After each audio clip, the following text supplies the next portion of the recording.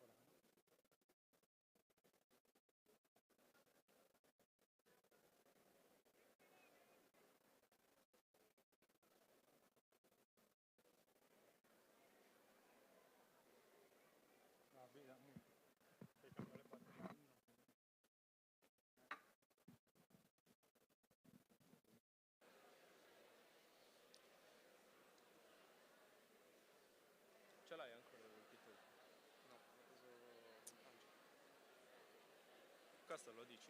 Can I have a big applause for our... No. No, ti prego. No. Ok.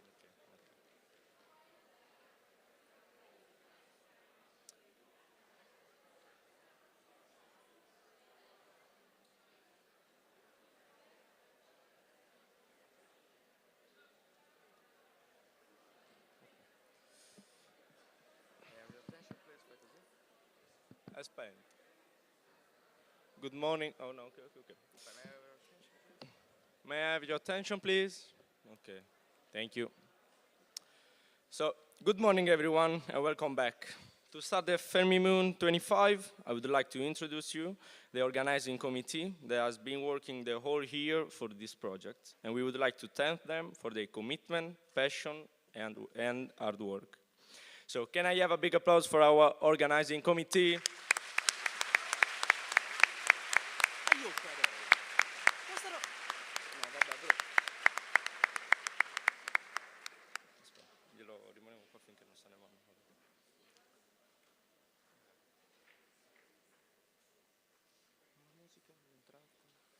No, quest'anno no. Ci stringiamo la mano, non fanno.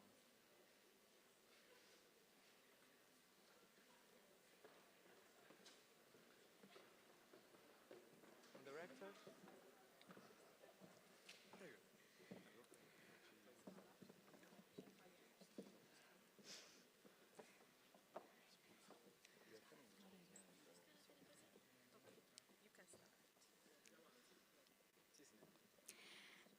Okay, so good morning, everyone, and welcome to 22nd edition of FermiMUN. And I'm delighted to have you here, and I would like to introduce the organizers committee. I'm Elisa Zedda, I'm the MUN director. This year I worked with Carla Carboni, who is the staff supervisor, and Donna Felten and Monica Godi, who are the pages and delegate supervisor. Roberta Manna, Maria Sidorova, Luca Poliziani, and Angelo Mattu, who are the supervisor of technical staff, photographers, and journalists. And Paolo Pizzali, who is the security supervisor. Before we begin, I want to express our gratitude to Administratress Maria Antonietta Ferrante, all the authorities, the host families, and our guests. And most importantly, our teachers and project manager, Mrs. Maricosu and Mr. Mesina, for giving us the chance to be a part of this experience. Most of the committee going to graduate this year, and we would like to give them a little present to symbolize of their gratitude.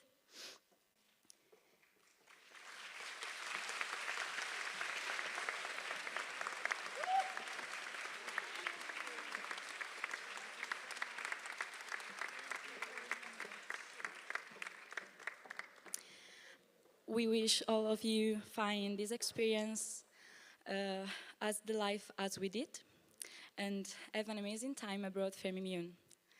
Now I would like to present folk group Kentus Bidda. Thank you.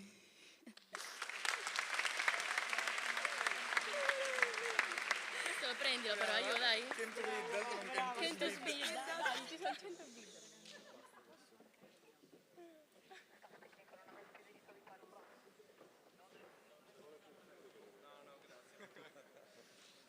Facciamo il bouquet come si fanno i matrimoni.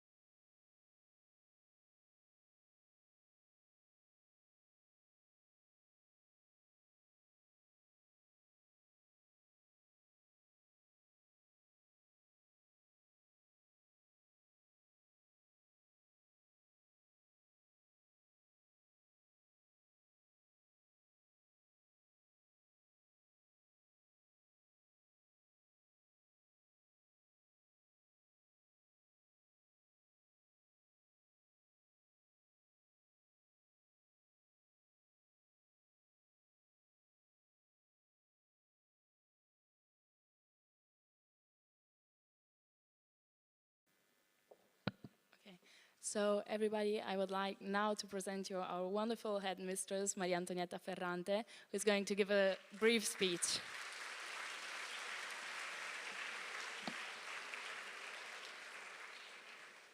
Buongiorno a tutti. Siamo alla 22esima edizione della simulazione ONU. Io oggi sono particolarmente emozionata. Io vi parlo in italiano e mi affido alla traduzione di Donna, che è eccezionale e sicuramente mi farà perdonare il mio italiano. Prego. So good morning, everyone. We're now at the 22nd edition of the Fermi model. And she said that she's going to speak in Italian to you. She's really sorry about her not speaking English, and she trusts that I'm going to translate everything just fine. Non c'è storia, non si può competere. Allora siamo arrivati, come vi dicevo, a questo appuntamento che ormai è diventato un tratto distintivo della nostra storia, grazie al lavoro impeccabile della professoressa Monica Maricosu e del professor Salvatore Mesina. Un progetto che raccoglie e illustra al meglio quella che è la vision e la mission del nostro istituto, della nostra scuola, in cui due anime, quella scientifica e quella umanistica, si fondono per offrire ai ragazzi diciamo una formazione multiculturale che permettono di sviluppare al meglio quelle competenze, le cosiddette competenze trasversali, che serviranno loro per il futuro. So, like I said, welcome to the 22nd edition of the Fermi Model United Nations. It's one of the most valuable projects we have in our school, and it is thanks to Professoressa Maricoso and Professor Mesina who allow this project to happen every year. It is one of the projects that best represents the vision and the mission of our school. With the corso scientifico and the corso linguistico, we offer students the chance of multicultural training, and we give them the ability to then go abroad, work abroad, study abroad, and it is really one of the best experiences. Oggi, come sa chi partecipa già da anni a questa manifestazione, avrà inizio un'esperienza, una bellissima esperienza per i ragazzi e anche per noi docenti e dirigenti, che durerà 3 giorni. Ognuno di questi ragazzi assumerà il ruolo di delegato di un paese membro delle Nazioni Unite o di un'organizzazione non governativa e rappresenterà le posizioni del proprio paese in merito a 2 temi che sono stati ovviamente scelti dal comitato, che quest'anno sono il rischio che deriva dalla violazione della privacy e le discriminazioni sociali e razziali che possono derivare dall'uso di tecnologie biometriche. Uno è questo, l'altro è le modalità attraverso le quali i governi possono attenuare le forti disuguaglianze economiche che esistono fra gli stati di tutto il mondo. So today begins this exciting experience, which will last 3 days. Each participant or each delegate will take the position of a member of a country and will work together with the other delegates to find a solution to the problems that were before chosen. This year we're talking about the violation of privacy and social and racial discrimination that can arise from the use of biometric technologies and the ways in which governments can mitigate the strong economic inequalities between states. Ospitiamo tante scuole della Sardegna provenienti da un po' tutta la Sardegna, Baronia, Ogliastra, anche la provincia di Cagliari, Olbia, e poi scuole di paesi stranieri, Polonia, Francia e Spagna. Oggi ospitiamo anche autorità politiche ed esponenti anche del mondo culturale di Nuoro, proprio a voler dire come dal concorso di tutte le forze, scuola, istituzioni politiche, istituzioni sociali e culturali, può derivare per la città, per la Sardegna, per l'Italia, per il mondo, un progresso inestimabile. Ringrazio per la loro presenza il commissario straordinario del Comune di Nuoro, il dottor Giovanni Pirisi, la dirigente del settore programmazione dell'amministrazione provinciale, quindi che rappresenta la provincia, la dottoressa Fabrizia Sanna, il colonnello dei Carabinieri Gennaro Cassese, il tenente colonnello della Guardia di Finanza Filippo Cea, l'onorevole Emiliano Fenu, la dottoressa Foddai che rappresenta il Rotary, un esponente del Sor Optimis, la dottoressa Mariangela Crabolu, e tutte le altre personalità, spero di non aver dimenticato nessuno. Vi giunga anche il saluto del prefetto, la dottoressa Alessandra Nigro, che come saprete anche dalla stampa è impegnata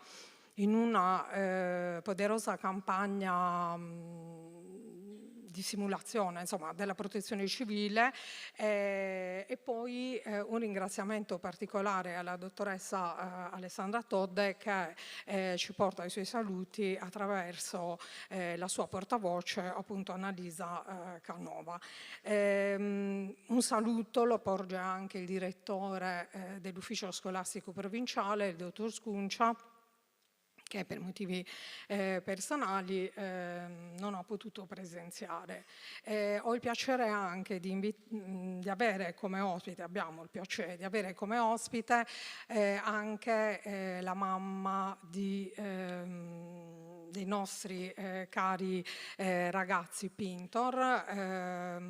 La scuola, come saprete, il Fermi, insieme alle altre scuole superiori di Nuoro, in questo momento sta combattendo una battaglia per garantire maggiore sicurezza sulle strade. Quindi questa manifestazione, anche in ricordo di Matteo e Francesco, che hanno partecipato da studenti a questa manifestazione, rivestendo anche ruoli importanti. Ti tocca riassumere.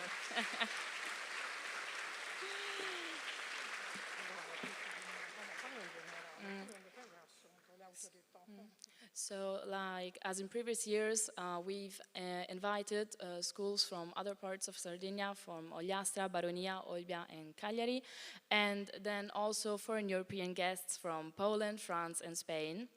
I'd like to thank for their presence and their valid contribution to the extraordinary Commissioner of Nuoro, Dr. Giovanni Pirisi, the head of the programming sector of the provincial administration, Fabrizio Sanna, the police chief, Alfonso Polverino, the colonel of the Carabinieri, Gennaro Cassese, the Guardia di Finanza and Colonel Alessandro Ferri, the Honorable Emiliano Fenu, Dr. Santoro, representing the regional school office, and all the other authorities who represent, together with the schools, the institutions of administration and the cultural institutions of the city. Also, I'd like to give a special thanks to Dr. Fodai from Rotary, Dr. Sulis from the Soromtis, Europe Direct, and Marco Moledda. Also, a special thanks to the representative of our regional president, which sadly couldn't be here today. And also, it's really important that today we have the presence of the mothers of two ex-students of our school, which are to be remembered, Francesco and Matteo. And we all know that they're fighting a battle to solve the issues they faced and to have more safety in our roads. Un ringraziamento infine mi sento di rivolgere a tutta la scuola, ai docenti, agli alunni, anche a quelli che ormai si sono diplomati, che faranno parte del tavolo, gli amministrativi, i tecnici e i collaboratori scolastici per l'impegno che hanno profuso per la riuscita di questa manifestazione. Concludo dicendo che mi auguro che il tessuto sociale e culturale di Nuoro continui a sostenere il liceo nell'organizzazione di questa manifestazione perché, ripeto, non giova solo alla scuola ma a tutta la città questa prospettiva di internazionalizzazione. Diamo ora inizio alla manifestazione. Prima passerò la parola al commissario straordinario, appunto, dottor Pirisi. Mi hanno detto sì, è lì, tranquillo. E poi appunto al colonnello dei Carabinieri, il dottor Gennaro Cassese. Divertitevi, divertiamoci. Vabbè, dopo quindi dicevo, vi auguro buon divertimento e buon lavoro, buona giornata anche. Allora, il dottor Giovanni Pirisi.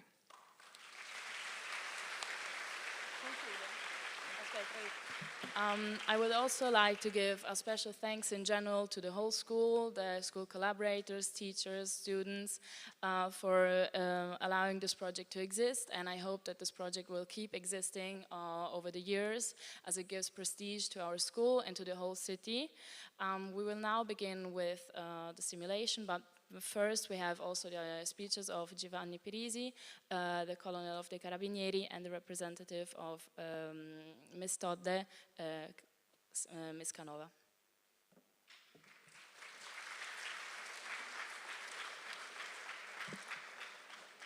Buongiorno a tutti, benvenuti a Nuoro, per gli ospiti, benvenuti a tutti in questa sala. Io ringrazio la professoressa Ferrante per l'invito e per l'organizzazione di questo evento, insieme a tutto il corpo docente e a tutti gli studenti, a tutto l'Istituto Fermi che ha concorso alla realizzazione di questo incontro. Un incontro in cui si parla di Organizzazione delle Nazioni Unite o nell'ambito delle organizzazioni delle Nazioni Unite, quindi di organismi internazionali che non vivono un momento semplice, così come non vive un momento semplice il mondo. Stiamo attraversando un momento difficile, l'ONU sta attraversando un momento difficile, altri organismi internazionali, l'Organizzazione Mondiale del Commercio, l'Organizzazione Mondiale della Sanità non vivono un momento semplice. Quindi parlare di organizzazione internazionale significa parlare di coesione internazionale, significa parlare di pace e di pacificazione, significa ricreare le energie positive perché si costruisca un futuro migliore, e credo che questo sia una sede appropriata, soprattutto perché è rappresentata dalla gran parte di giovani che potrà sensibilizzare ancora di più la loro attenzione sulla importanza della presenza degli organismi internazionali, e tutte le volte che non hanno potuto esplicare bene la loro funzione. Cito un solo esempio: la Società delle Nazioni, che era l'organismo internazionale che aveva preceduto l'ONU, abbiamo avuto delle conseguenze nefaste per l'umanità. Quindi i giovani che partecipano a questo incontro sono coloro che devono acquisire la responsabilità sulle prospettive future, sul futuro e soprattutto sul loro futuro, perché sarà il loro futuro, perché sono loro che dovranno vivere gli anni a venire. Grazie ancora, buona giornata e buon lavoro.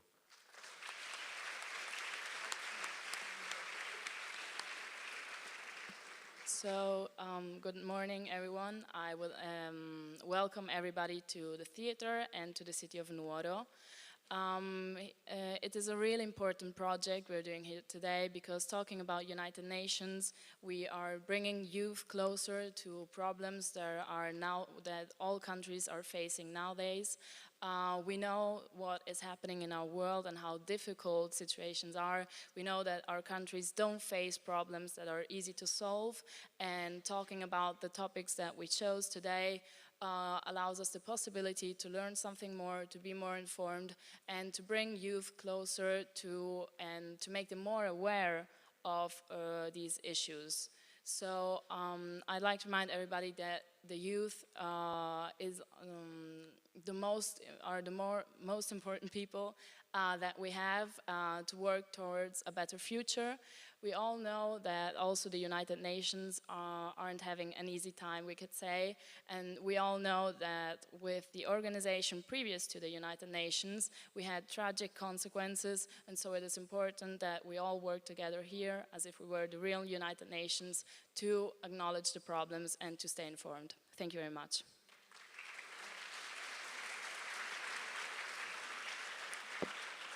La parola al colonnello Cassese.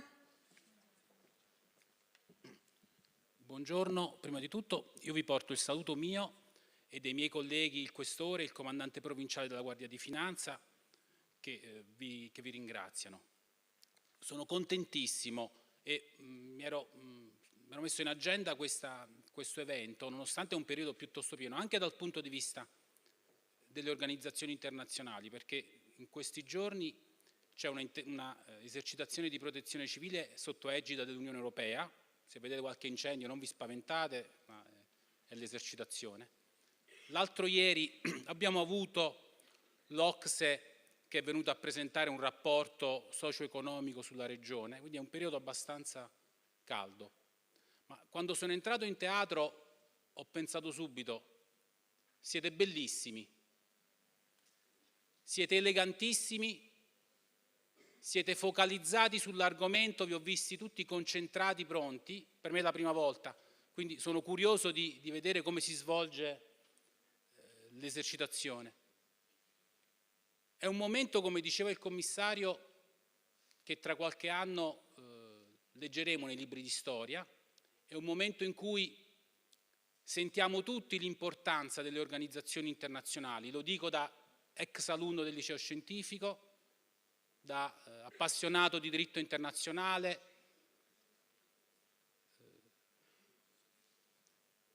Qua vi auguro davvero buon lavoro. Nessuno su questa terra si dovrà mai permettere di imporvi un'idea o un ragionamento, nessuno. Però l'importanza di tutta la roba che vi fanno studiare, di queste esercitazioni, è proprio l'importanza è che dovete avere la capacità di discernere e di scegliere in coscienza. Quindi tutto quello che vi fanno studiare, da Dante all'analisi matematica, tutta quella marea di roba, oltre per la sopravvivenza e per la promozione, serve proprio a crearvi una coscienza. E questa esercitazione, che io davvero voglio seguire con interesse, serve anche a quello. Vi ripeto, nessuno si dovrà mai permettere di imporvi una virgola, però voi dovete essere bravi a guardarvi intorno, a capire e a decidere.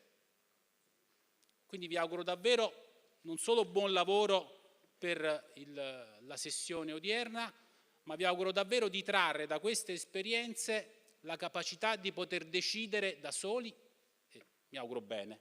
Grazie di cuore.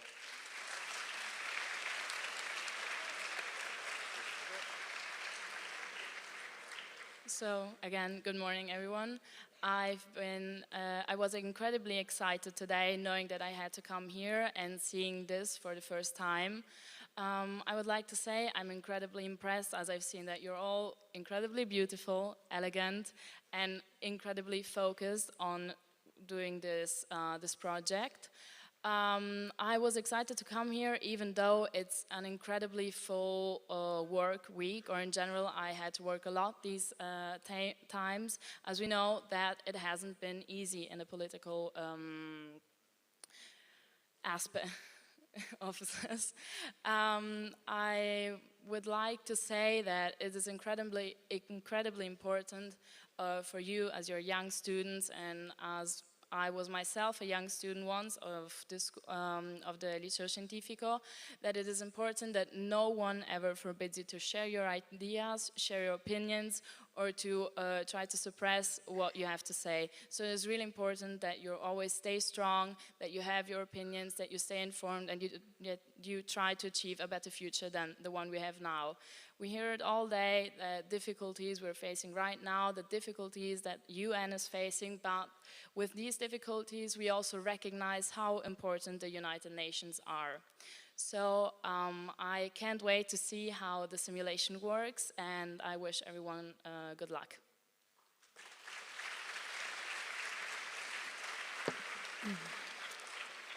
La parola alla dottoressa Annalisa Canova, che porta il saluto della Presidente della Regione, la dottoressa Alessandra Todd. Prego.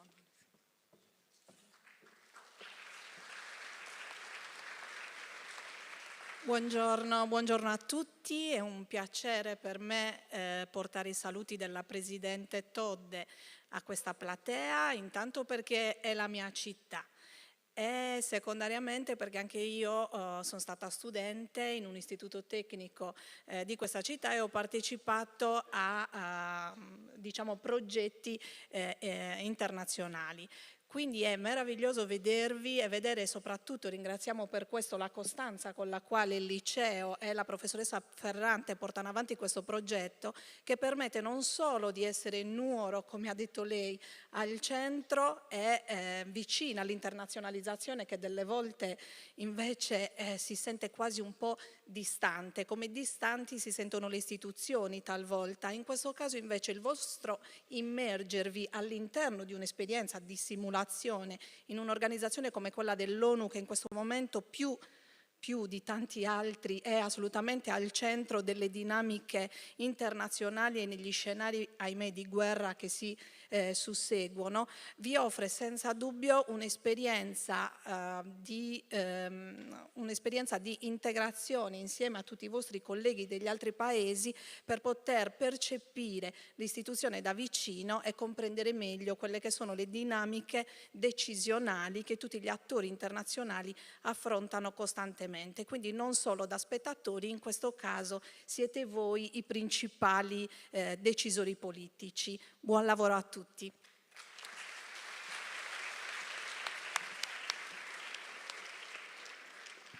So, good morning, everyone. I'm incredibly happy to be here today, first of all because it is my city, but also because you are members of a school I went to. When I was a student, I also participated in international projects, and it is amazing to see how the school still tries to keep this going and tries to involve as many students as possible.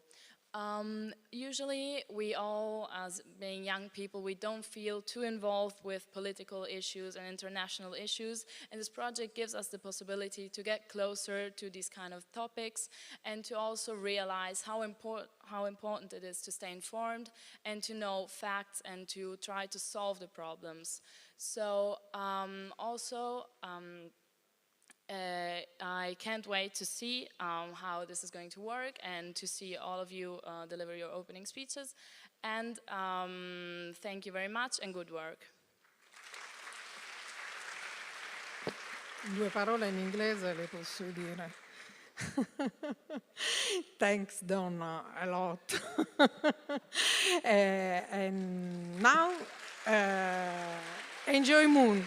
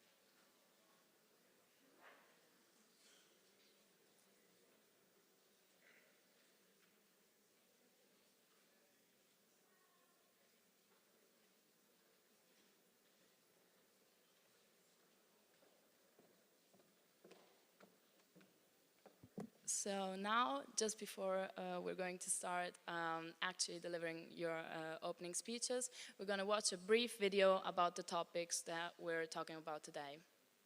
Thank you.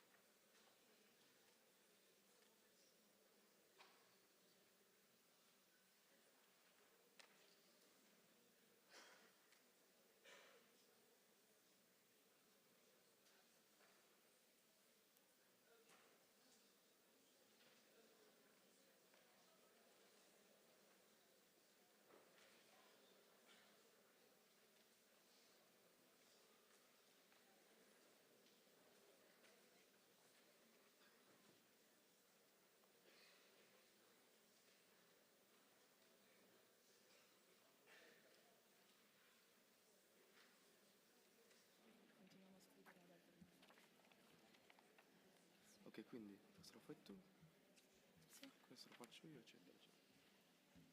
E il nero buono. Luce divina. E luce fu. No, però non sono...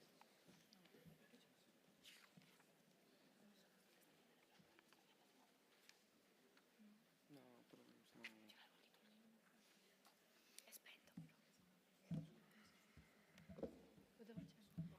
Vi dovete presentare. Vi dovete presentare. Inizio. Come? Vi presento io o vi presento? No, presentaci. Piacere.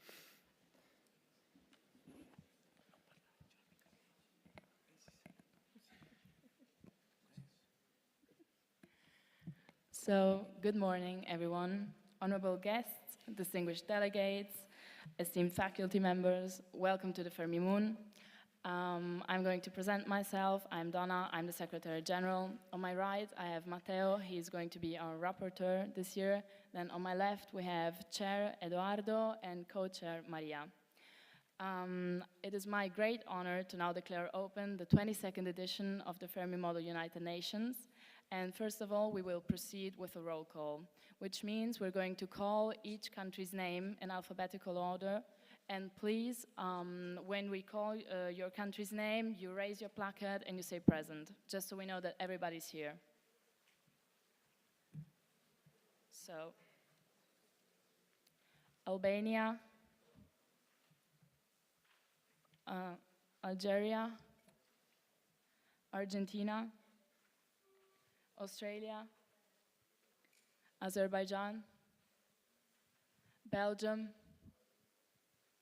Bolivia, Brazil, Canada, China, Croatia, Cuba, Denmark, and Egypt. Estonia, Finland, France, Georgia, Germany, Greece, India, okay. Iran, Ireland, Israel, Italy, Japan, Mexico, Mozambique. Okay. Stop.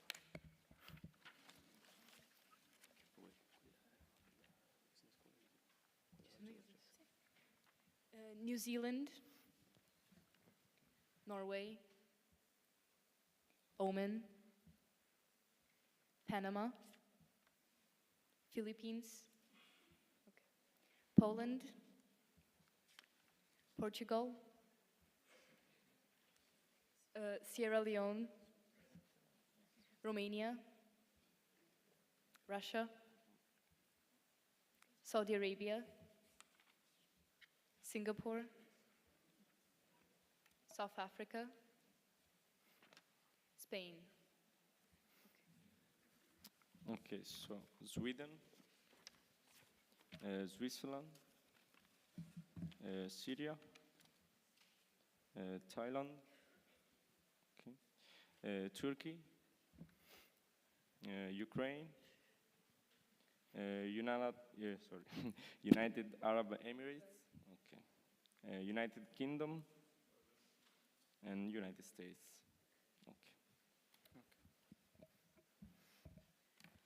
Okay, so we're now going to proceed with the opening speeches, but first we're going to remind you of some parliamentary procedures. First of all, I'd like to remind all delegates that speakers' time is 1 minute and 30 seconds maximum, but it's preferably if it is 1 minute and not more. You cannot be interrupted during your speech, but if you exceed the time, the days can interrupt you. When you have finished your speech, you're going to be asked if you're open to any points of information, which means if you're open to any questions. You can answer yes or no, it is up to you. And after this question, I or my colleagues will ask the House if there are any questions in a moment. And we will recognize 3 delegations. So there are going to be 3 questions. And then the delegation who just gave their opening speech, they are allowed to reply. The delegation who asked the question can reply again, but the other delegation does not have the right to reply a second time. Then, after points of information, we have the points of reply, which aren't questions. So just a quick reminder, if you get a point of reply and you ask a question, the delegation you ask the question to cannot answer. So it is more like a statement. After points of reply, will be the delegation is done and can leave the podium and give the floor back to us. I would say that we can now proceed with the opening speeches. So I would like to call the delegation of Albania to deliver their speech and the delegation of Algeria and Argentina to approach the stage.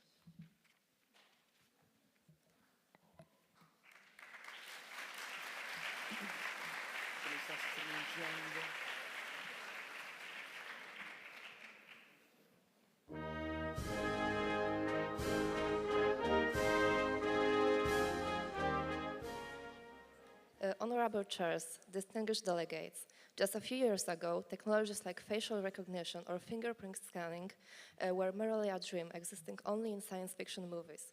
Today, they are an integral part of our daily life, and while they provide much conveniency, we must think if biometric technologies are really that safe. What about our privacy? Who really has access to our data? How much do they really know about us? And what might they use it for? So, as we evolve and move forward, we must ensure that these technologies empower and help, not oppress or control.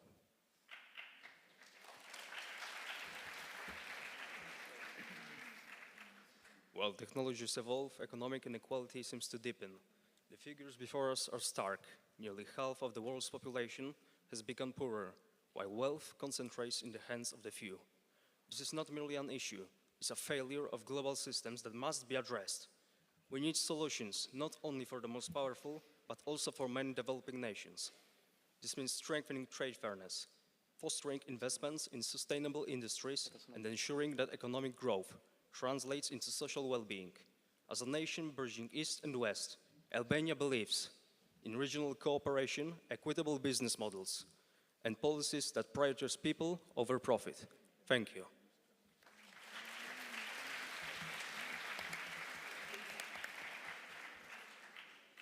So just a moment, please. Before both delegates spoke, don't applaud because you're going to take time away from their speaker's time, okay? So just applaud at the end, please. Delegates, are you open to any points of information? Yes, we are. Are there any points of information? Are there any points of reply? Then you may leave the stage. Thank you very much.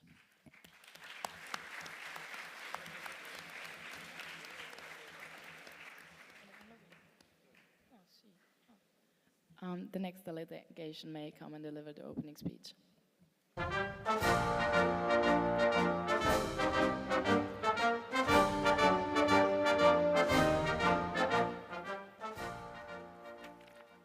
Distinguished guests, fellow delegates, chair and co-chair, I give you my greetings. We gathered today to discuss the evolving landscape of biometric recognition, particularly the crucial balance between security and individual privacy. As the delegation of Algeria, we strongly believe in human progress. We are confident that, with appropriate legal frameworks, these new technologies can build a more secure world. Having already made strides in this field, Algeria is eager to collaborate with other delegations, sharing our experience and learning from others to find a safe and effective solutions for implementation.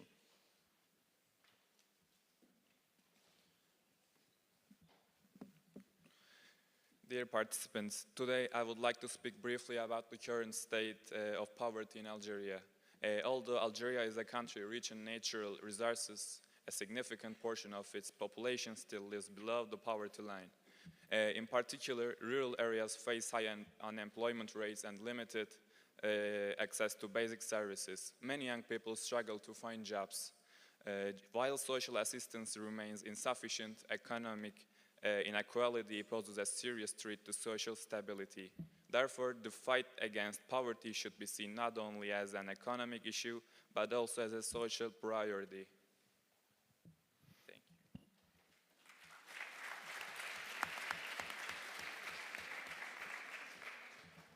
Are you open to any points of information? No, thank you. Are there any points of reply? Russia, you've been recognized, and you may state your point.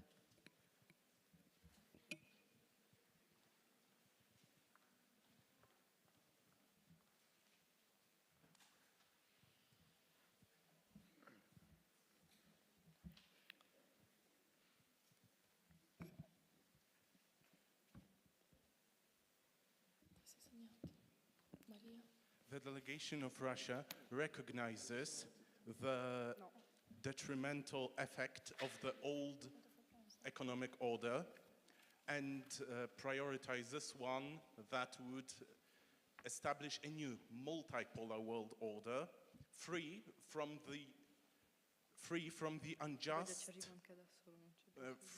the unjust favoritism displayed by the old system towards the developed nations. And therefore, we would like to cooperate with you in the field of laying the groundwork for a new economic order that would not prioritize the developed nations of the so-called West, who were responsible for most world tragedies in the last 500 years. Okay, thank you, delegate, and you can leave the stage. The next delegation may deliver their opening speech now, and the delegations of Australia and Azerbaijan may approach the stage. Thank you very much.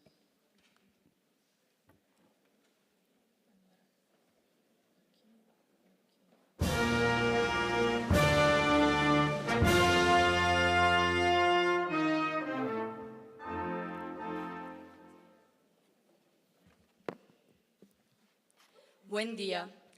Honorable Chair, fellow delegates, and distinguished guests. Argentina is grateful for the opportunity to participate in this important debate, recognize the deep inequalities of the global economy, and believe that the solution lies in economic freedom and transparency. We propose a new international order based on free trade, fiscal responsibility, and respect for the economic sovereignty of peoples. Argentina believes it's essential to promote dialogue, international cooperation, and respect for the diversity of economic models, so that each country can contribute its own resources, experience, and vision.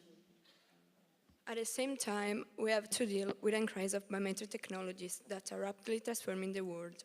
Argentina promotes the ethical use of biometric technology through strict regulations, independent supervision, and informed consent policies. Mass surveillance without control is a threat to privacy, so we promote smart regulation.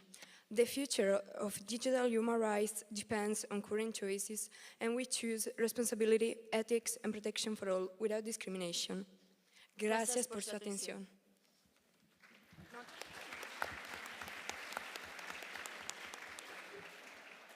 Are you open to any points of information? No.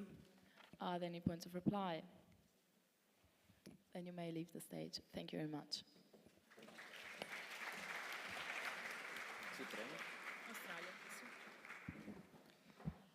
Now the delegation of Australia can approach the podium, and the Azerbaijan and Belgium can go near the stage.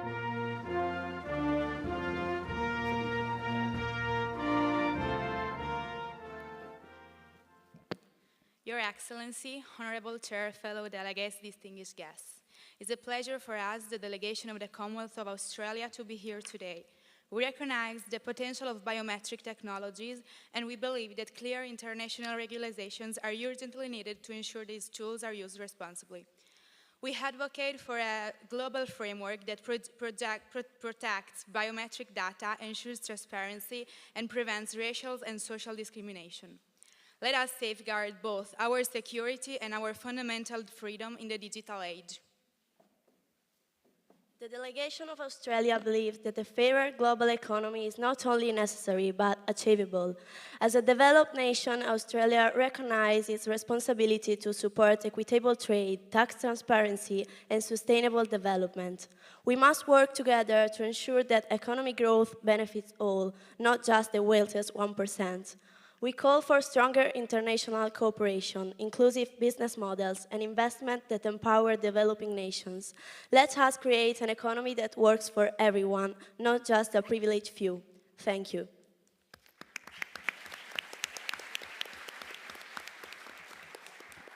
Are you open to any points of information? No, we are not. Okay. Is there any points of reply? Japan, you've been recognized. Mexico, you've been recognized. Japan, you may state your point.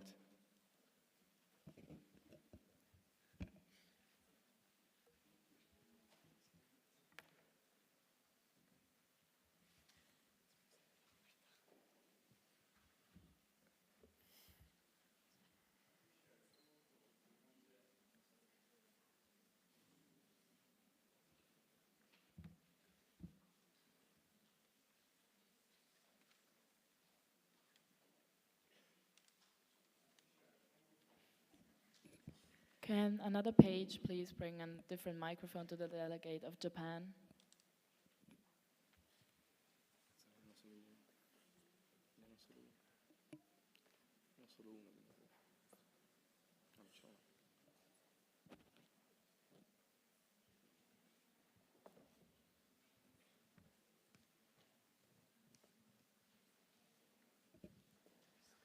So, as we share common thought on the AI and economic matter based on the recent partnership, we are glad to collaborate with you. Thank you. Mexico, you may now state your point.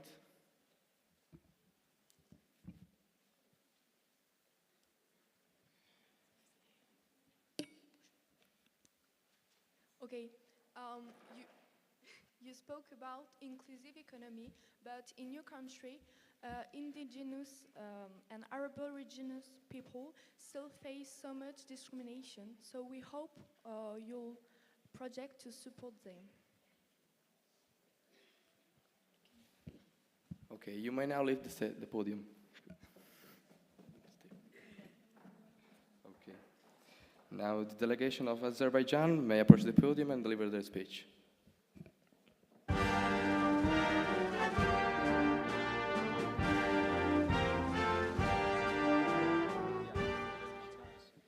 Honorable Chair, fellow delegates, today the gap between wealth and poverty grows wider. The Republic of Azerbaijan believes in an economy that works for all. As a bridge between East and West, Azerbaijan supports dialogue, cooperation, and sustainable development. As of 2022, 5.5% of the population lived below the poverty line, and that is why we are here today, to find a common solution, to build an economy that benefits all and not just a few. Azerbaijan has invested heavily in modern technologies and tried to become an energy partner. Issues around freedom of the press, political opposition, and surveillance have raised concerns internationally. Facial recognition, fingertip scanning, so biometrical technologies are becoming more common in the life. While these tools can improve efficiency and security, they also open up serious questions about privacy, consent, and its use for surveillance. Azerbaijan firmly believes that a more controlled and moderated use of technologies will help for the growth of the society and for the developing world. Thank you.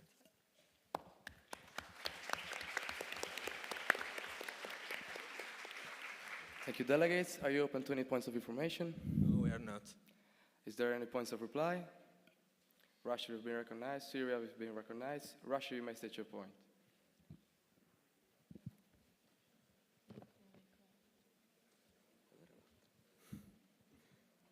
The Russian Federation is very much open to cooperation with Azerbaijan due to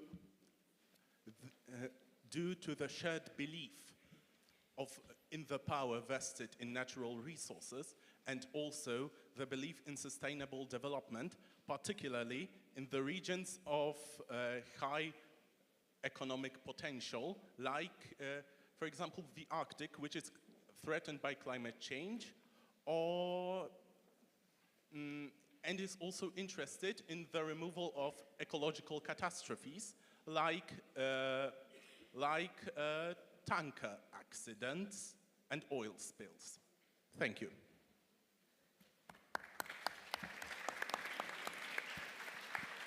Syria remains now such a point.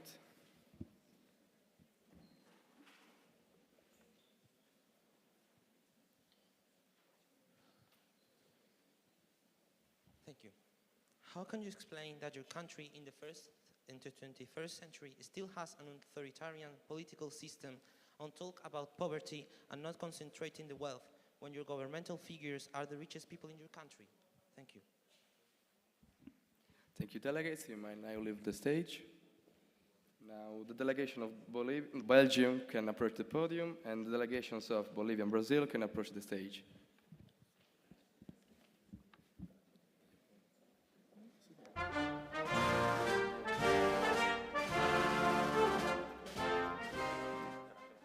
Honorable Chair, fellow delegates, distinguished guests. We are delighted to take part in the 22nd Fermi Model United Nations Conference.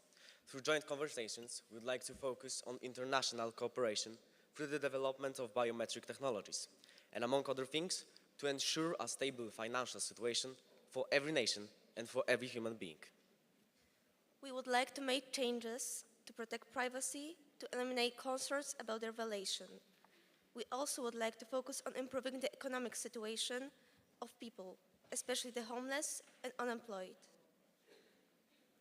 Human well-being is crucial to us, and this should be crucial for you as well, because a person is more important than any money or any domination. We look forward to discussing every issue in the following days. Thank you.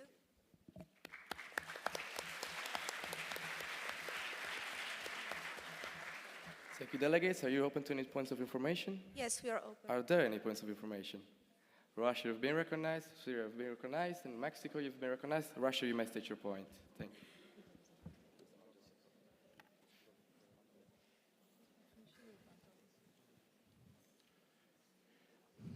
The delegation of Belgium stated that human well-being is more important than any money. This is very, I would say, this sounds like a very empty statement from a country that was responsible for one of the worst colonial atrocities in the 19th century. So, I would like to point out that Belgium was favored by the old economic system, and how the Kingdom of Belgium is going to address this issue in the new world. Will it try to uphold the new, will it try to make a new economic order, or try to uphold the old one, which was based on, largely also on neo-colonialism? We believe that making better life for people who are at critical points of their life. I'm sorry, delegate, you're exceeding your time. Can you please conclude your speech? Sorry? If you can please conclude your speech. End your speech.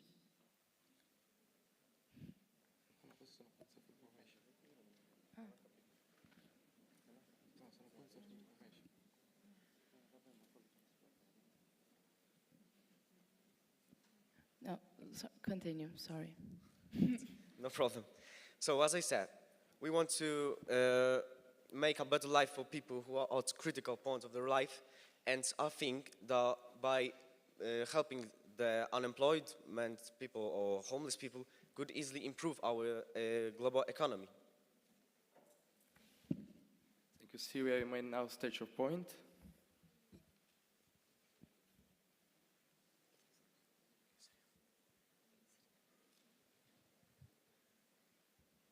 So, you say that you want to end poverty and improve the well-being of all the world. But what measures have you taken to ensure that happens? European countries should focus on actually helping others, not just stating that they want or are. So, but can you repeat, please? So, You say that you want to end poverty and improve the well-being of all the world. But what measures have you actually taken to ensure that happens? Because European countries should focus on actually helping others, not just stating that they want or are.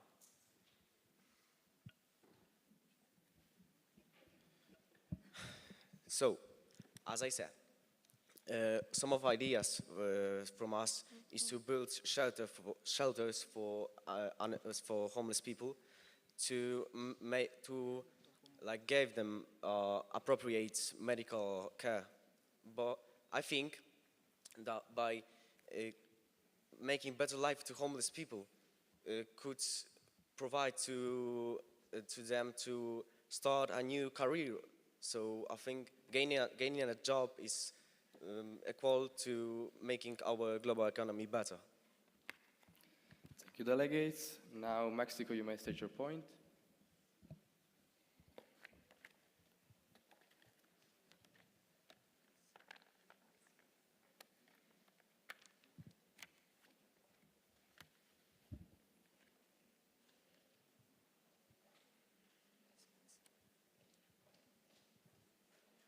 Okay, you talk about making a better life for everyone, but considering Belgium's colonial past, how do you plan on supporting African nations more effectively to support them? So, one of the ideas is to cooperate with the Financial Fair Trade, who makes a better working environment for people even in Africa. So I think that it is fair, while cooperating with this organization could improve the working life. Thank you, delegates. Are there any points of reply? Thank you, delegates. You may now leave the podium.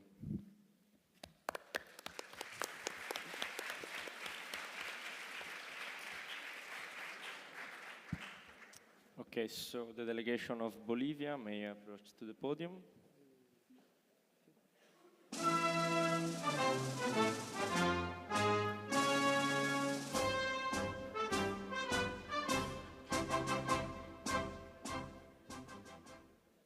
Honorable chairs, esteemed delegates, the plurinational state of Bolivia recognizes the vital role of this council in promoting sustainable development and the protection of human rights in fields such as biometric technologies.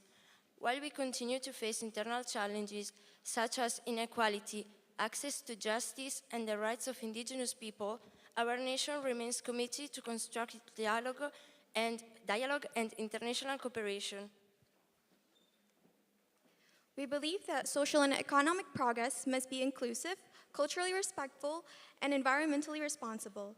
Bolivia supports multilateral initiatives aimed at reducing poverty, empowering vulnerable communities, and addressing the climate crisis. We are here not only to share experiences, but also to listen, learn, and work towards collective solutions that respect the dignity of all people. Vamos, Bolivia! Thank you.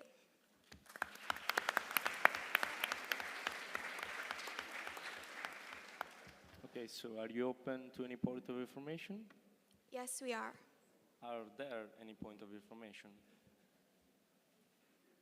Okay, Syria, you've been recognized. You may state your point.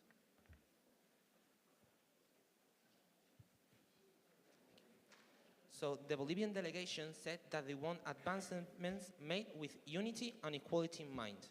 But in your country, a lot of times, this equality that you're talking about doesn't happen because there's a lot of inequality in the economic and the social part. What do you think these equalities really mean? Thank you for the very amazing question.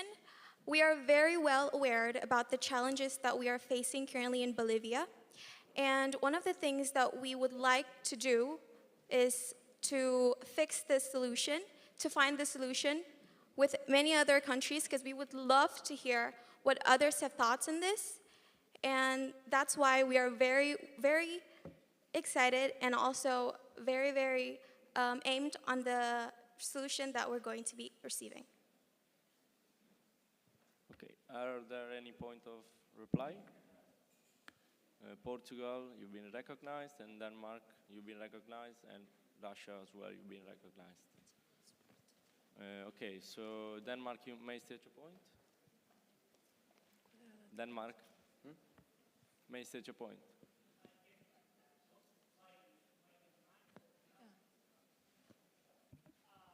No, sorry, can a page please bring a microphone to the delegate of Denmark?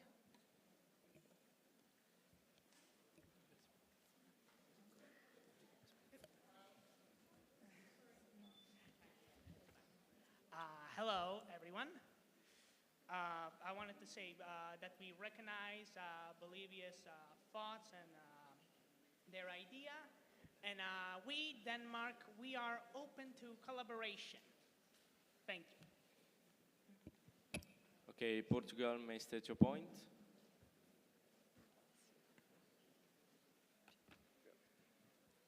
Bolivia is recognized by our country as a valuable ally in terms of opinions and goals. We'd like to offer our cooperation.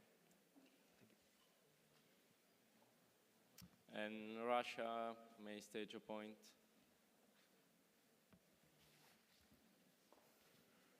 Russia? Okay.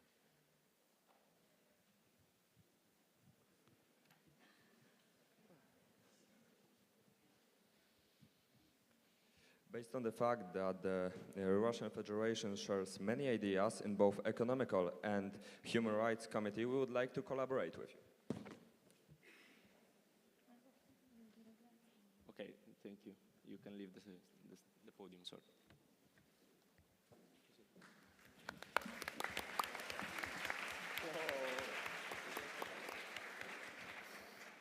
Israel, to what point do you raise? Yes, you may leave the house.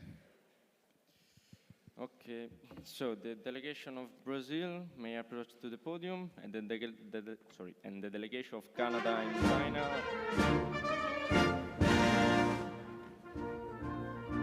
Sorry, the delegation of Canada and China may approach the stage.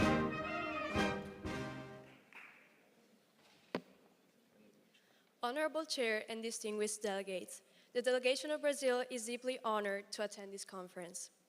We are fully aware of the social challenges our country is facing, such as extreme poverty and inequality affecting majority of the population. Brazil is determined to work with the state members in the name of diplomacy and justice to guarantee an equivalent access to healthcare, food, education, and job opportunities. We recognize the urgency to take action, working for a sustainable and more effective economy for all.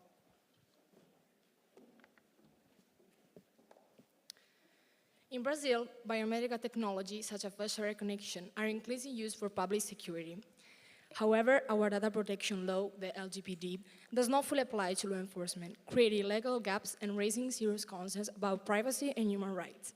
Moreover, recent reports show that these systems affect Black individuals, highlighting the risk of racial discrimination. It is essential that UN member states establish clear regulation to ensure transparency, accountability, and the protection of biometric data. Thank you for listening. Saudade. Okay, so are you open to any point of information? Yes, we are. Are there any point of information? Okay, so are there any point of reply?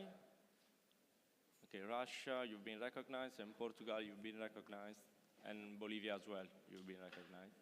So Russia may state your point.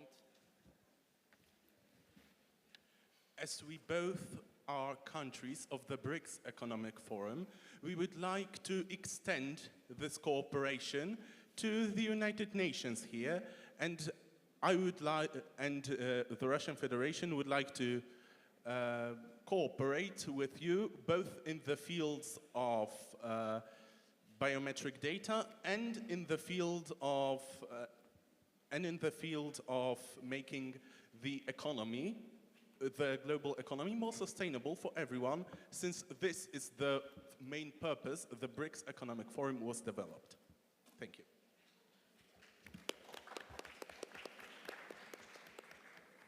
Okay, Portugal, you may state your point. Portugal finds that Brazil has very effective opinions on equality and social matters. We'd like to express our will to cooperate with Brazil for the sake of solidarity and common goals.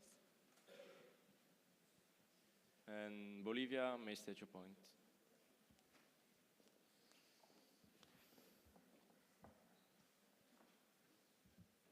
Bolivia thinks that with you we can solve our issues, so we want to collaborate with you. Okay, thank you. And the delegation of Canada may approach the podium.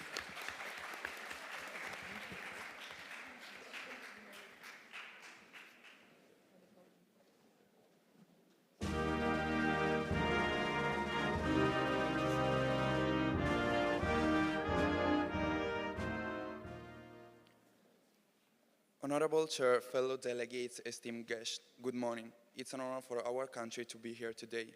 Economic inequality has reached alarming levels. Canada acknowledges that this growing disparity either sustainable development and economic stability. Canada believes that a fair global economy is not a distant ideal, but something we can achieve. We have always supported values like fairness, inclusivity, and sustainable growth. However, we cannot ignore that the system of the past have often benefited that rich while leaving the most vulnerable behind. We are ready to work with all countries here today to build a more equal, inclusive, and transparent economy. Also, we would like to focus on the issues regarding biometric technology, which are reshaping our society, offering benefits, but also raising concern about privacy and discrimination. Canada believes innovation should not compromise fundamental rights. We advocate for responsible use with transparency and accountability. The question before us today is not whether we should embrace biometric technologies, but how we can do so responsibly with the guarantee that dignity and the rights of every individual are safeguarded. Canada is committed to working with EU member states to maintain this balance. Security must not come at the cost of freedom and equality, and Canada emphasizes every growing necessity to minimize all economic disappearance. Thank you for the attention.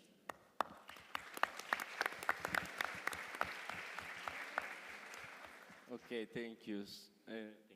Are you open to any point of information? No, we aren't.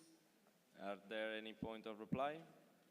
Okay, Spain, you've been recognized. Japan and Republic of Sierra Leone, you've been recognized.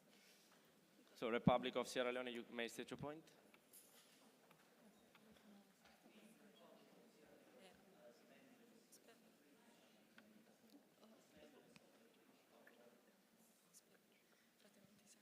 Sorry.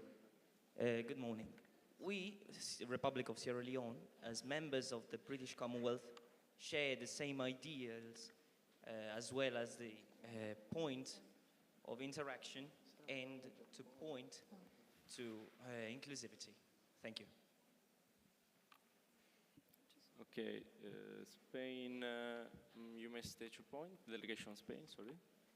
We, delegates of Spain, as we both are being attacked by USA duties, we would like to collaborate with you. Okay, and the delegation of Japan may state your point.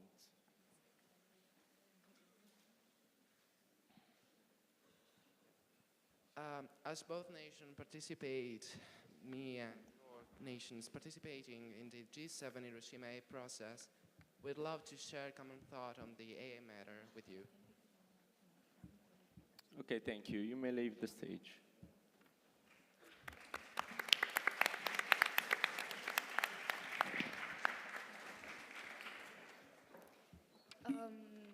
The delegation of China may approach the podium to deliver their speech, and the delegations of Croatia and Cuba may approach the stage.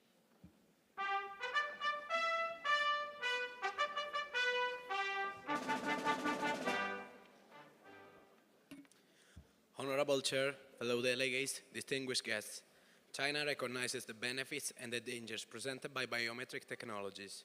The growing use of innovative systems of recognition, such as facial and voice recognition, are increasingly becoming fundamental tools in ensuring the privacy of users.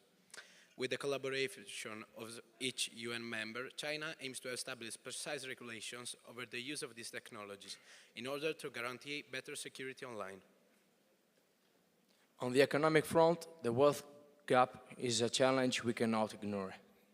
Despite the positive outcome of our battle lifting hundreds of millions out of poverty, China recognizes that inequality remains a serious concern and is not just a national effort.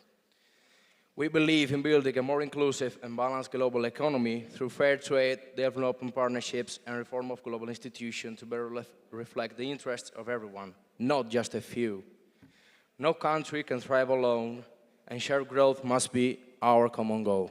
Thank you.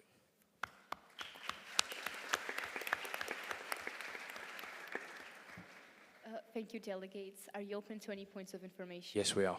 Are there any points of information? Argentina, you've been recognized. United Kingdom, you've been recognized. And Syria, you've been recognized. United Kingdom, you may state your point.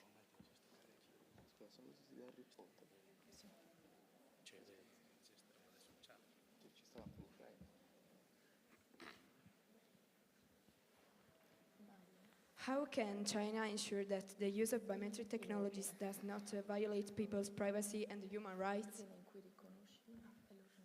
So we are currently working on ensuring the privacy of the users.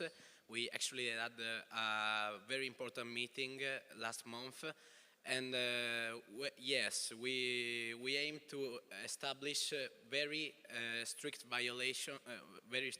regulations. To ensure the privacy of everyone. Okay, thank you.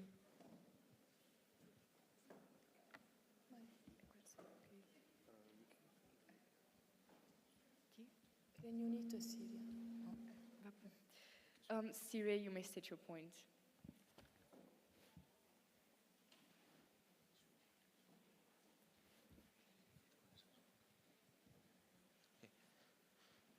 You talk about new biometrical technologies such as the ones used on phones, and you just said that you want to ensure this privacy, like in conferences, you want it to make this privacy better. But your government has been known to repeatedly hack some systems and make these biometrical technologies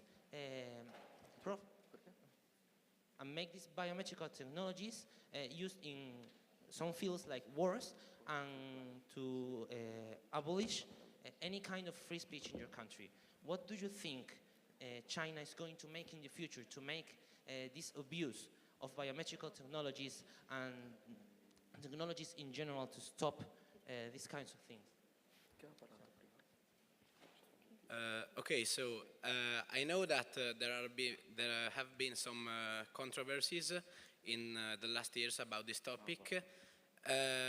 All we can say is that we are trying to get better in a way, and also to change some of our regulations to respect the privacy better. And the only data that we really take is just taken with the purpose of ensuring the security of our government and of our nation. Very well. United Kingdom, you may state your point.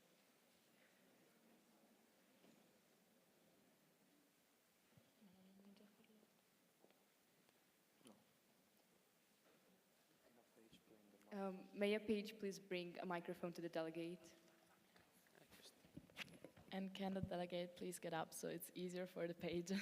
Thank you very much.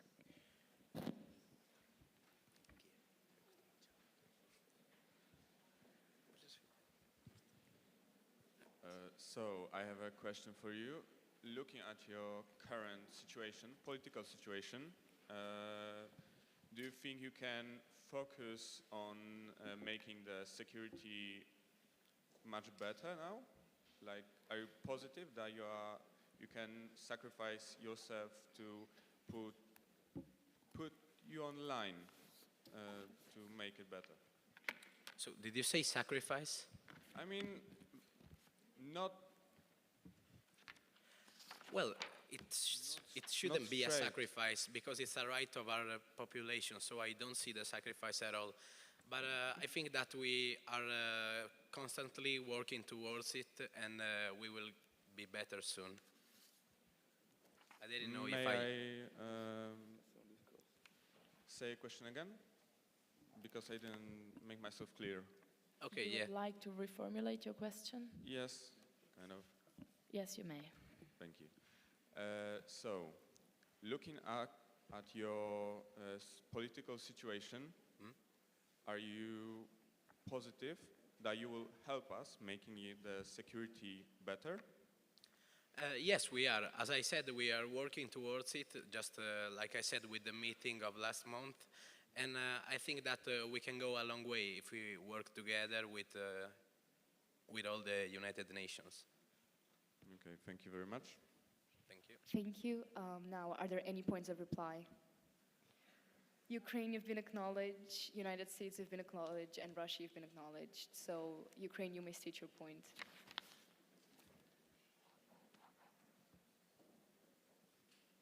Ukraine would like to remind you that if you say that you want to protect the economy and then you give soldiers to Russia that is destroying Ukraine's economy with these attacks, it just doesn't make sense. Sorry, I didn't get the... I didn't get the first part right, sorry. We would like to remind you that if you say you want to protect the economy and then you give soldiers to Russia, which is attacking Ukraine and destroying Ukraine's economy, it doesn't make sense. Okay, the next delegation may state their point. United States of America.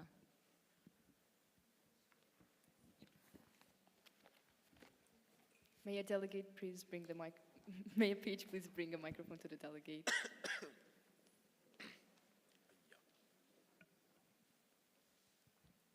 So we would like to underline that here you're talking about human rights respect, but since 2016, China has forced Uyghurs and other minorities in Xinjiang into labor, abuse, and genocide. They live in harsh and poor conditions with little pay and limited family contact, all while being subjected to indoctrination and threats. Thank you. Now the delegate of Russia may state their point.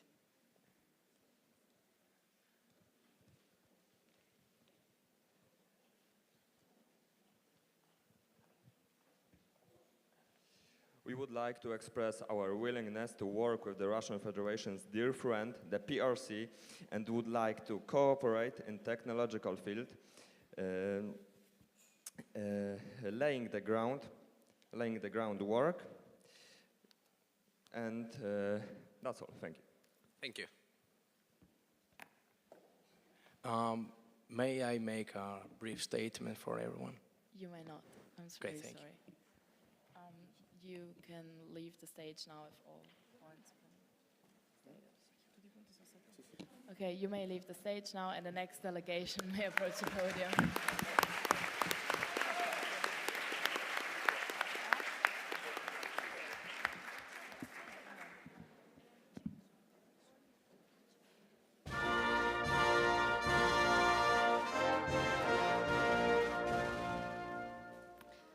Honorable Chair, fellow delegates, and distinguished guests. The delegation of Croatia recognizes the importance of ensuring respect for human rights, particularly with regard to the matter of biometric privacy.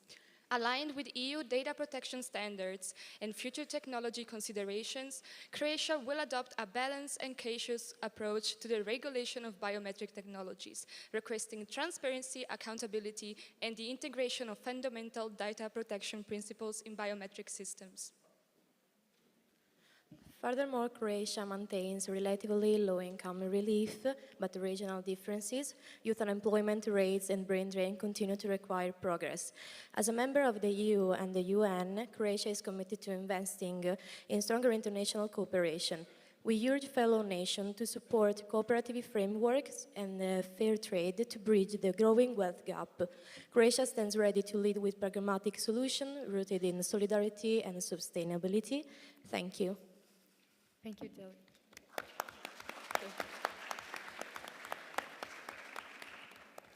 Thank you, delegates. Are you open to any points of information? No, we're not. Okay, are there any points of reply? Panama, you've been recognized. Russia, you've been recognized. Denmark, you've been recognized. Panama, you may state your point.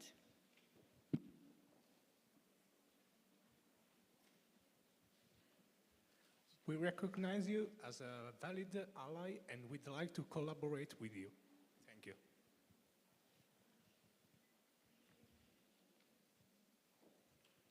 Now the delegate of Russia may state their point.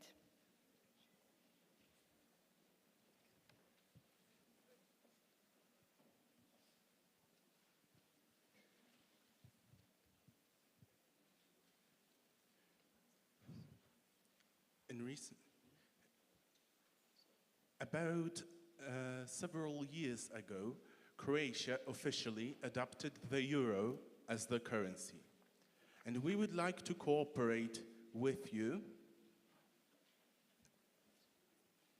because it is concerning that a country, we would like to cooperate with you in the creation of a new economic order, mostly due to the concerns not having control over your mostly due to the concerns posed by not having full control of your own currency. Thank you, delegate. Now Denmark may state their point.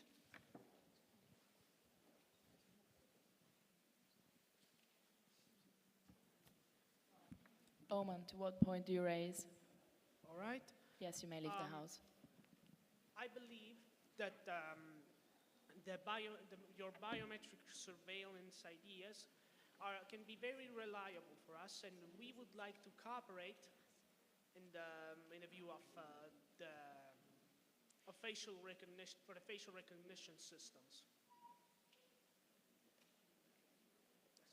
Thank you. Okay, thank you, delegate. You may leave the stage now.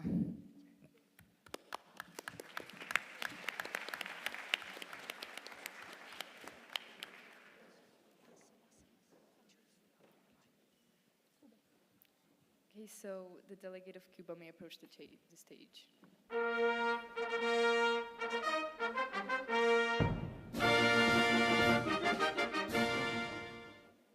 Honorable Chair, fellow delegates, and distinguished guests, the Republic of Cuba is facing a serious economic crisis.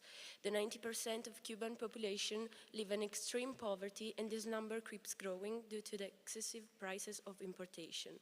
That's why we stress the urgent need for governments to take an active role in creating fairer and more inclusive economies through policies that support equitable business models, trade transparency, and investment in social infrastructure, employment, and human rights.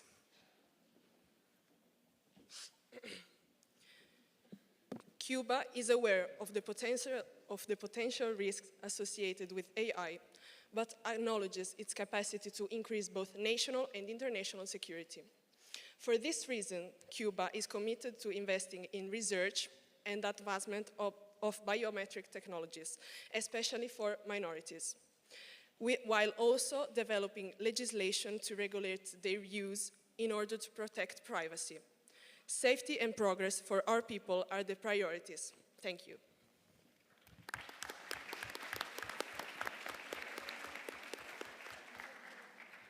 Thank you, delegates. Are you open to any points of information?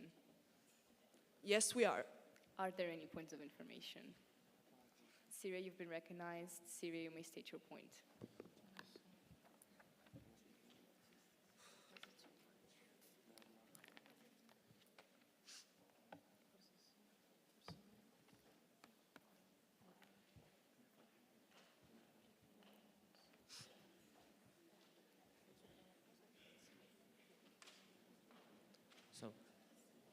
How can your delegation explain the numerous incarcerations that have been happening around your country in the last few months?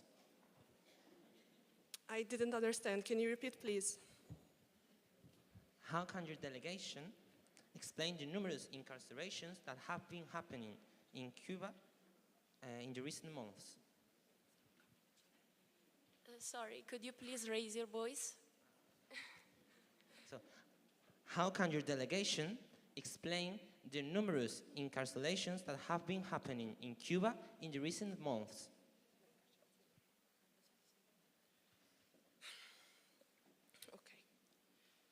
We acknowledge that it might seem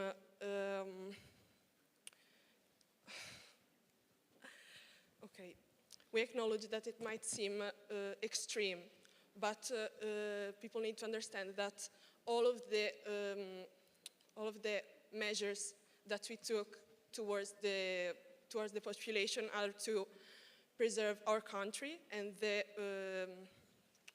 the safety of our country, because the revolution that happened caused a lot of damage, the riots. Thank you. Now, are there any points of reply? So China, you've been recognized, Russia, you've been recognized, and Turkey, you've been recognized. China, you may state your point.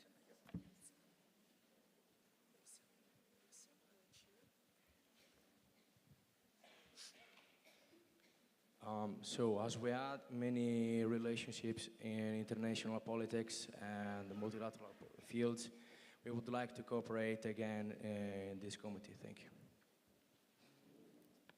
Russia, you may now state your point.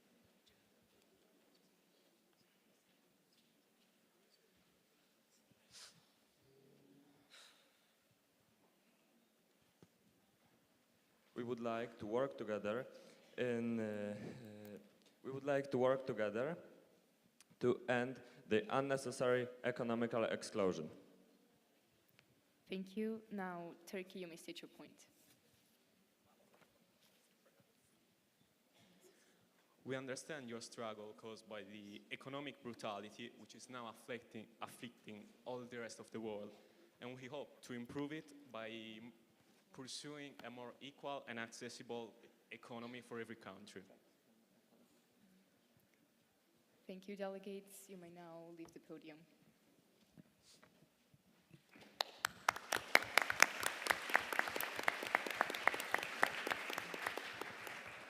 Switzerland, what point do you raise?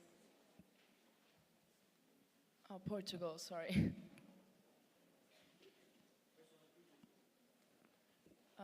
You want to leave the House? Yes, you may. May the delegation of Denmark approach the podium and deliver their opening speech?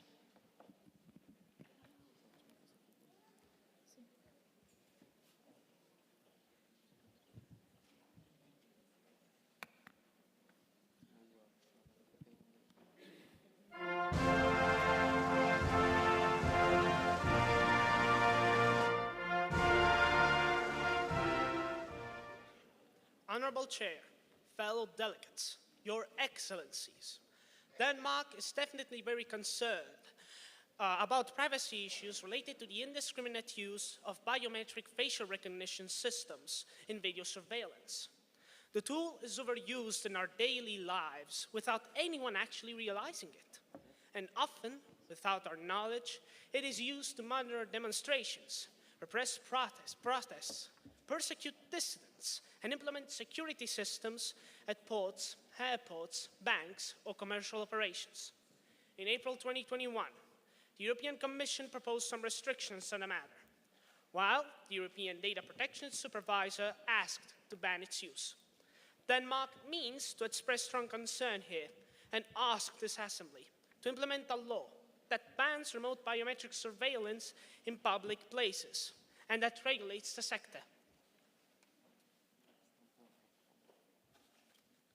Honorable Chair, fellow delegates, distinguished guests, Denmark wants to highlight the problem of the contraction of individual wealth of an ever-decreasing number of individuals, while the majority of the citizens are getting increasingly poor. According to the statistics, the fortunes of the wealthiest 0.0001% of the populations have doubled in just 30 years. In essence, these people hold more than 50% of the world's wealth, a sector in which tax burdens favor the richest because they decrease in the highest income bracket. This extreme concentration of wealth requires concrete political action in order to mitigate inequalities and support inclusive growth. Denmark proposes an internationally coordinated program capable of ensuring more effective taxation of ultra-high assets. with tax burdens that must necessarily increase in the highest income bracket. Thank you. Thank you, delegates.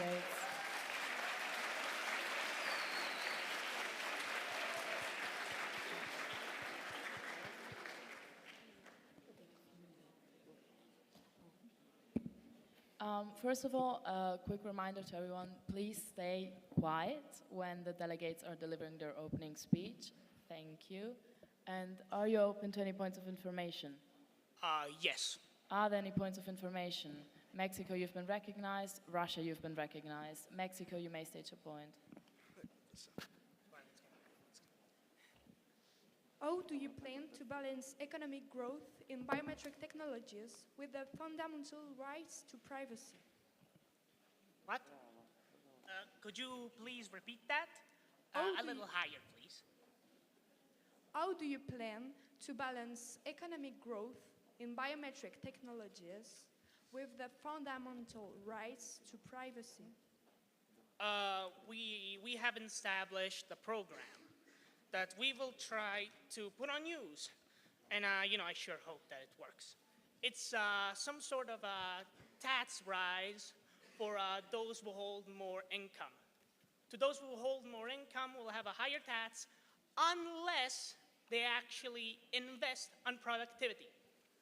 With that, there will be economic growth, and this problem of the world's wealth will maybe be a little lowered. And I sure hope that it will be solved thanks to this program. Thank you, delegate. The delegation of Russia may state their point now.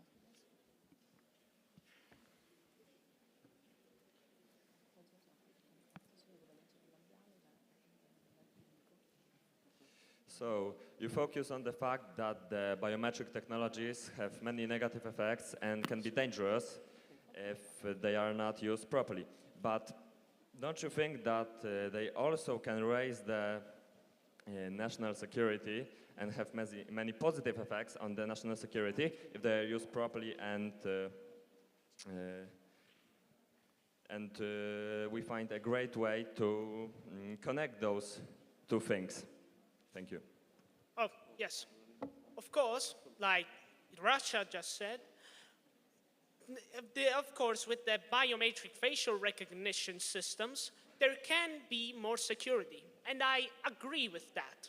But it is stated by me that I believe that it needs to be regulated.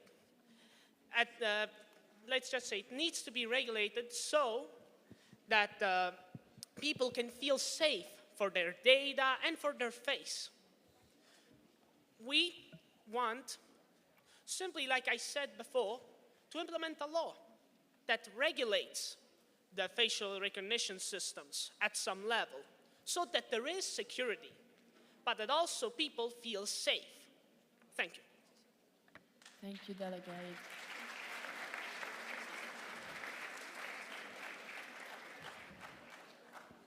Are there any points of reply? Canada, you've been recognized. Croatia, you've been recognized. Canada, you may state your point. Again, sorry, I'm going to ask everyone to please be quiet. Also the students that are leaving the house at the moment, to not interrupt the delegates while they're speaking.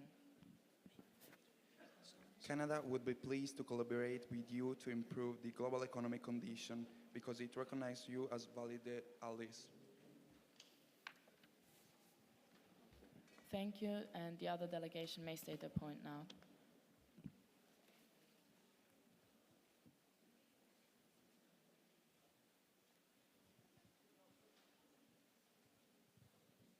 Considering we both share the same interests and objectives, we would like, as a delegation of Croatia, to collaborate with you. Thank you. Good. Great. Okay, thank you, delegates. You may leave the podium. Of course, just one. No, you are not allowed. Oh, I got it. It's one line. It's just one line. One more point. Greenland is not for sale.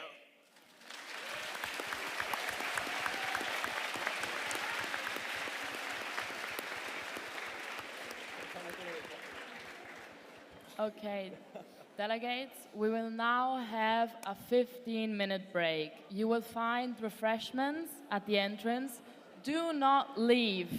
So we have to be back here in 15 minutes and be punctual, and you will find something to drink and something to eat, but do not leave. We're going to do a roll call. We're going to do a roll call in 15 minutes.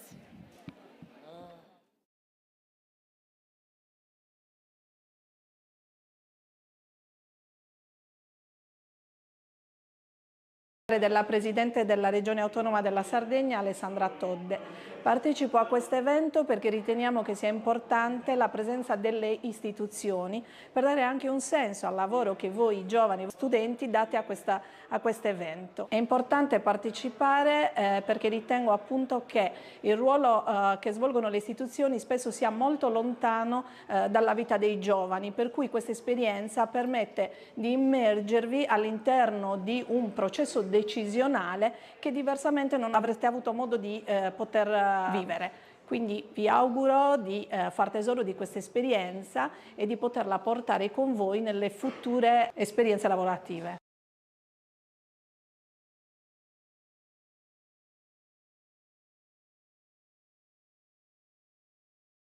Sono Annalisa Canova, sono il segretario particolare della Presidente della Regione Autonoma della Sardegna, Alessandra Todde. Partecipo a questo evento perché riteniamo che sia importante la presenza delle istituzioni per dare anche un senso al lavoro che voi giovani studenti date a questo evento. È importante partecipare perché ritengo appunto che il ruolo che svolgono le istituzioni spesso sia molto lontano dalla vita dei giovani, per cui questa esperienza permette di immergervi all'interno di un processo decisionale che diversamente non avreste avuto modo di poter vivere.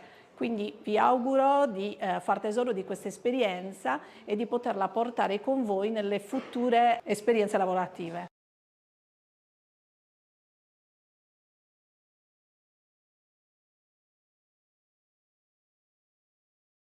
Sono Annalisa Canova, sono il segretario particolare della Presidente della Regione Autonoma della Sardegna, Alessandra Todde. Partecipo a questo evento perché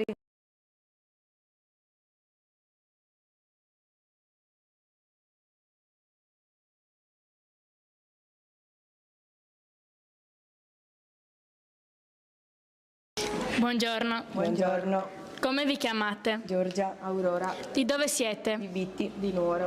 Perché si porta il costume sardo alla simulazione 1? Si porta principalmente per far conoscere le nostre tradizioni, appunto i nostri costumi, alle altre nazioni. Come si svolgono le attività del gruppo folk? Le attività del gruppo folk sono numerose. Svolgiamo attività per esempio durante le assemblee di istituto, ma anche partecipiamo a iniziative come quella del FermiMUN. Le prove sono di pomeriggio, sempre a scuola, ed è un'attività che si svolge durante tutto il periodo dell'anno scolastico. Grazie.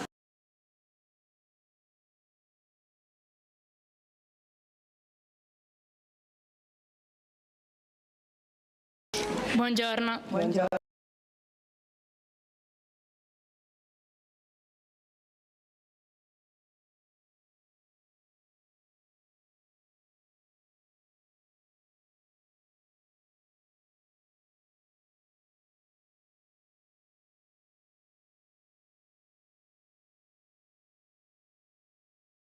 Nuoro e sono particolarmente contento di essere qui a porgere il saluto a tutti i giovani per l'incontro di stamattina e di tutta la giornata di oggi in cui loro saranno impegnati a simulare la vita e il funzionamento di un organismo importante come l'ONU. Io penso che parlare oggi di ONU e di organizzazioni internazionali sia fondamentale in un momento nel quale il mondo vive un passaggio difficilissimo, non solo l'ONU ma anche altre organizzazioni, pensiamo per esempio all'Organizzazione Mondiale della Sanità, pensiamo all'Organizzazione Mondiale del Commercio, di attualità soprattutto in conseguenza della tassazione degli scambi commerciali nel mondo, e sapere che i giovani oggi si confrontano con una realtà così importante per il nostro pianeta come l'Organizzazione delle Nazioni Unite credo sia particolarmente produttivo perché fa maturare in loro la consapevolezza del ruolo che queste organizzazioni sono chiamate a svolgere, dello svolgimento efficace di questo ruolo in funzione della pace, in funzione dello sviluppo e del benessere di tutta l'umanità. Ho ricordato anche prima che quando le organizzazioni internazionali non funzionano come dovrebbero si verificano situazioni come quella della Seconda Guerra Mondiale, determinata in parte anche dal fallimento della Società delle Nazioni, che non era altro che l'organismo che precedette l'ONU, che non a caso è stato costituito nel 1945 dopo la Seconda Guerra Mondiale sulla scorta di quella esperienza catastrofica per tutto il mondo.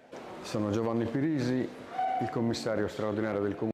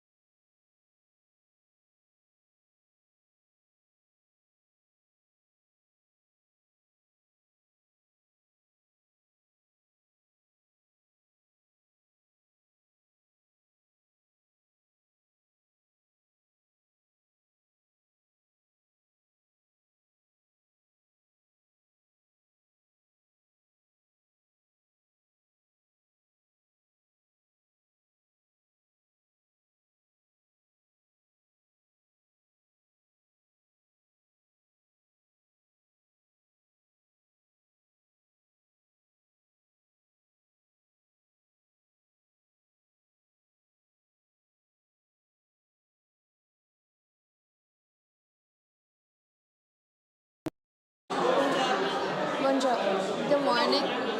My name is Sasa. I'm from Indonesia and I am an exchange student doing an exchange program here in Italy for a whole year.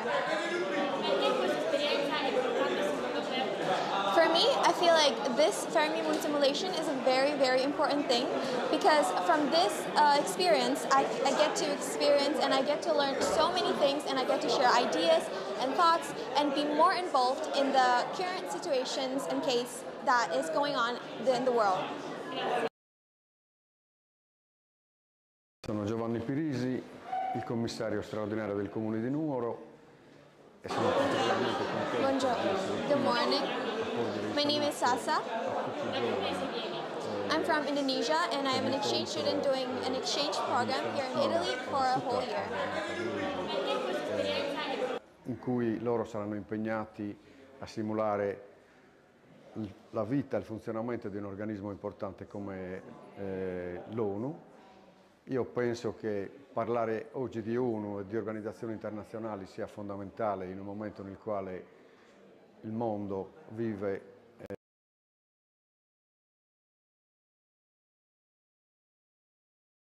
per esempio all'Organizzazione Mondiale della Sanità, pensiamo all'Organizzazione Mondiale del Commercio, di attualità soprattutto in conseguenza della tassazione degli scambi commerciali nel mondo, e sapere che i giovani oggi si confrontano con una realtà così importante per il nostro pianeta come l'Organizzazione delle Nazioni Unite credo sia particolarmente produttivo, perché fa maturare in loro la consapevolezza del ruolo che queste organizzazioni sono chiamate a svolgere, dello svolgimento efficace di questo ruolo in funzione della pace, in funzione dello sviluppo e del benessere di tutta l'umanità. Ho ricordato anche prima che quando le organizzazioni internazionali non funzionano come dovrebbero si verificano situazioni come quella della Seconda Guerra Mondiale, determinata in parte anche dal fallimento della Società delle Nazioni, che non era altro che l'organismo che precedette l'ONU, che non a caso è stato costituito nel 1945 dopo la Seconda Guerra Mondiale sulla scorta di quella esperienza catastrofica per tutto il mondo. Sono Giovanni Pirisi, il commissario straordinario del Comune di Nuoro, e sono particolarmente contento di essere qui a porgere il saluto a tutti i giovani per l'incontro di stamattina delle istituzioni, per dare anche un senso al lavoro che voi giovani studenti date a questo evento. È importante partecipare perché ritengo appunto che il ruolo che svolgono le istituzioni spesso sia molto lontano dalla vita dei giovani, per cui questa esperienza permette di immergervi all'interno di un processo decisionale che diversamente non avreste avuto modo di poter vivere. Quindi vi auguro di far tesoro di questa esperienza e di poterla portare con voi nelle future esperienze lavorative.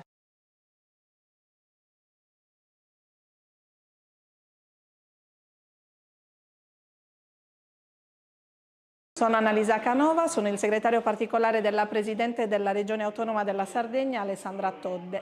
Partecipo a questo evento per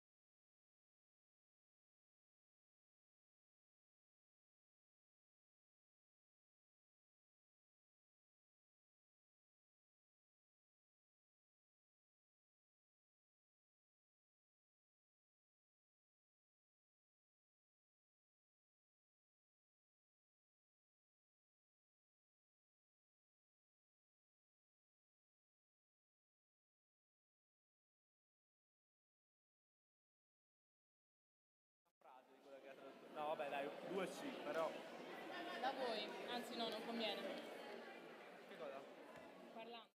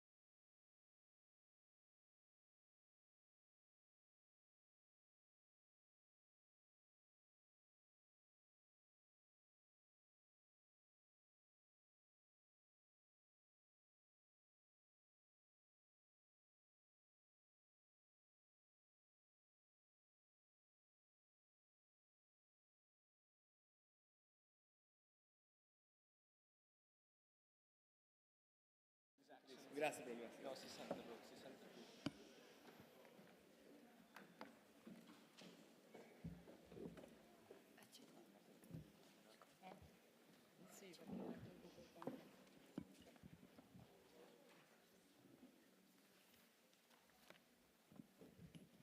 So before continuing with the opening speeches, we're going to do a roll call to check that all delegations are present at the moment. Okay, so Albania, Algeria, oh, sorry, Argentina, Australia, Azerbaijan, Belgium, Bolivia, Brazil, Canada, China, Croatia, Cuba, Denmark, Egypt. Egypt. Oh, can you take your seats, please, first?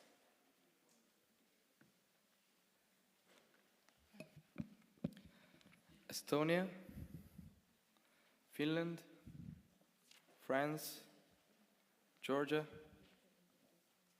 okay, Germany, Greece, India, Iran, Ireland, Israel, all right, Italy, Japan, Mexico, all right, Mozambique. New Zealand, Norway, Oman, Panama, Philippines, Poland, Portugal, Republic of Sierra Leone, Romania, Russia, Saudi Arabia, Singapore, South Africa, Spain. Okay, Sweden, Switzerland, and Syria, and Thailand, okay, Turkey, Ukraine, United Arab Emirates, United Kingdom, and United States.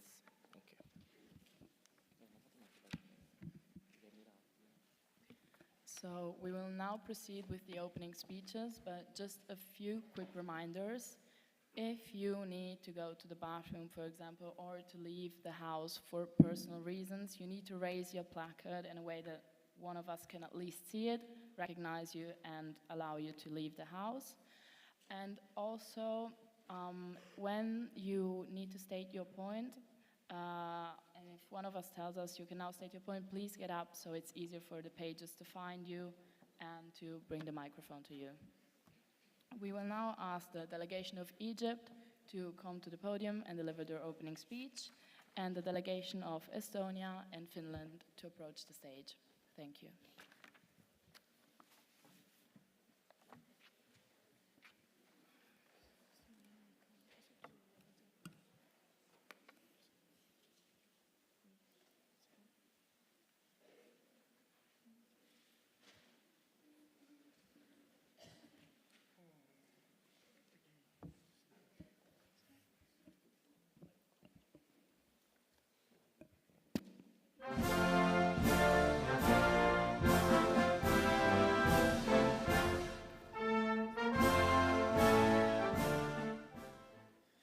Distinguished guests, honorable delegates, and esteemed colleagues, we are delighted to be the part of annual FermiModel United Nations Conference.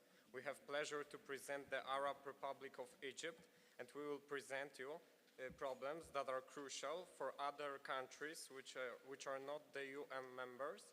This model of United Nations Conference offers us an extraordinary opportunity to gain new point of view and find the solutions to push pressure on the global changes.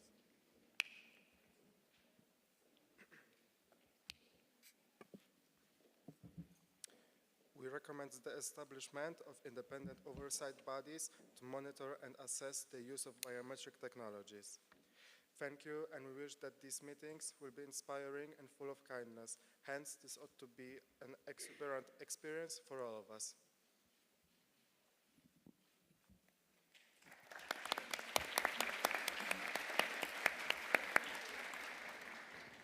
Thank you, delegates. Are you open to any points of information? No, we are not. Are there any points of reply? Russia, you've been recognized. Saudi Arabia, you've been recognized. Russia, you may state your point.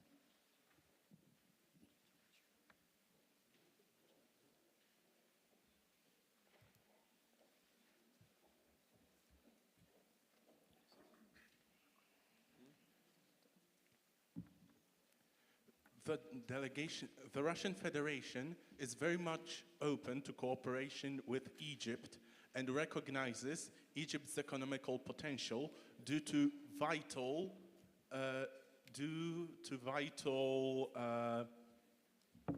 infrastructure such as the Suez Canal.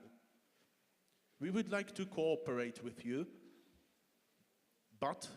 on ECOSOC matters, but we are also concerned with the idea of independent oversight over the use of AI.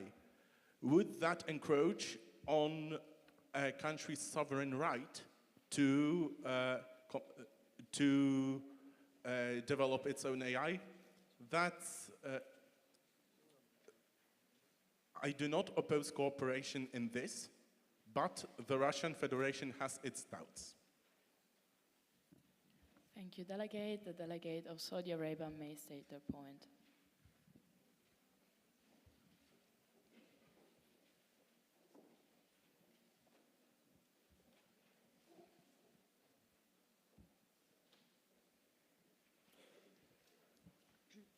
The Kingdom of Saudi Arabia recognized Egypt's long-standing leadership and strategic importance in the Arab world. We affirm our shared commitment to Arab unity, regional peace and stability. However, we emphasize that regional cooperation must be based on mutual respect and transparency, and non-interference in internal affairs. Thank you. Okay, thank you, Delegate, and you can leave the stage now. I'm sorry you're not... We want to add something, one word, two. Free Palestine!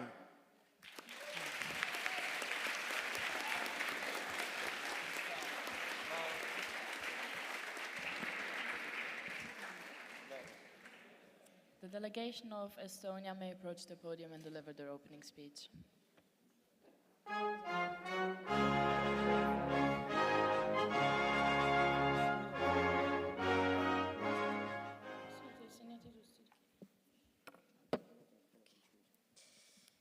Honorable Chair, fellow delegates, most esteemed guests, we are honored to be here to represent our country.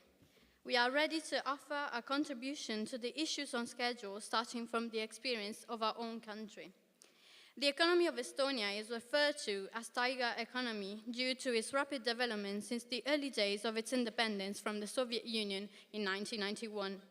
The key factor behind its swift growth lies not only in the productivity of its companies, but also in a highly skilled workforce, intelligent investment, and its ability to adequately balance economic prosperity with the security of its citizens and consumers. We firmly believe that this characteristic could prove to be excellent points of discussion and problem solving for the issues presented today. Thank you.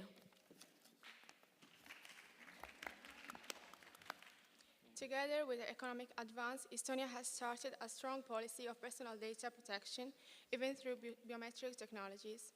In our country, since 2018, biometric technologies are regulated under the GDPR, General Data Protection Regulation, and applied to e-residency, digital ID, national ID, and facial recognition, which are part of our daily life. The delegates of Estonia called this assembly to find smart and inclusive solutions which respect people and their natural rights. Thank you to your kind attention. Estonia is looking forward to work with everyone to achieve these goals.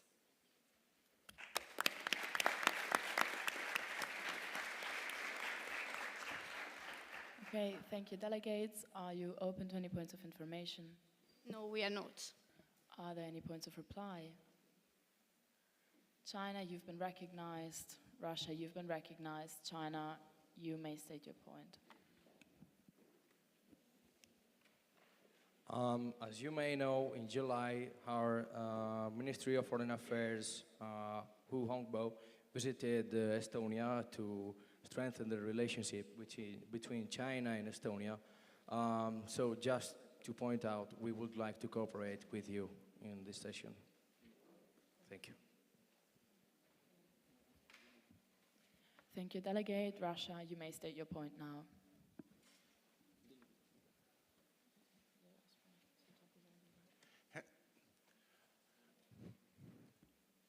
The delegation of Estonia has stated that an important part of economic success is intelligent investment. And I would like, and the Russian Federation would like to point out that one of the main reasons of economic weakness are unsustainable investments. And Estonia has done investments that are completely that can be considered unsustainable by some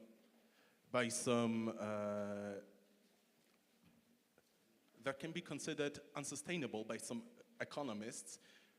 I'm talking about the Rail Baltica project, which is poorly planned out and likely underinvested.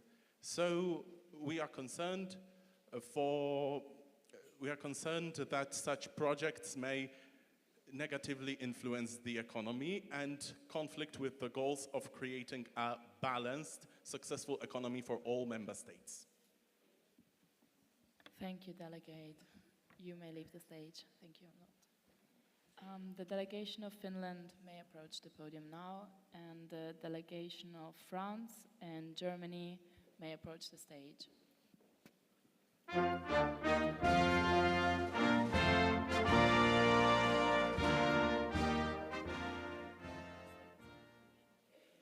Honorable Chair, distinguished delegates, it is an honor to speak on behalf of Finland as we discuss the future of a global economy and technological advancement, particularly in the realm of biometric technologies.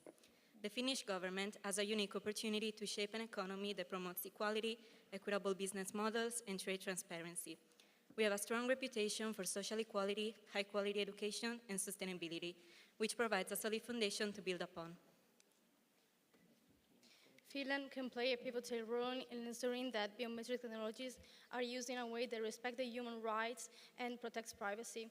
Given its strong commitment to data privacy, digital rights, and human dignity, Finland is well positioned to develop a robust regulation for biometric technologies, ensuring that the use of these technologies aligns with the country's high standards for human rights protection.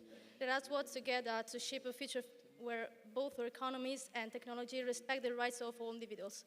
Thank you for attention. Thank you, delegates. Are you open to any points of information? No, we are not. Then are there any points of reply? Then thank you, delegates. You may now leave this podium. Thank you.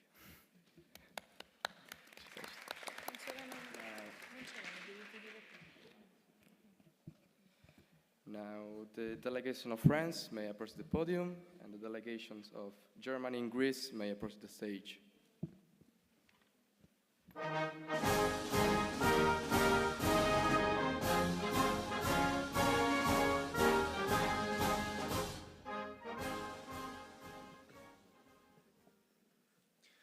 Honorable chairs, esteemed delegates and guests, we know that for several years now, the war in Ukraine has been an increasing problem, now becoming a global threat. France, as one of the most relevant countries in the United Nations in terms of weapons, and one of the founders of the United Nations too, organization which was created to defend the human rights, has decided to defend Ukraine in its war and will continue supporting it until its operation stops, given that goes our national values. France refines its commitment to human rights and sustainable development, with measures like accelerating the reduction of fossil fuel use and increasing the investment in renewable energies such as wind and solar power. Through the ECOSOC, we must unite to fight poverty, climate change, and promote equality. Together, let us build a future where progress and justice go hand in hand. Thanks for your attention, and vive la France!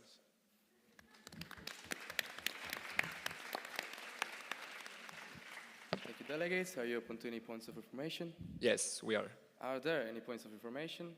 Russia, you've been recognized. Syria and Mexico, you've been recognized. Russia, you may state your point.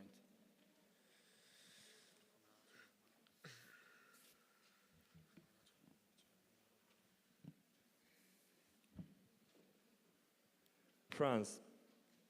Okay, so you are talking about the war in Ukraine, you are talking about the human rights and things that are really important right now, and I agree with that.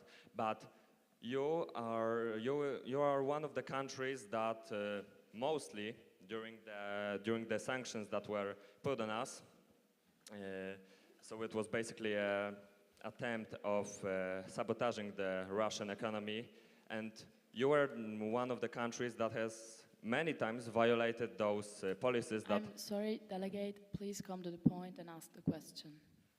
You have many times violated those policies, and how can you be talking about that when you violate your own rights? Thank you.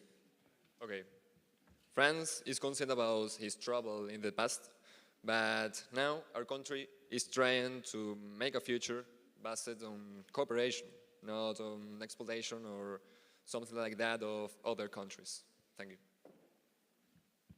Thank you. Now, can the delegation of Syria may deliver the speech?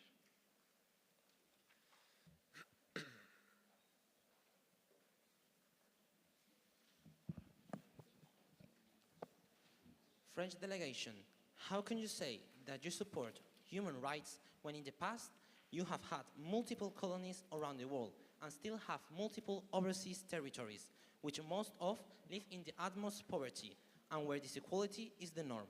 How is it that you have not solved this problem?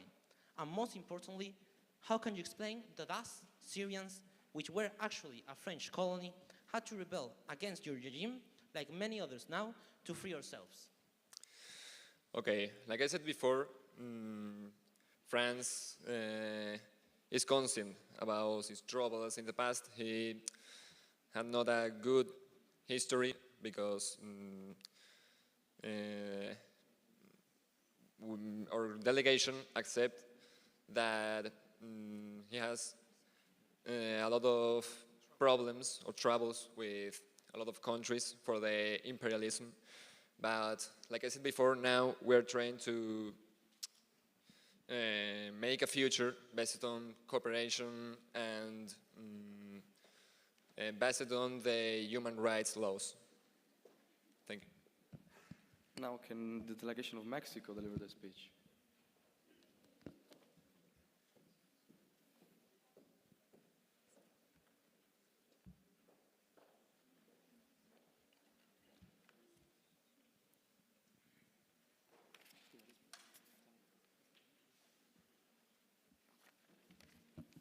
Can a page please bring the microphone to the delegate? France, you have historical and economic ties with many African nations and provides financial aid regularly. But how can France go beyond traditional aid to support long-term development in African countries? Sorry, may you repeat the question, please? How can France support long-term development in African nations? We're trying to have good relationships with all the colonies that we have. We are trying to make better relationships with them, and we're trying to make a good relationships, economic and social relationships we are trying to make with them. Thank you, delegates. Are there any points of reply? Ukraine, you've been recognized. Sierra Leone, you've been recognized. And Turkey, you've been recognized. Ukraine, you may state your point.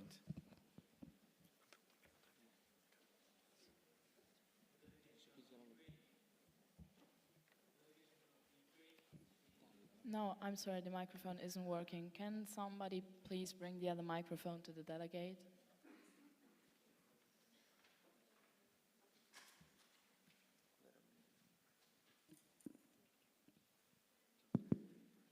The delegation of Ukraine appreciates your commitment and your attention on our situation. Thank you.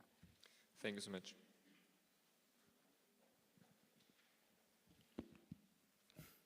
Can now the delegation of Sierra Leone may deliver the speech.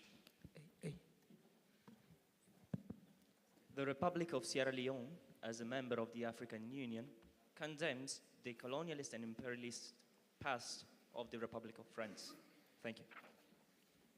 Now the delegation of Turkey may deliver that point.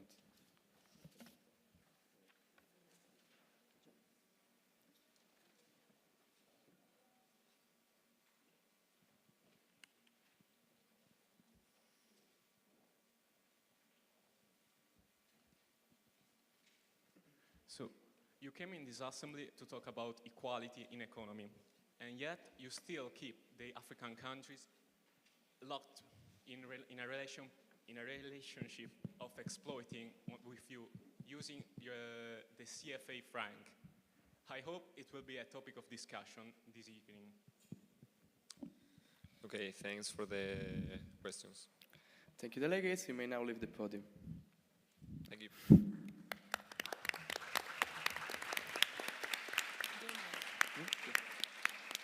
Now the delegates of Germany may approach the podium, and the delegations of Greece and India may approach the stage.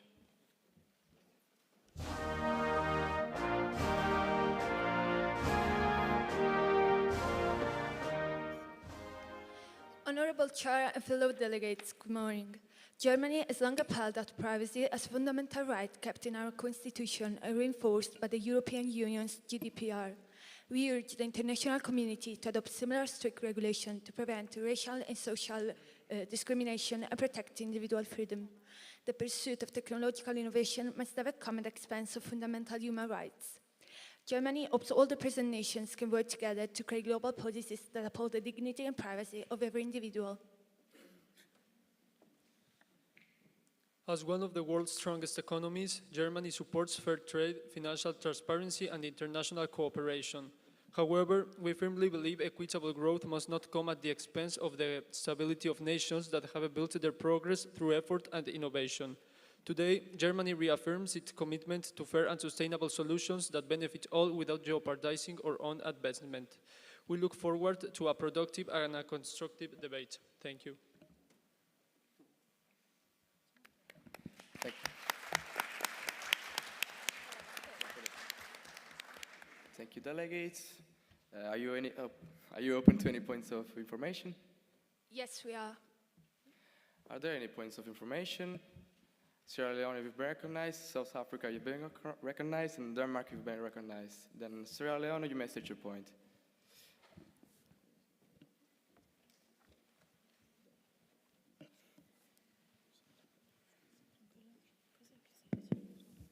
You spoke about interactions with other countries and also about your economical power, considering that Germany is now a well-known power economically in Europe. But how do you actually plead, considering that now Germany and the European Union are trying to form a new kind of army to protect the European Union and the state members against any menace? Thank you. Can you repeat, please?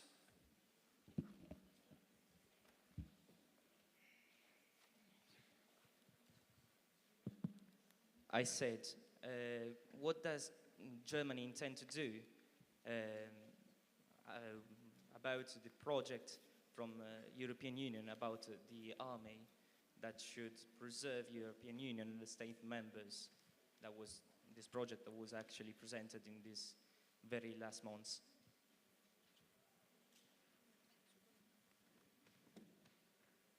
We talk about the European Union's GDPR, that is a framework, an international framework that it's about the strictest framework and law about in the world, and we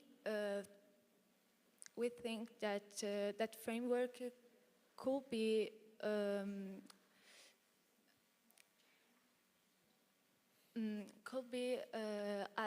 could help other nations in the UN to create their own robust data protection framework. Thank you, delegates. Now the delegation of South Africa may state their point.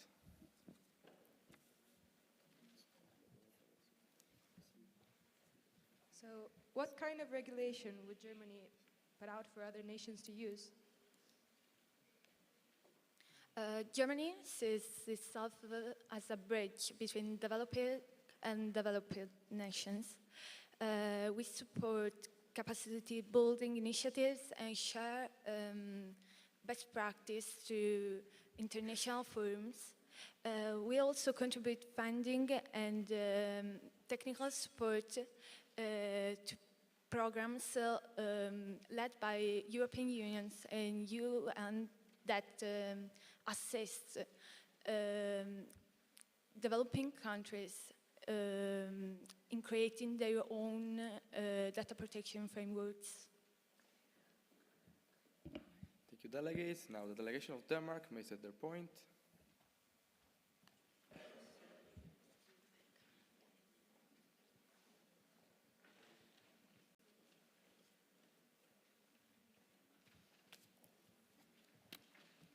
I would like to know, for the HRC,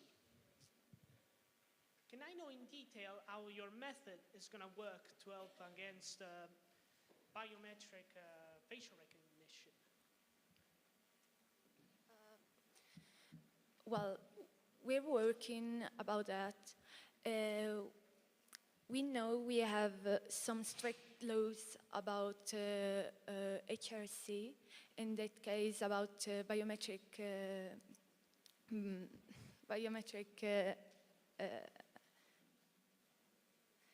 biometric and other types of technological support. We are working on it, but we're really sure about it that can help other UN nations about it. Thank you, delegates. Are there any points of reply? Mexico, you've been recognized. France, you've been recognized. And Albania, you've been recognized. Mexico, you may state your point. Germany is a global economic leader and a major trade partner for many developing countries. We hope you are willing to build specific policies to ensure fair trades and support sustainable development abroad. Thank you. Thank you. Now the delegation of France may state their point.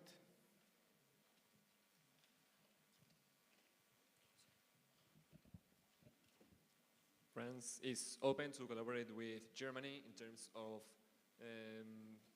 social rights and for improve the economy of the European Union. Thank you, delegates. Now the delegation of Albania may state their point. Your current president thinks of Albania as an important partner of Germany. We agree and we share the sentiment, and therefore we would love to collaborate during this conference. Thank you, delegates. You may now leave the podium.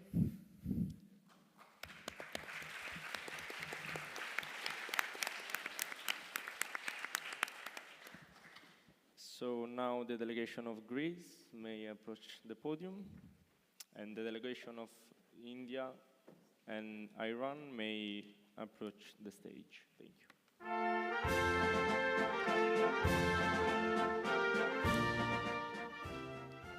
Honorable Chair, esteemed delegates and distinguished guests, as one of the oldest Euro-Atlantic member states in the southeast of Europe, Greece recognizes its role as a regional middle power and economy leader in the Balkans. We encourage regional cooperation and integration into the global market. While wealth remains in the hands of a few, billions still lack basic opportunities. Greece calls for stronger international cooperation to promote fair business model, transparent trade practices, and sustainable investment in developing nations. Given its strategic position at the crossroads of Europe and Asia, Greece is also aware of the correlation between economic disparity and global mobility. For that, we intend to streamline border controls and facilitate the legal movement of people by embracing some of the most advanced biometric technologies to date.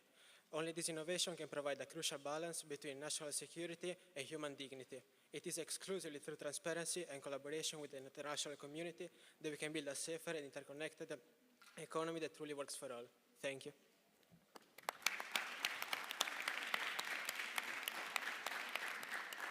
Okay, thank you, delegate. Are you open to any point of information? Yes, we are. Are there any point of information? Oh, Mexico, you've been recognized. You may state your point.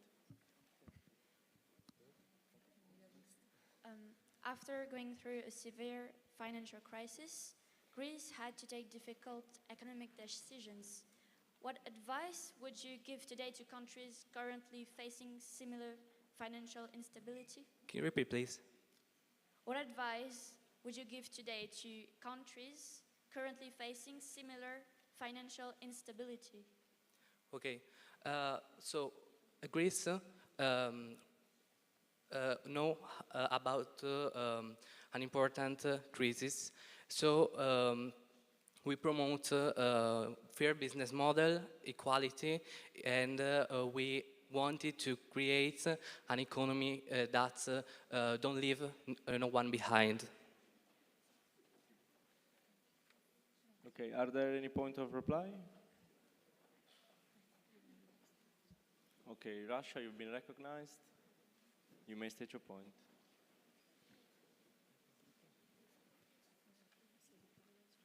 Recognizing our historical ties and our shared religious backgrounds, I would like to present an opportunity to Greece to work together with the Russian Federation.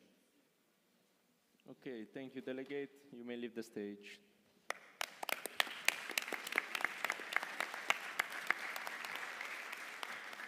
So the delegation of India may approach to the podium. Thank you.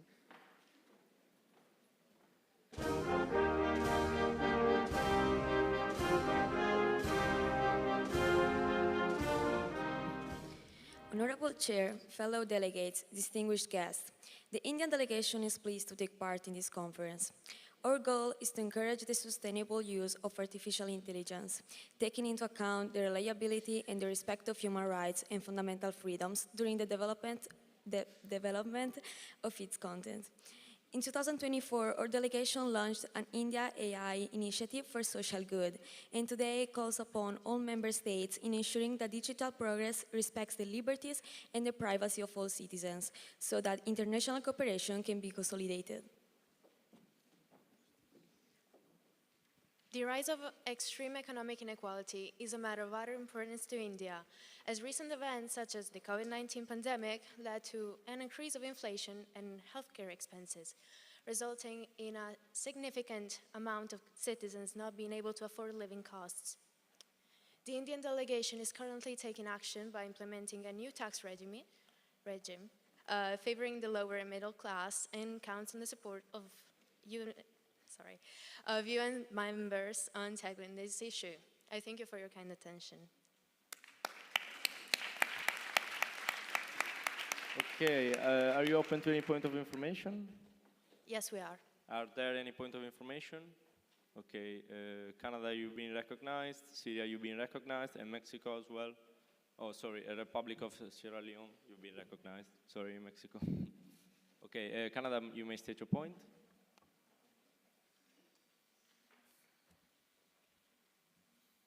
Can a page please bring a microphone to the delegation of Canada? Thank you.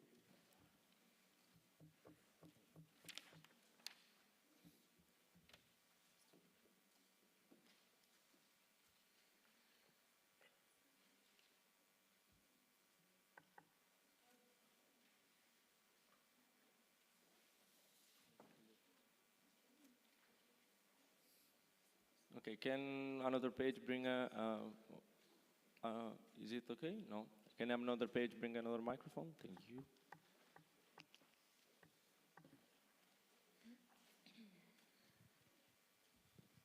Okay. How does India justify expanding biometric system like other despite concerns over data privacy and social exclusion? I'm sorry, could you repeat, please? How does India justify expanding biometric system like other despite concerns over data privacy and social exclusion? We are totally aware about the issue, and right now privacy rights are a national priority. So we're working on that, and we're trying to fix this issue that is going on by many years. So, yeah. Okay, Syria, you may state your point. The delegation of Syria, sorry.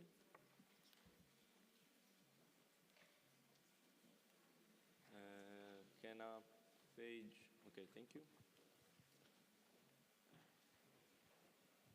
Indian delegation, how can your country develop new technologies when it has one of the biggest technological waste problems on earth, as well as energy blackouts, and is in desperate need for food because of an extreme overpopulation, being one of the biggest and most populated countries in the world, and having one of the highest fertility rates worldwide?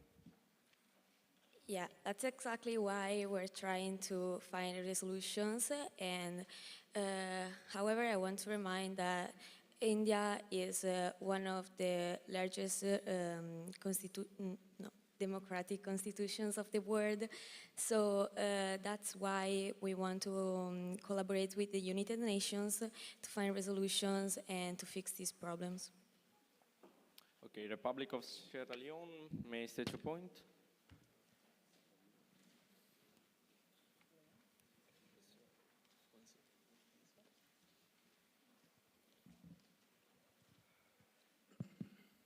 Considering that India is pioneering on new technologies, how do you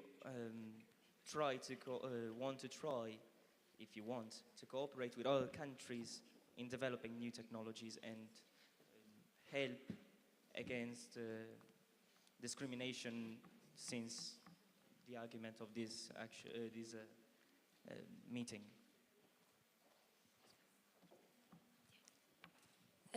So one of the problems of India, of why we're not excellent by a technological point of view, is because we're missing infrastructures, and also from an economic point of view, we're not the best, we can say. And again, that's one of the reasons of trying to find new resolutions and try to get a better artificial intelligence in India. Okay, are there any point of reply? Okay, United Arab Emirates have been recognized, Mexico and Denmark. Oh, Portugal, sorry. Yeah, United Arab. I'm sorry. So did you raise to a point of reply? Okay, then Portugal, you've been recognized, and Denmark, I'm sorry, you've not been recognized. Yeah, so you may state your point. Because of our strong commercial and cultural ties, we are interested in cooperating with you. Thank you. Syria? No. Okay. So Syria, you may state your point. Was it Syria or who raised the placards for the point of reply? Oh, Mexico. Sorry, Mexico. You may state your point. India, your Aadhaar biometric identification system covers over 1 billion people, but there have been data breaches and cases of wrongful exclusion from welfare program. Mexico believes that you have to prevent these failures from harming vulnerable population. Okay, and Portugal, you may state your point.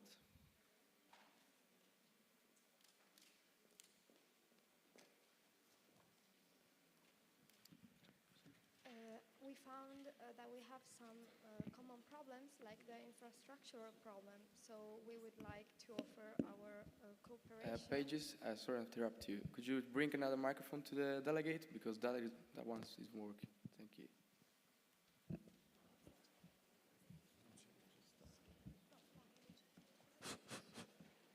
Sì, funziona. As we found that we have some common problems, like the infrastructural problem, we'd like to offer cooperation with India. Thank you. Thank you. You may lead the stage.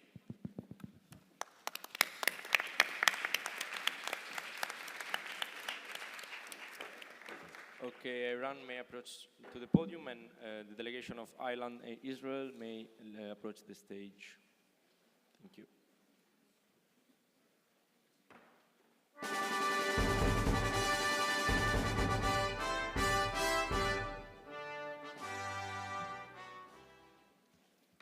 Fellow delegates, Honorable Chair and distinguished guests, it is an honor to be here representing Iran, and we believe global progress relies on collaboration and mutual respect.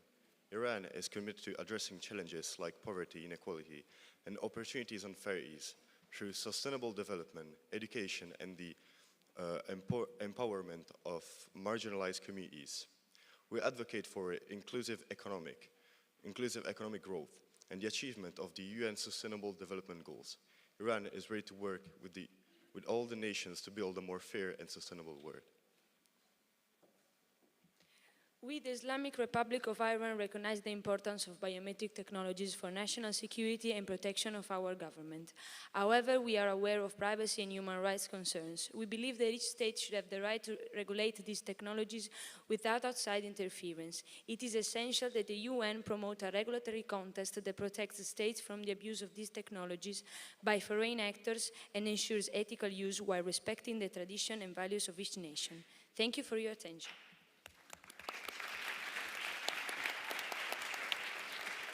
Okay, are you open to any point of information? No, we're not. Okay, are there any point of reply? Okay, United States, Bolivia, and China, you've been recognized. United States, you may state your point. Israel has been accused multiple times of espionage because of its private agencies such as NSO, which is various Pegasus. How does Israel plan to regulate its private companies so that such incidents don't happen again? So Israel recognized the concerns around the use of AI and biometric technologies. However, we ensure that such systems are used strictly within a legal framework, and we mainly use AI for security and to prevent attacks. Also, about the private companies, I think it's not the role of this delegation to judge how individual companies operate. Thank you. Now the delegate of Norway may state their point.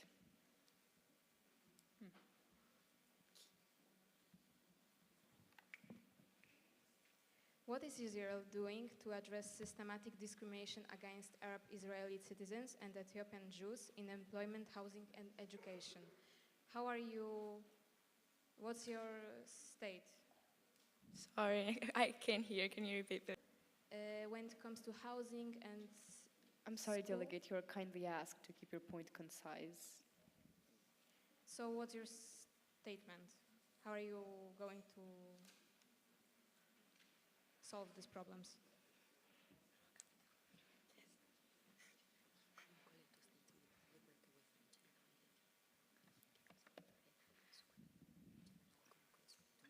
Okay, so I couldn't understand, so she told me. We are open to work together in order to establish clear international standards that ensure that our technologies and in general our nation fully respects human rights. So, yeah. Thank you. Now, are there any points of reply? United States, you've been recognized. Romania, you've been recognized. And Spain, you've been recognized. Now the United States may state their point. So the US will continue to support Israel in its right to defend itself and in its quest for lasting peace with its neighbor, and we would like to collaborate with you. Very well. Now the delegate of Romania may state their point. I'm sorry, delegate, you need to raise your placard if you have a question. To what point do you raise?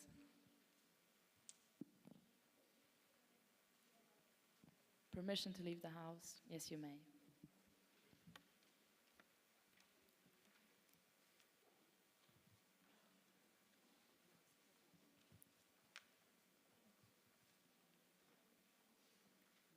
May someone get a microphone to the delegate of Romania?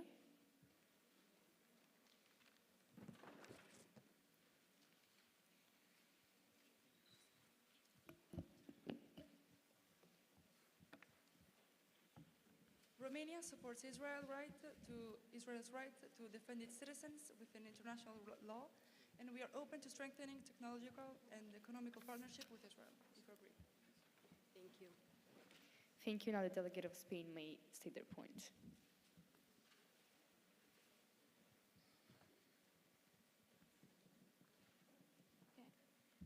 We are aware that the telephones of our president and defense minister have been hacked by your software, so you are not in the position of speaking about privacy and human rights at all. Thank you, delegates. You may now leave the stage.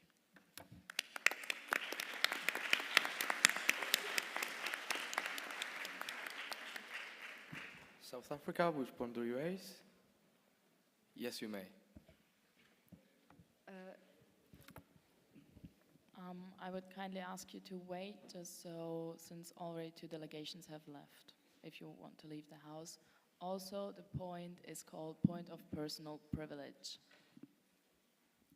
Now, I would kindly ask the delegation of Italy to approach the podium and deliver their speech, while the delegations of Japan and Mexico approach the stage.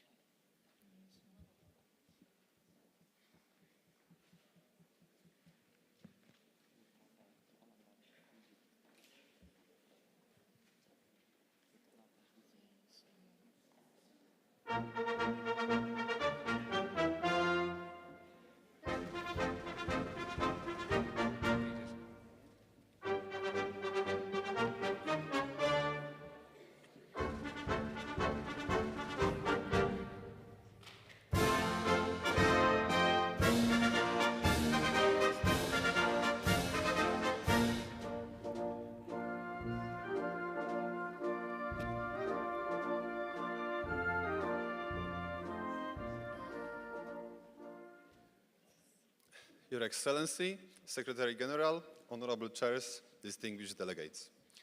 We are honored to welcome everyone to this meeting. We deeply appreciate the opportunity to gather as a collective to address the pressing issues of our contemporary world. These annual debates allow us to tackle topics that are vital for all humanity, regardless of the country we represent. We hope this meeting will inspire new ideas and strategies to safeguard and transform our world. Wishing everyone productive debates. Thank you, chairs and delegates. Grazie mille della attenzione.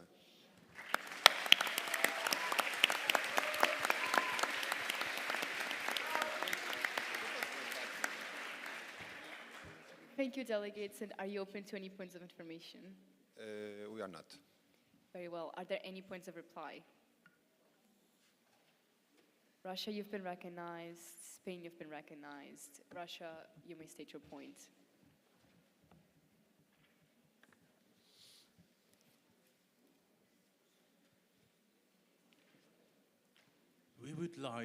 The Russian Federation would like to show appreciation of Italy's involvement in the Ukraine conflict because of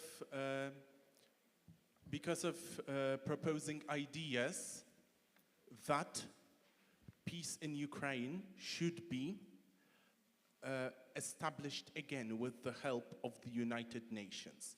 And the Russian Federation would like to I'm sorry, delegate, please come to the point. Express the openness to work together with Italy. Thank you. Thank you, delegate. Now Spain may state their point.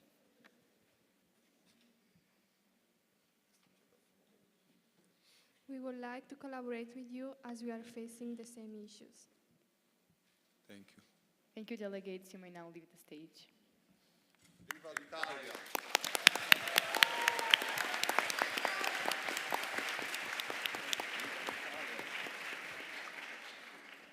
So the delegation of Japan may deliver the opening speech now.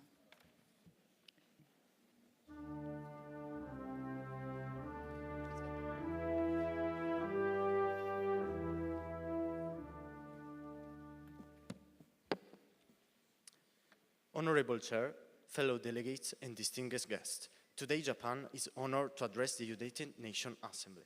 At the present time, the world stands at a historical inflection point, and this significant shift concerns not only the countries most in difficulty, but all of us.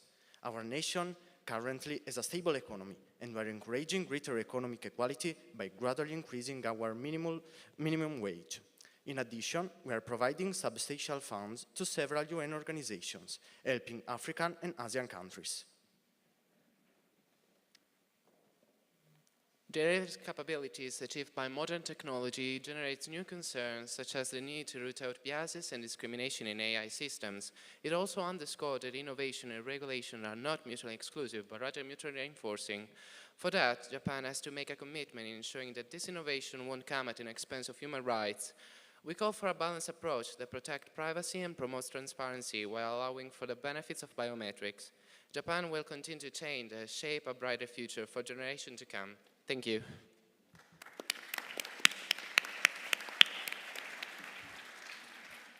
Thank you, delegates. Are you open to any points of information?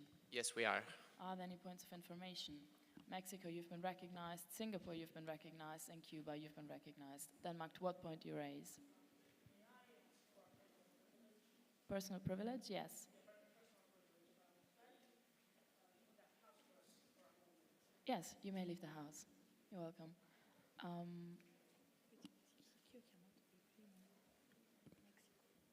Mexico, you may state your point. Japan, you're one of the wealthiest nations, but also one of the oldest population in the world.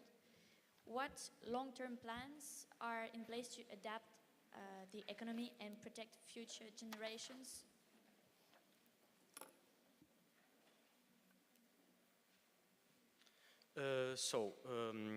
We are, for example, raising our minimum wage, as I already said, to more than 1,000 yen per hour. And we are also helping women to enter in the world of work because there is a bit of too much difficult for women in our country to arrive at the same salary, same wage of a man. For example, delegate, please come to the point. Okay, for example, we are making free preschool nurses so women can go to work even if they have child. Thank you. Okay, so the delegation of Singapore may state their point. How can Japan improve economic conditions of their citizens in poor regions and also in developing countries when we are one of the nations with the highest public debt? So it's right, but our GDP is growing right now, so the situation about our public debt is under control. And about the other countries, we are capable of giving them a lot of funds thanks to the Tokyo International Conference on African Development, for example, and we are the bigger founder of all these organizations, so we are capable to solve both of these problems. Thank you. Okay, thank you, delegate. The delegate of Cuba may state their point. Is Japan taking any actions over its lack of cybersecurity? Yes, we are. We're promoting self and awareness over the population that is known for being the eldest of the world, and by promoting self-awareness and creating new professions that are emphasizing the actions in the ethical management in the cybersecurity field. Aside from that, even a guideline that is just volunteering is not, it's just a soft law process, but can easily increase the lack of risk that cybersecurity can create over the years that will come at the developing of the AI technology. So, yeah, that's it. Okay, thank you, Delegate. Are there any points of reply? Philippines, you've been recognized. Republic of Sierra Leone, you've been recognized. Singapore, you've been recognized. Ethiopia, to what point? No, Estonia, to what point do you raise?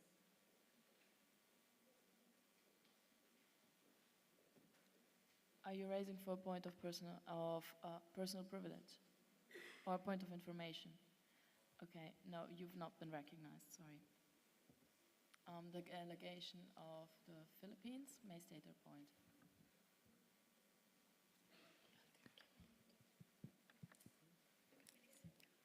The Republic of the Philippines hopes to collaborate with Japan in asserting our rights over the South China Sea, or the West Philippine Sea as we call it, as this sea is an important source of our economic income for both countries. Thank you. Thank you, Delegate. The Republic of Sierra Leone may state their point.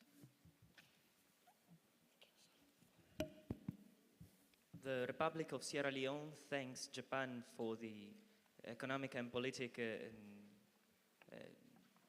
reports and insists and suggests to actually improve these relationships. Thank you. Thank you, Delegate. The delegation of Singapore may state their point. Azerbaijan, to what point do you raise? I'm sorry? Personal privilege. Yeah, do you want to leave the house? Okay, yes, you may. So we are inspired by your speech and we would like to collaborate with you. Thank you. Okay, thank you. You may leave the stage.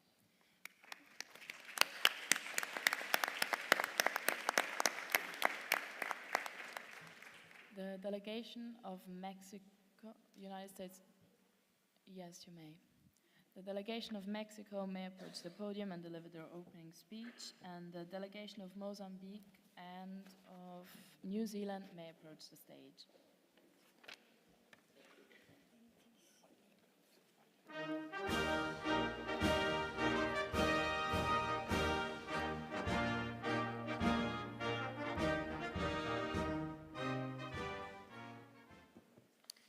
Honorable Chair, dear delegates, the delegation of Mexico is honored to participate in this crucial dialogue on two pressing issues that have far-reaching implications for our global community.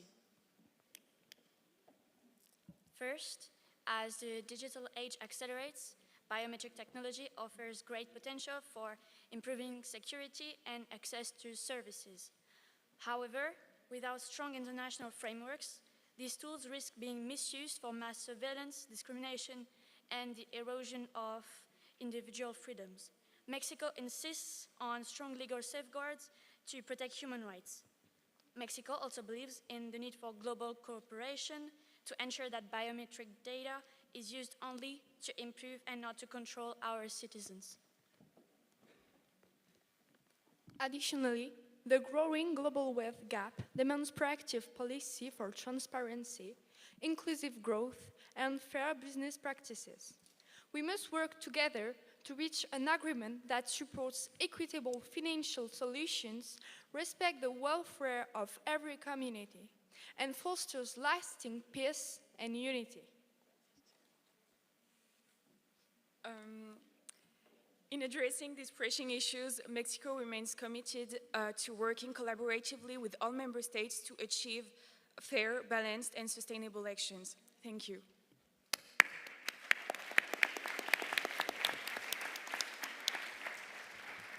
Spain, to what point do you raise? Yes, you may. Are you open to any points of information? Yes, we are. Are there any points of information? Russia, you've been recognized, and Russia, you may state your point.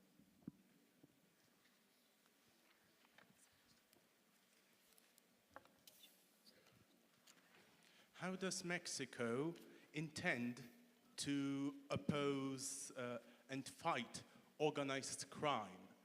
Because despite positive changes that are very much welcome, Mexico is still seeing the problem of drug cartels, high organized crime, Delegate, and corruption. if you've asked your question, please don't add How anything Mexico else. Mexico is doing how Mexico does intend to resolve that issue to protect its own economy and human rights in the country. As you said, Mexico has already made change on the laws to prevent problem relative to drugs. So we are still working on it. We know that's a problem. Mexico made a lot of laws, policies to prevent this situation. Thank you. Are there any points of reply? Canada, you've been recognized. Bolivia, you've been recognized. And Canada, you may state your point. We both know about the situation between our countries and the United States, so we think that we can work together to defend us and go against them. Thank you, Delegate. The delegation of Bolivia may state their point.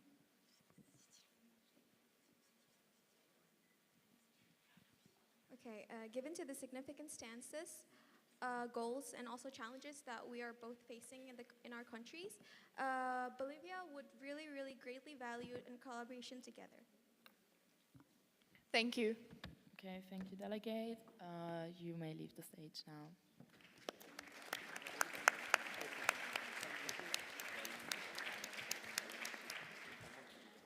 The delegation of Mozambique may approach the podium and deliver their opening speech.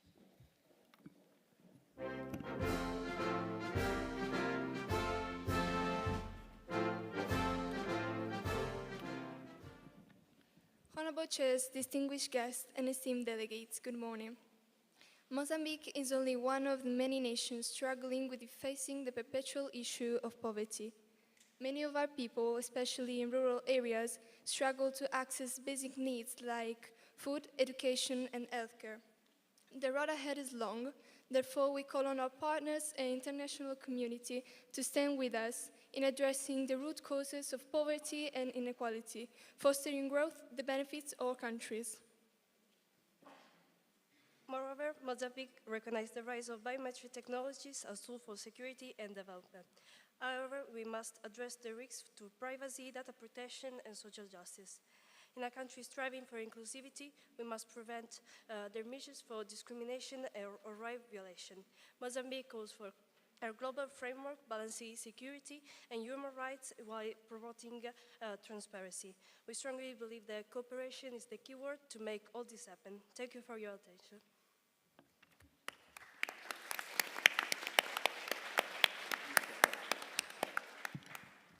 Cuba, to what point do you raise? Yes, and? Yes, you need to ask me a question. Yeah, yes, you may. Are you open to any points of information? Yes, we are. Are there any points of information? Mexico, you've been recognized, and Mexico, you may state your point.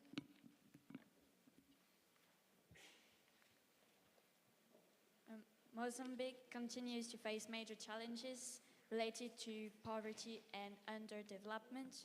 But what type of support from wealthier nations would truly help your country reduce poverty sustainably? As we said in our speech, we are really willing to cooperate with you all. So we would like to discuss these points later on in the committees. Thank you. Thank you, Delegate. Are there any points of reply?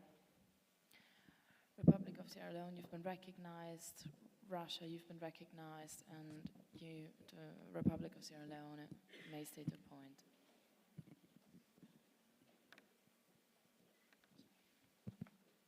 The Republic of Sierra Leone aims to cooperate with Mozambique to fight poverty and other issues, considering that it's a common battle for our countries. Thank you. Thank you. Thank you, Delegate. Delegate of Russia may state his point.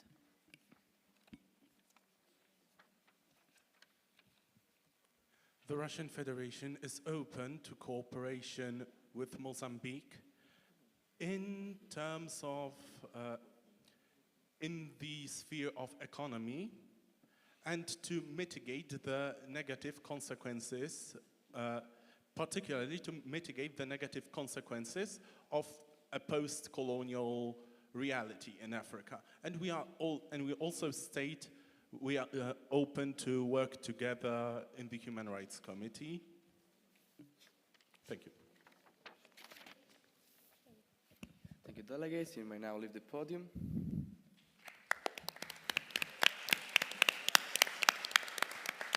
Now the delegation of New Zealand may... Brazil, what point do you raise? Yes, you may. Yeah, both. The delegation of New Zealand may now approach the podium, and the delegations of Norway and Oman approach the stage. Thank you.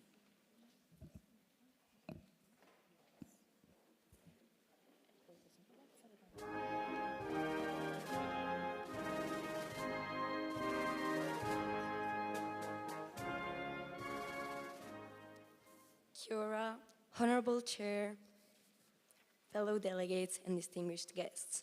The delegation of New Zealand is delighted to attend this conference. Our intention is to promote a sustainable usage of biometric technologies as they pose significant risks to privacy, data protection, and potential discrimination. We must ensure that technology serves humanity rather than controls it through policies that prioritize equity, dignity, and human rights. As we are deeply concerned with the economic divergencies afflicting the world, our intention is to promote equality and trade transparency in order to ensure all citizens' dignity by reshaping the economy and truly addressing the issue of the unequal distribution of wealth.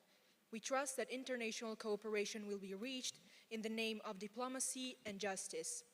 Thank you for your gentle attention. Ngā mihi.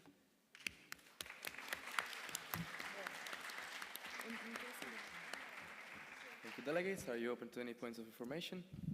Yes, we are. Are there any points of information? Denmark, you've been recognized. Syria and Iran, you've been recognized. Denmark, you may state your point. Denmark, Syria.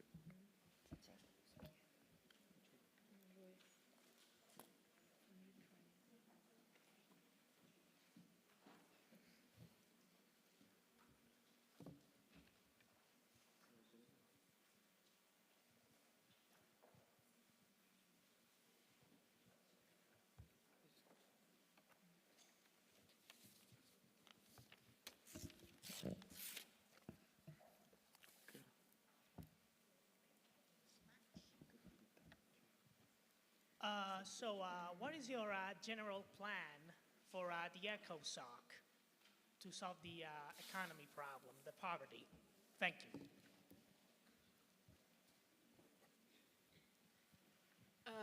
We haven't really come up with a practical solution yet, since we are waiting to collaborate with all the countries of this assembly.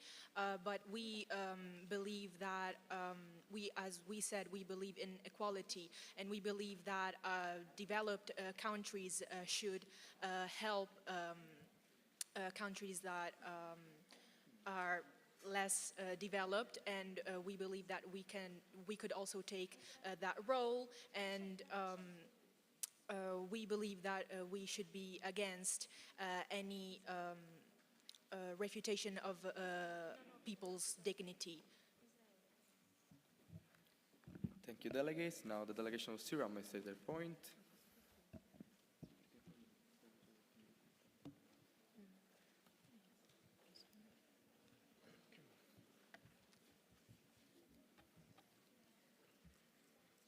As a member of the Commonwealth, what is your country's position for colonialism? Sorry, I couldn't hear properly. As a member of the Commonwealth, what is New Zealand's position for colonialism?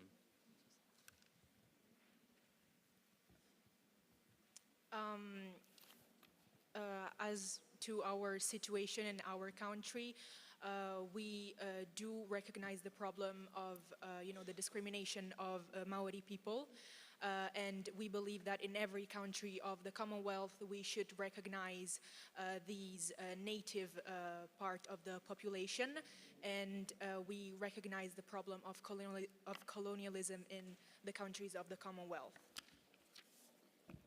Thank you, delegates. Now the delegation of Iran may state their point.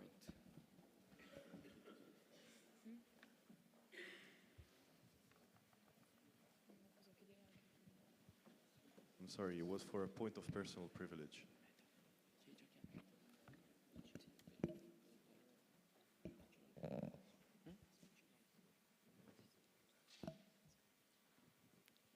Sorry, it was for a point of personal privilege. Oh, all right. For which point do you raise? May I leave the house? You may, yes you may. All right, so are there any points of reply then? Australia, you've been recognized, and you may state your point.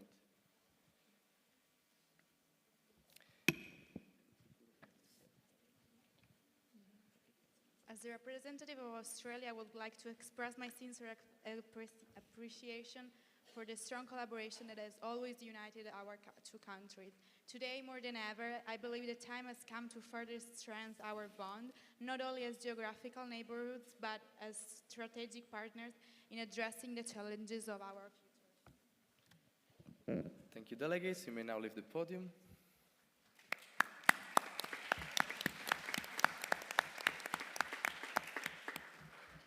Now the delegation of Norway may approach the podium, and the delegations of Oman and Panama may approach the stage. Singapore, to what point do you raise? Personal privilege, you may leave, yes. United Kingdom, to what point do you raise? Yes, you may. Yeah.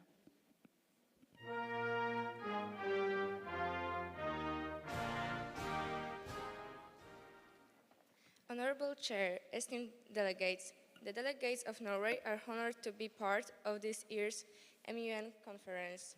We are looking forward to engaging in thoughtful and respectful discussions that make this experience meaningful. The United Nations was built on the goal of cooperation and progress for all people, and we must carry that decision forward. We would like to express our commitment to addressing the pressing issues of global wealth inequality and the use of biometric technologies. We will support resolutions that protect privacy and ensure fairness. We are concerned about the risk of racial and social discrimination. We are optimistic that through collaborative efforts we will successfully resolve those matters. Thank you for your attention.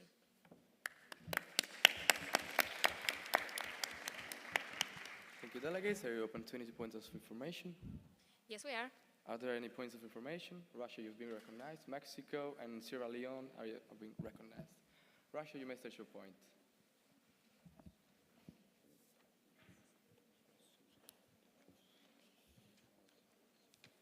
Okay, so in 2022, Norway has banned Russian ships from entering Norwegian ports besides fishing vessels, which was a blatant attempt of sabotaging the Russian economy. But she also said that the sanctions should have nothing to do with regular citizens, and then proceeded to show an enormous hypocrisy by disallowing Russian tourists from entering Norway. And this is a clear example of discrimination based on political motives. And how are you planning on solving that, or are you even planning on solving that? Thank you. Again, we're still thinking about making some changes. We never wanted to discriminate against Russia. We understand our mistakes, and we don't deny the fact that we maybe made some wrong decisions. We would like to work that out in following days with all of you, and we understand the fact that some of our decisions may have been. I'm sorry, delegate. Please come to the point. Okay, so we would like to work that out, and maybe you will help us with this. Thank you. Thank you, delegates. Now the delegation of Mexico may state your point. Thanks to oil, Norway has built one of the highest living standards in the world. How does Norway could use its wealth to support other countries, especially in the fight against poverty? We are working on supporting other countries, of course. We fund different programs and support working against poverty. So if you have any questions, we will answer them later on while preparing resolutions. Thank you, delegates. Now the delegation of Sierra Leone may state their point. Bolivia, to what point you raise? I'm sorry, I can't understand. Yes.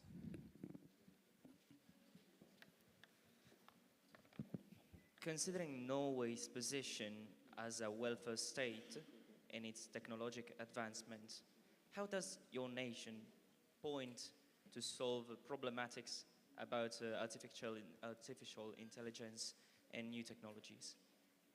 Thank you. Could you repeat your question? I said, as considering Norway's position as a welfare state and its technological advancement, how does your country point to solve problems relative to AI and the new technologies? Okay. That's a pretty good question, actually. We are working on funding different programs, and we're still looking for solutions, but I'm hoping that most of you will help us during the following days. We, of course, ensure that our civilians know about privacy data and how to ensure their own safety. So, yeah, that's our stance on that. Thank you, delegates. Are there any points of reply? I'm sorry, Franz, to what point did you raise? Yes, you may. Finland live being recognized, and you may state your point.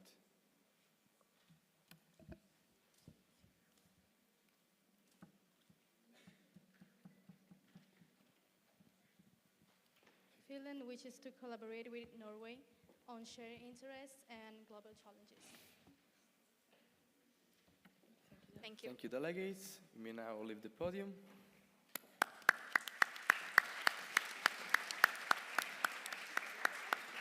Now the delegation of Croatia, to what point do you raise? You may leave. Now the delegation of Oman may reach the podium, and the delegations of Panama and Philippines may approach the stage.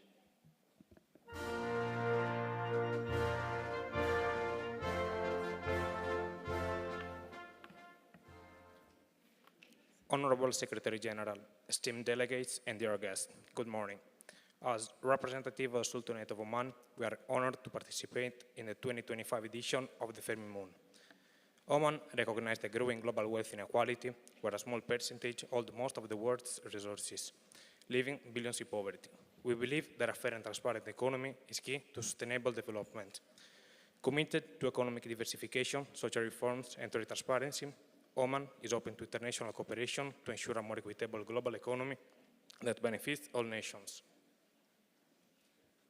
In 2025, Oman updated its national artificial intelligence policy, introducing guidelines for the responsible use of biometric technologies such as facial recognition. These measures aim to protect privacy and prevent discrimination, promoting a balance between security and human rights. This update represents a significant step toward the responsible regulation of emerging technologies. Thank you.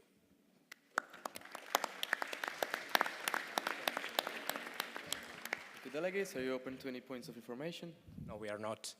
Then are there any points of reply? Syria, you've been recognized, and you may state your point.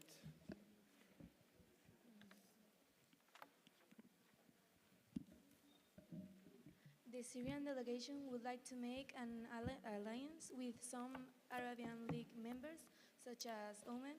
We hope you take Syria into consideration for the new political development of our country after our civil war. Thank you, delegates. You may now leave the podium.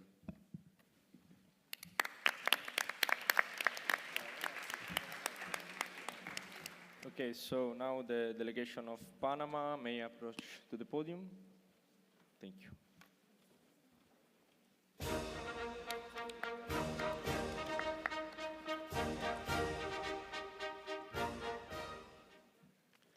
Honorable Chair, fellow delegates, and kind guests, Panama recognizes the problem of the uneven distribution of wealth and the unequal access to economic opportunities. We're actively working to address these issues through inclusive policies and targeted social programs. We firmly believe that collaboration is key, and Panama stands ready to work alongside other nations to build a more impartial and prosperous future for all. As biometric technologies rapidly become embedded in our daily lives, we must confront a pressing reality. Security must never come at the cost of human dignity. These systems often operate in legal gray areas, risking violation of privacy and reinforcing racial and social biases. It is our duty as global citizens to establish clear, ethical regulation that safeguard individual rights while guiding innovation. Let us work together to ensure biometric technologies serve humanity, not control it. Thank you for the attention. United Kingdom, what point do you raise? Yeah, you may leave the house. And are you open are you open to any point of information? No. Sweden, to what point do you raise? Yes, you may. Russia, to what point do you raise? Oh, okay, thank you. So, there are any point of reply? No, okay, since they're not, you may leave the podium. Thank you. The stage. So the delegation of Philippines may approach to the podium, and the delegation of Poland and Portugal may approach to the stage.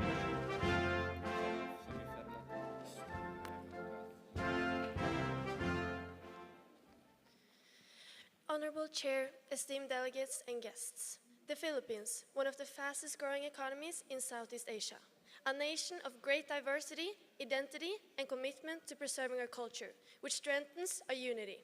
We assert our claim over the West Philippine Sea, rich in resources to our economy. China's constructions of military infrastructures in these areas is a violation of international law. These territories cannot be claimed as theirs. The Philippines, like many other nations, has started to adopt biometric technologies in areas such as public security, the electoral system, and crime fighting. However, our country has a complex history in terms of humans and political rights. So that's why we must ask ourselves how to balance the benefits of this technology with the need to protect citizens' freedoms. Also, it's important to consider the equitable access of this technology as the socioeconomic differences are evident, which is putting us as a country in a situation of inequality. Salamat. Okay, thank you, delegates. Are you open to any point of information? No, we are not. Okay, are there any point of reply? Okay, since they're not, you may leave the podium. Thank you.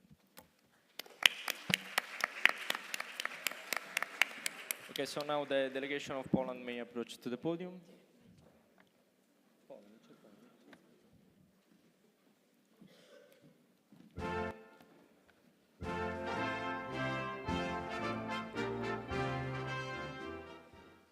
Most esteemed Chair, distinguished delegate, honored guest, Poland recognizes itself as a nation deeply committed to constant development and progress. Being ranked in 21st in the global GDP ranking makes us believe that we are in an optimal economic position. As such, we recognize the disparity between developed and developing nations, and for that, we will remain committed to fostering international cooperation to bridge these gaps with economic assistance as well as humanitarian aid. Our nation is moreover committed to advancing economic and digital independence. In pursuit of this goal, we have developed a large language model using local technologies and Polish language to prevent the leakage of personal data and reduce reliance on foreign technologies, always prioritizing our users' privacy. We remain vigilant in ensuring that technological advancement goes hand in hand with the protection of fundamental human rights. Thank you.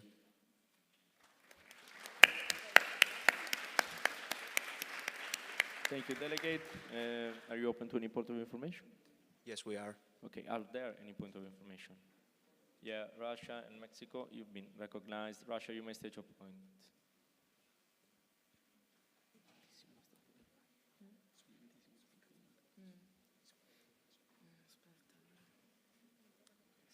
knowing the friendship that once connected our countries, would you be open to cooperation with the Russian Federation? No, we are not.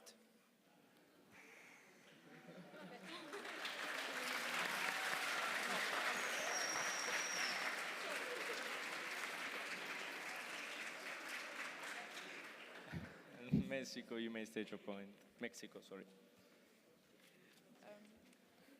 Poland has made progress economically, but social inclusion remains a challenge.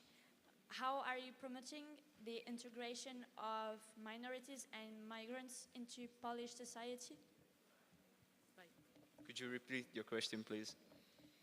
How are you promoting the integration of minorities and migrants into Polish society?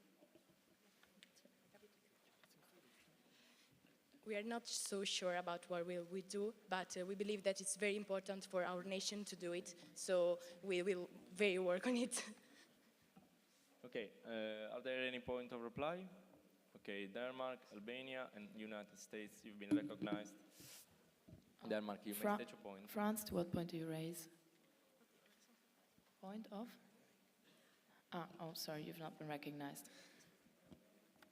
Okay, Denmark, okay, yeah, thank you.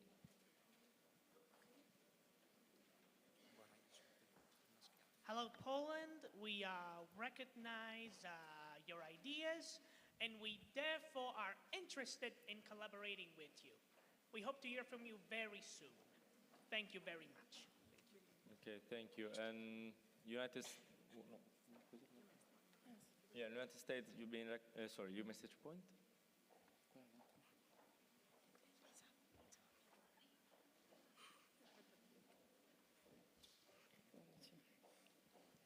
The United States would like to collaborate with you. Okay, and Albania may state your point. Thank you. I believe that Poland and Albania, as countries that are still recovering after communism, share a mutual understanding. Poland also strongly supports Albania's accession to the EU, for what we are very grateful, and we would like to collaborate with you during that conference. Okay, thank you for your speech. You may leave the podium.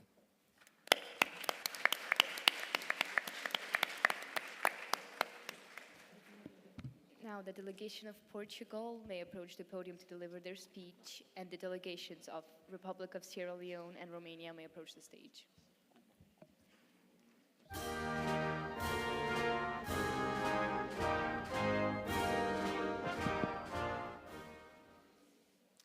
Bom dia, Honorable Chair, fellow delegates, distinguished guests.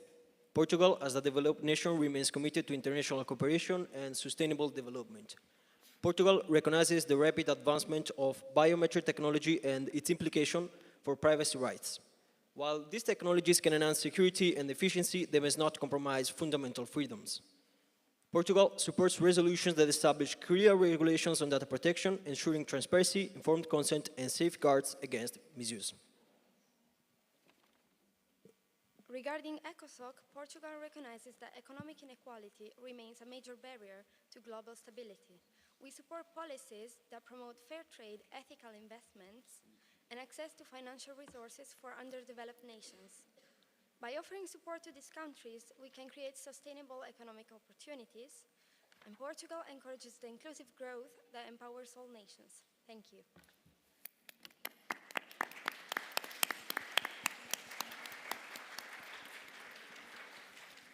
Thank you, delegates. Are you open to any points of information? No, we are not. Are there any points of reply? Bolivia, you've been recognized, and you may state your point. Anyone else has also raised their cards? No? Okay. We listened your speech. We would like to accept your proposal to collaborate with us. Thank you, delegates. You may now leave the stage.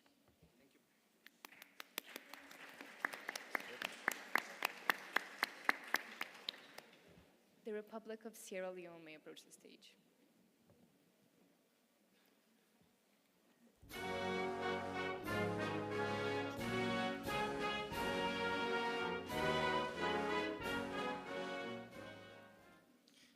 Your Excellency, the Secretary General, the esteemed Chair and Co-Chair, our fellow delegates, good morning. We, the delegates of Sierra Leone, are pleased to have the chance to take part in this meeting. As you might know, the country's economy is still gradually recovering from the damage caused by the Sierra Leone civil war of 2002. All of this is majorly due to the poor economy of the nation and the rising level of corruption. Also, the power supplies might result unreliable to support any project. Our mission here is to guarantee to the people of Sierra Leone a solid future that can be led only with your help. Another issue which we are very concerned about is strictly connected to the human rights, the privacy violation and discriminations regarding the biometric technologies. The objective that Sierra Leone is trying to reach is to hinder the various means that could lead to these violations and even prevent them from happening. We thank you all for your kind attention.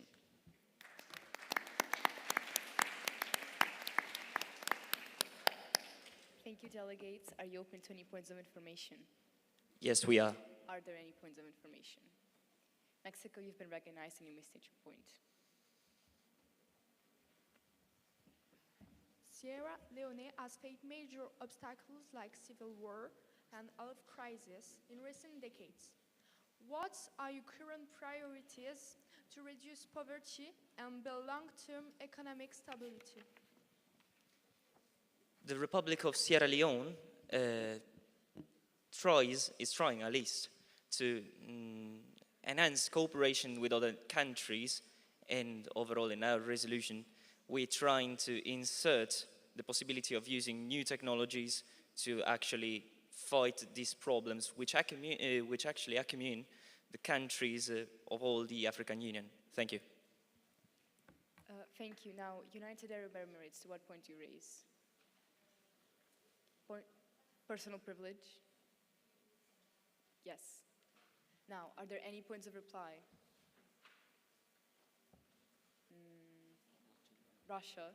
Okay, you're acknowledging, you may state your point.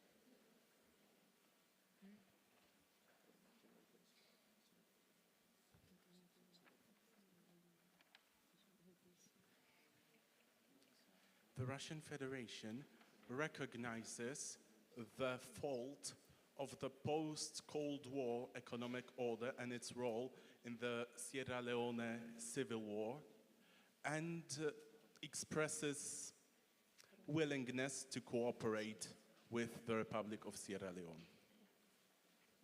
Thank you. Thank you, delegates. You may now leave the podium. Portugal, to what point do you raise? Yes? Yes, you may. Now the delegates of Romania may please approach the podium.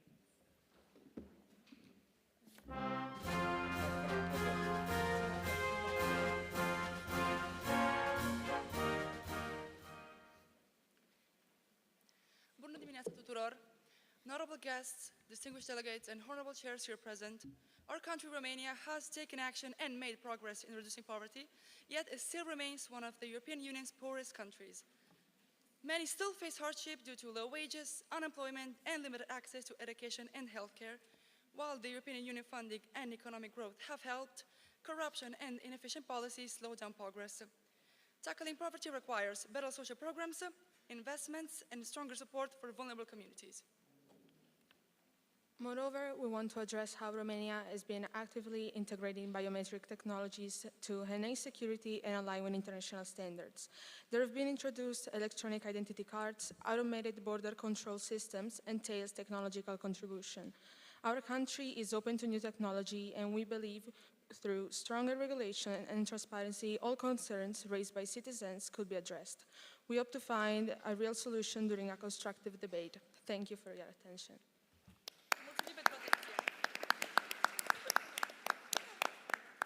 Thank you, delegates. Are you open to any points of information?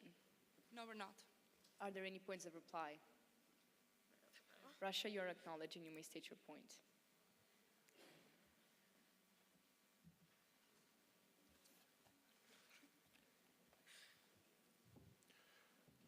The delegation of Romania is talking about helping vulnerable communities, but it has to be noted that the current government of Romania tried to sabotage such initiatives by politically inclined removal of presidential candidates. I have to ask you to keep it short, please. The current Romanian government tried to sabotage help for vulnerable communities by removing a presidential candidate that was advocating for help for vulnerable communities from the race for the presidential position. Thank you, Delegate. Thank you, delegates. You may now leave the podium.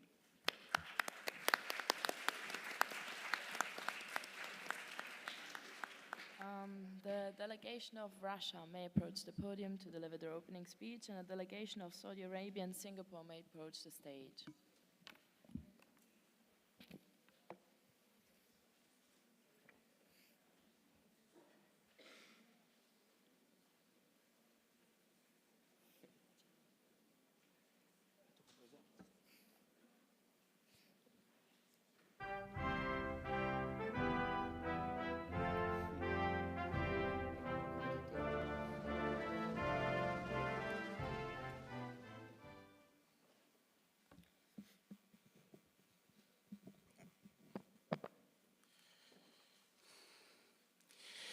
Дорогие делегаты, уважаемое президиум, for several years, the Russian Federation has been the target of unreasonable aggression for protection of her people, and also the target of largely failed attempts at economic sabotage, which have only proven the weakness of the old economic order.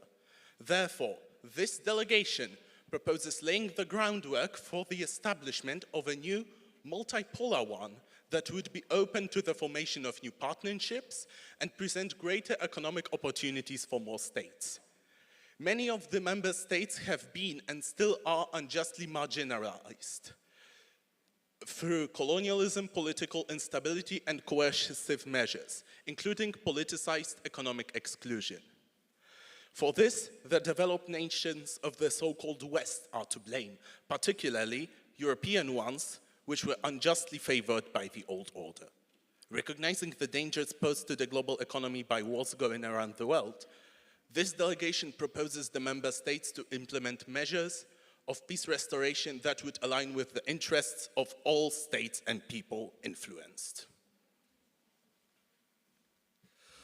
I'm sorry, delegates, you've already exceeded your time by 20 seconds. I'm going to have to ask you to end your speech.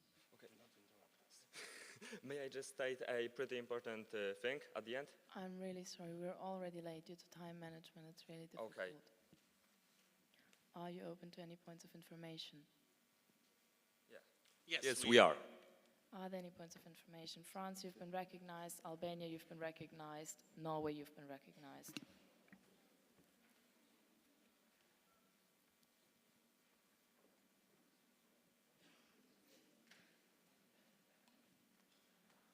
Does it really seem fair to your country to be in a meeting like this assembled, which tries to talk about the human rights while you are trying to dispose an innocent people of their lands and culture? I don't understand. Could you repeat, please? Does it really seem fair to your country to be in a meeting like this assembled, which tries to talk about human rights while you are trying to dispose innocent people of their lands and country and culture? Thank you. Well, those innocent people, yes, it's, you know, it's war, but the war started because of a pretty important thing that happened between Russia and Ukraine that's been going on for many years, and it has also been a violation of the rights of the people in the Ukraine, of the Russian minorities in Ukraine. And the Russia Federation just couldn't let it happen anymore, so our rights were also violated. Thank you, Delegate. The delegation of Albania may state their point.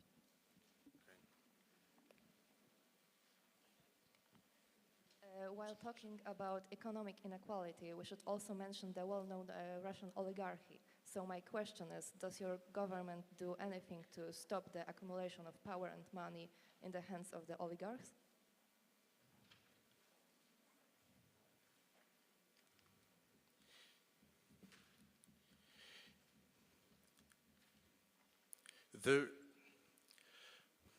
Despite the accusations of the existence of oligarchy inside the Russian Federation, I would like to point out that the Russian Federation is a democratic nation that embodies all of the citizens' rights and demands.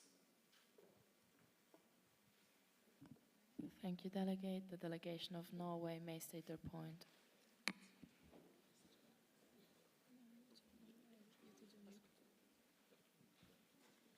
How is Russia aligning its labor policies with international labor organization standards, particularly concerning youth employment and rights?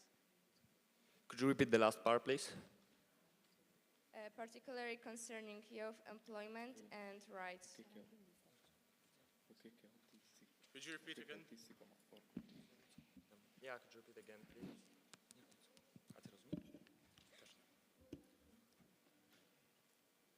Concerning youth employment and rights. Yes.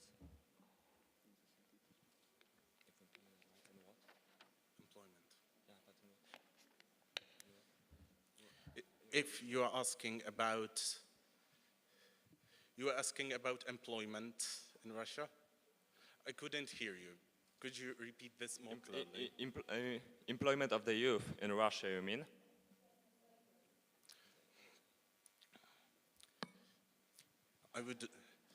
It is important to point out that the resulting the deterioration in labor conditions and the deterioration of job opportunities are only the result of the ongoing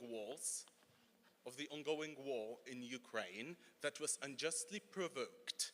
And so this war, and so we consider it imperative to end this war in order to increase job opportunities. Thank you, delegates. Are there any points of reply? United Kingdom, you've been recognized.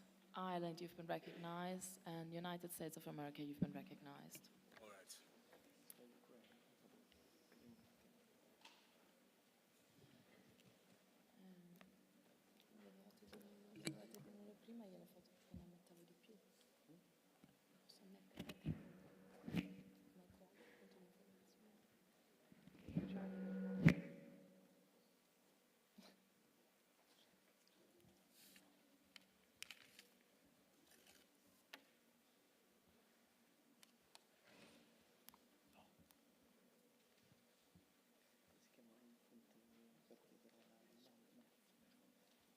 Can a page please bring a microphone to the delegate of the United Kingdom?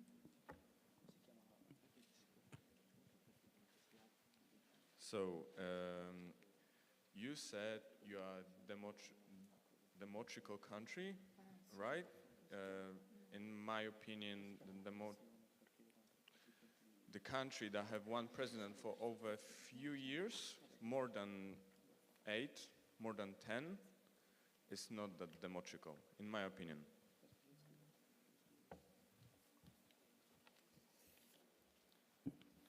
The delegation of Ireland may state their point.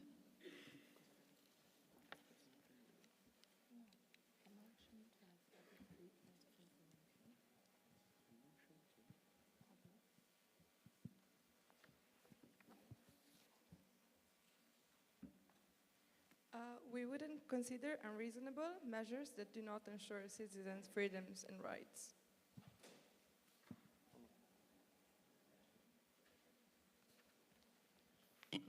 Thank you. The delegation of the United States may state their point. The United States, alongside the European Union, is making everything possible to stop the war between Russia and Ukraine. But it seems that from the last events, Kremlin and President Putin have no desire for peace. It's time for the Kremlin to stop stalling, and it's time they show that they are committed to peace as they claim to be. Thank you, Delegate. Delegate of Ukraine, to what point do you raise?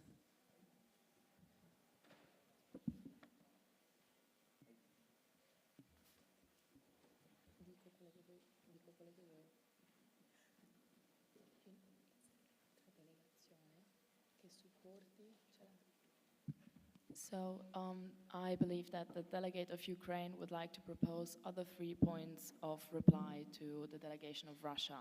So it's a thing that needs to be voted, and if the majority agrees, there will be other 3 points of reply towards this delegation.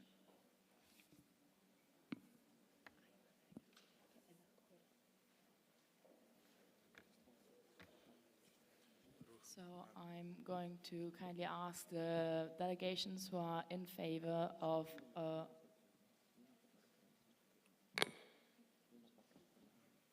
this motion to raise 1 placard per delegation if you are in favor of other 3 questions towards the delegation of Russia.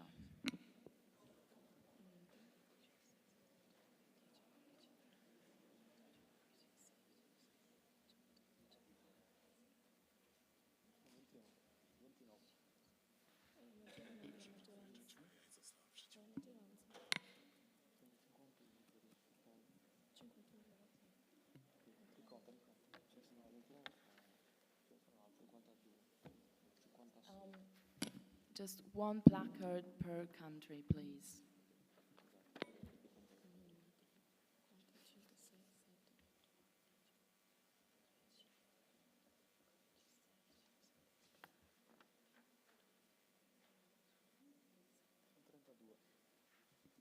Okay, so we have the majority, so we're going to allow 3 points of reply.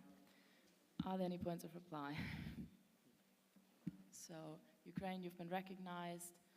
Poland, you've been recognized. Italy, you've been recognized.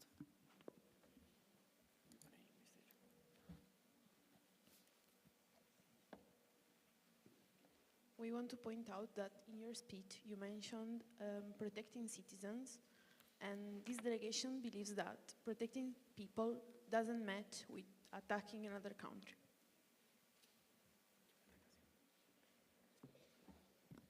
The delegation of Poland may state their point.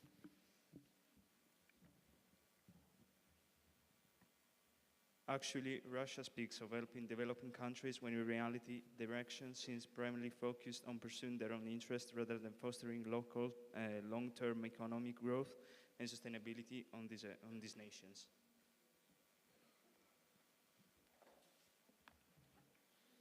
China, to what point do you raise?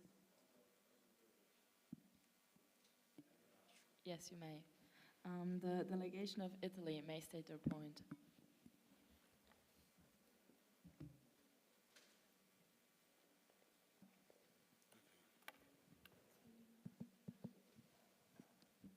The Republic of Italy recognizes Russia and looks forward to cooperate with them in the cybersecurity and the economical aspects. Although we want to state that we are not supporting the so-called special operation held currently on the Ukrainian territory. But we do look forward to together discuss the ideas how the peace can be achieved. Thank you, Delegate. You may leave the podium. I would like to reprimand the Secretary General for restricting our ability to speak while allowing Ukraine to motion for additional rights of reply. You're not allowed to speak. Also, I specified at the beginning that speaker's time is 1 minute. Thank you. You may leave the stage.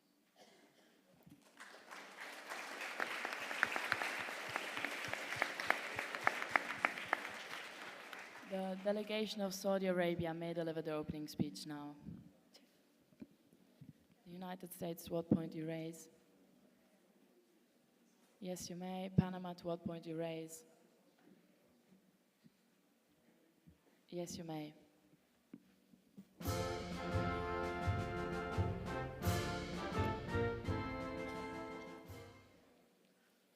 Honorable Chair, esteemed delegates and guests, Saudi Arabia takes pride in being a key pillar of the global economy. Through our Vision 2030, we are diversifying beyond oil and promoting innovation and investments in technology, tourism, and renewable energy. Our goal is to create a sustainable and prosperous future.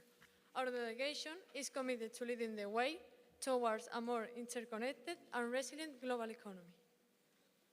For those who view Saudi Arabia through labels like oppressing or authoritarian, let me clarify. Our government has made significant strides in human rights, especially with women's inclusion, allowing them to vote and drive. However, you should be more worried about threats like Iran, whose expansionist policies and support for terrorism make the region unstable. The delegation of Saudi Arabia urges the international community to act against these actions. Our country remains committed to peace, security, and the well-being of its people, always guided by the values of Islam. Shukran.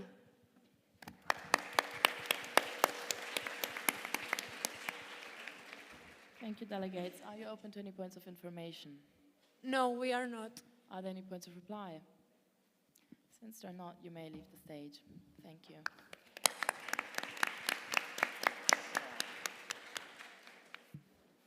Italy, to what point do you raise?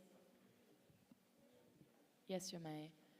The delegation of Singapore may deliver the opening speech.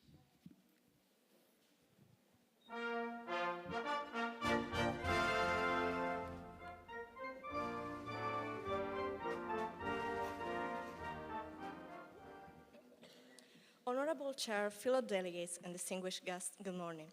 Singapore stands before this assembly as a small island turned into a global economy hub, proving that resilience, innovation, and cooperation can overcome great challenges.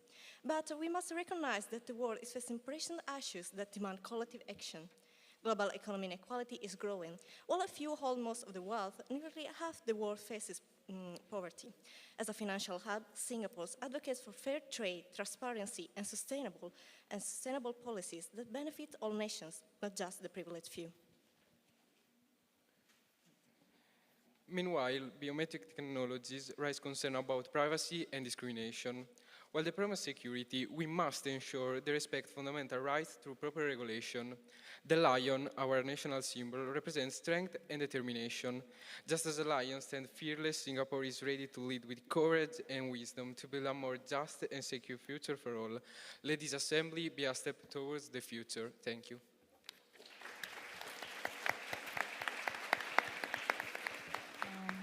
Thank you, delegates. Are you open to any points of information? Yes, we are. Are there any points of information? Japan, you've been recognized. Iran, you've been recognized. Spain, you've been recognized. And Japan, you may state your point.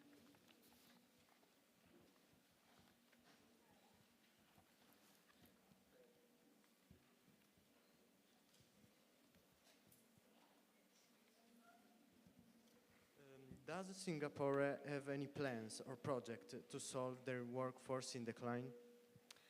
Well, Singapore promotes a lot of initiatives to encourage people to improve their own education. In fact, the government invests a lot in the children's quality life, and moreover, it was project the WAS to help the other workers and all those who are the most vulnerable, such as providing job opportunities.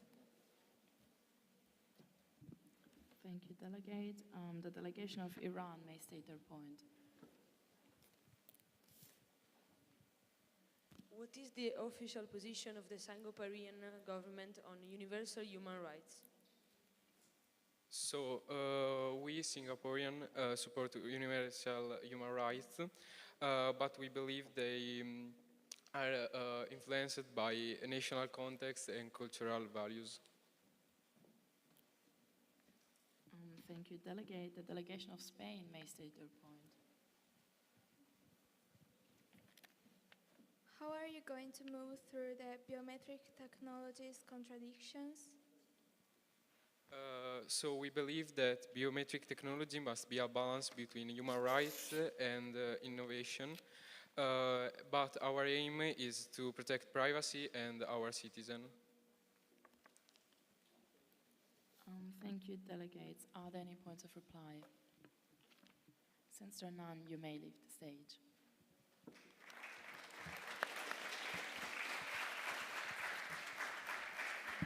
Now the delegations of South Africa, Spain, and Sweden may approach the stage, and the delegation of South Africa may approach the podium.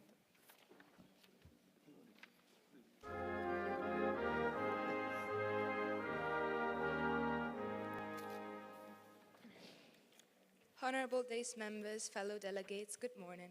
South Africa's government works every day in order to reduce inequalities between states and to fight against poverty, knowing well that helping developing countries and giving back to them resources that once were theirs is a duty of all world's nations.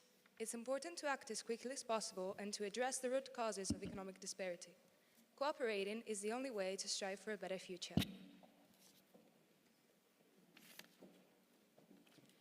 South Africa sees the great potential of biometric technology to improve security and make access to services easier.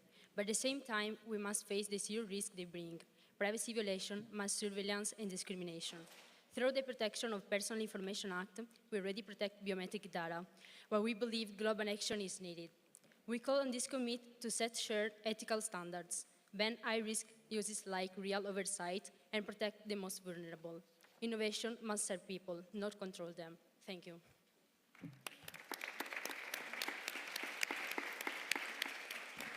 Thank you, delegates. Are you open to any points of information? Yes, we are. Are there any points of information? Sierra Leone, you've been recognized. Russia, you've been recognized. And Mexico, you've been recognized. Not Russia, I'm sorry. And Mexico, you've been recognized. Sierra Leone, you may set your point. Thanks. South Africa, considering your past with apartheid, how do you plead, considering that now with new technologies, you're pointing to actually fight inequalities? Thank you.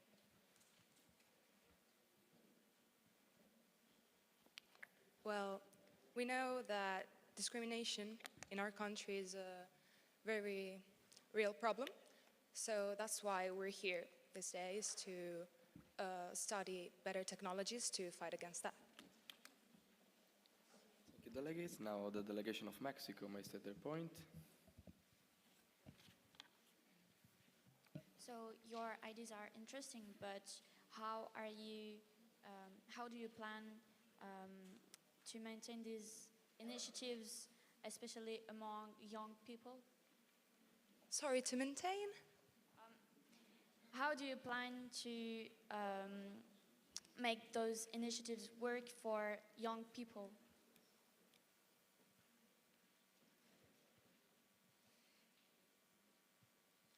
Well, we plan to build transparency on our initiatives and also to improve our educational system so that all, both youth and adults, can learn and be safe, be secure. Thank you, delegates. Are there any points of reply? Russia, you've been recognized. Canada and France, you've been recognized. Russia, you may state your point.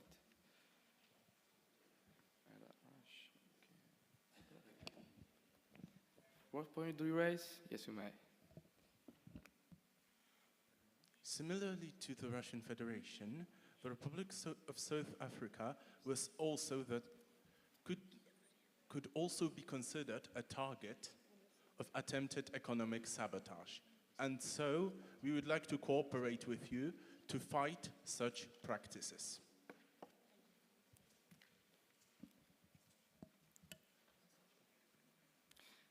Thank you, delegates. Can now the delegation of France may state their point.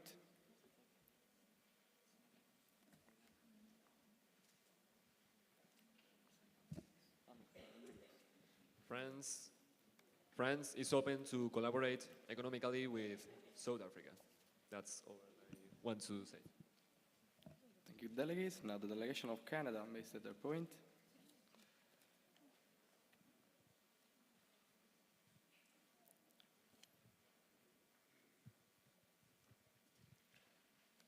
We would like to collaborate with you because we recognize your values on human rights topic. Thank you. Thank you, delegates. You may now leave the podium. Thank you, Chair.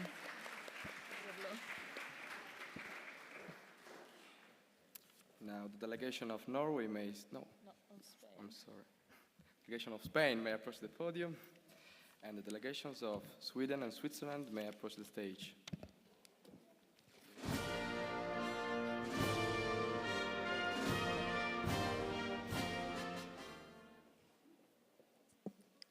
Honorable Secretary General, Chair, Co-Chair, Reporter, esteemed delegates, good morning. Spain is pleased to take part in this significant debate. Spain is working with the European Union to create laws on artificial intelligence, ensuring the protection of privacy, secure respect for human rights in the use of biometric technologies by following strict regulations. Law enforcement use facial recognition in exceptional cases and with authorization.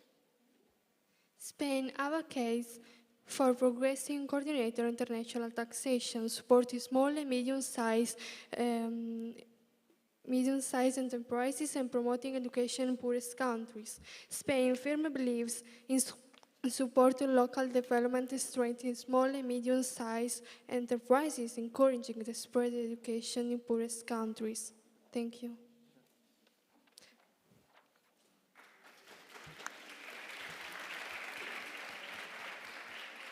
Delegates, are you open to any points of information? Yes, we are. Are there any points of information? Singapore, you've been recognized, and you may state your point.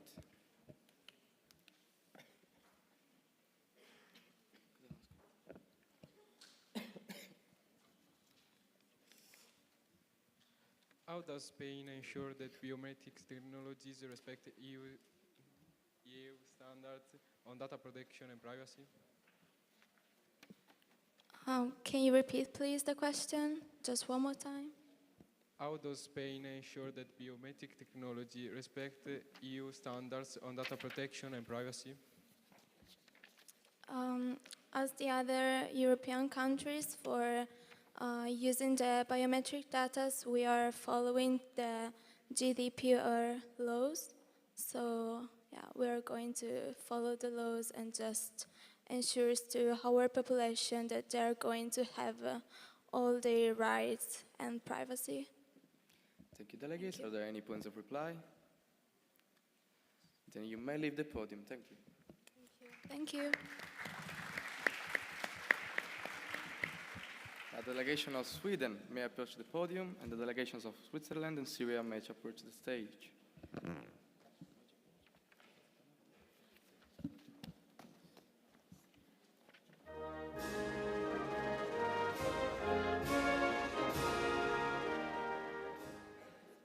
Honorable delegates, we are blessed to be here today as we are fully aware of the importance of addressing such crucial issues that affect the global situation. Sweden, as a country committed to the protection of human rights and privacy, recognizes the growing significance of biometric technologies for security purposes, yet it is equally mindful of the risks related to racial and social discrimination. Sweden, for example, has promoted the adoption of laws such as the GDPR. It proposes a regulatory approach based on the principles of transparency, accountability, and respect for fundamental rights. Sweden believes in economic equality. Governments must act for a fairer economy. Companies have to be responsible towards society and the environment. Trade must be transparent and open to all countries. Let us collaborate to achieve the Sustainable Development Goals. Sweden, with its welfare system, is an example. Together, we build a global economy that works for everyone. Thank you, Madam Chair. And Russia, what point you want to raise? Sorry.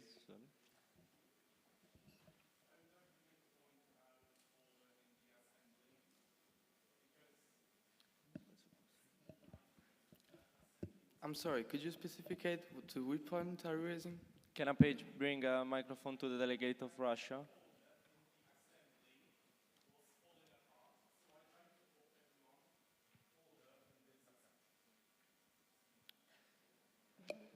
Thank you, delegate. We will now proceed with the speeches.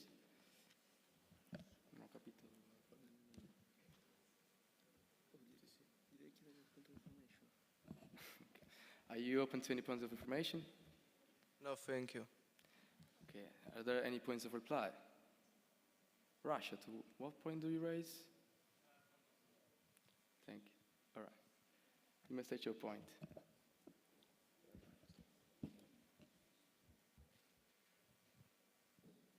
I would like to reiterate that Sweden was part of the smear campaign against the Russian Federation by accusing our country of sabotage of undersea cables, to which there was no conclusive evidence proving our involvement or anything like this.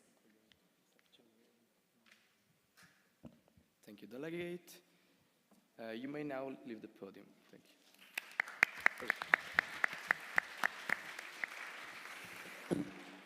So the delegation of Switzerland may approach to the podium. Thank you.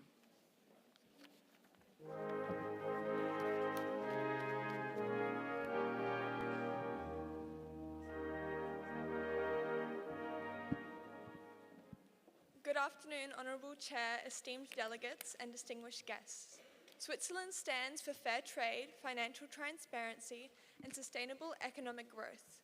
While global inequality has widened with the richest 1% controlling 44% of global assets, we believe in empowering nations through equitable trade, ethical investment and responsible financial policies. We support stronger international corporations on tax transparency, fair market access for developing nations, and corporation accountability.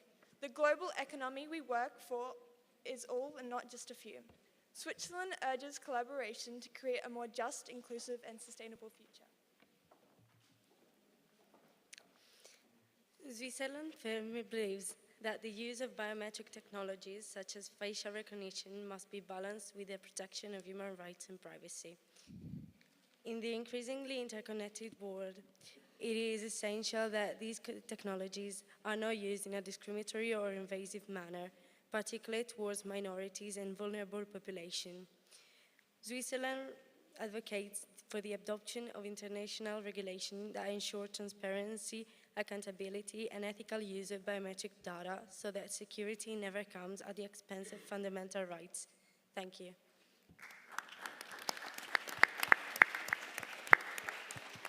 Thank you.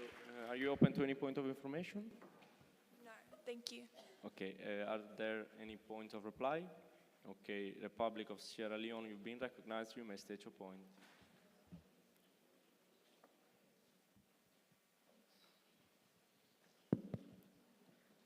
Guten Morgen, Schweizer politische Delegation. The Republic of Sierra Leone is interested into cooperating with the Helvetic Federation for economic and political reasons. Vielen Dank. Thank you. Okay, so the delegation of Switzerland may leave the podium. Thank you.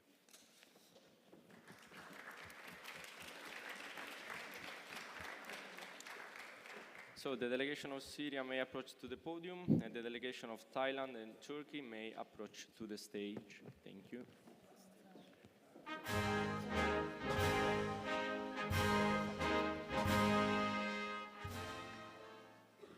Yeah, what point do you raise? Okay, never mind. What point do you raise with? Okay, never mind, sorry.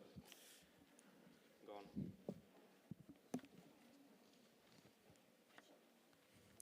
Might, wrath, cold, hunger, silence. For those who should never live like us. For them who take lives and leave violence behind. The least we can do is stop technologies that make people powerful and start giving them out to the poor, the hungry, the houseless. And stop countries like the USA who don't want us, Syrians and many others in their country.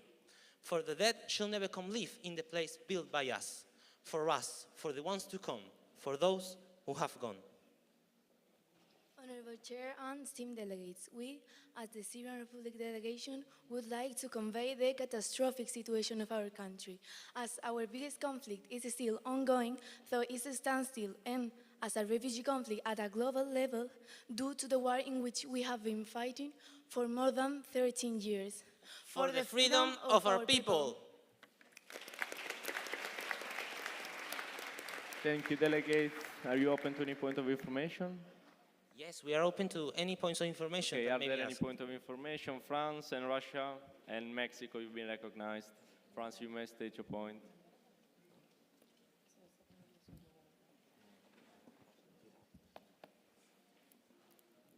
Could the delegation of Syria explain to this assembly what legitimacy Syria holds to deliberate human rights when your own government has turned hospitals and schools into military targets? So, as you already know, our government has changed recently because we were in a dictatorship and now we are in a democracy.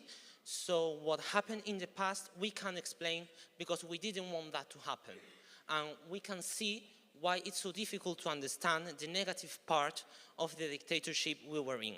We fight it for the liberty of our people, and we won't let that happen again, because now we are in a democracy, and our president is working on fixing all those things that we couldn't have fixed in the past because of the civil war we have to fight in.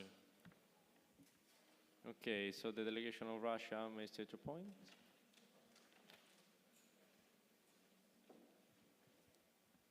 So you stated in your opening speech that we should stop technologies that make people powerful and can be wrongfully used, right?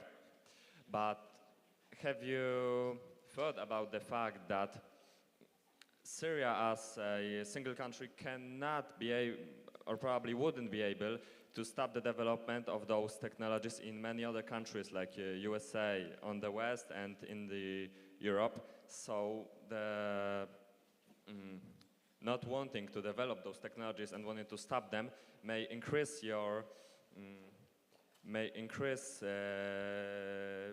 or make you maybe a threat for your safety, for your country's safety. Thank you.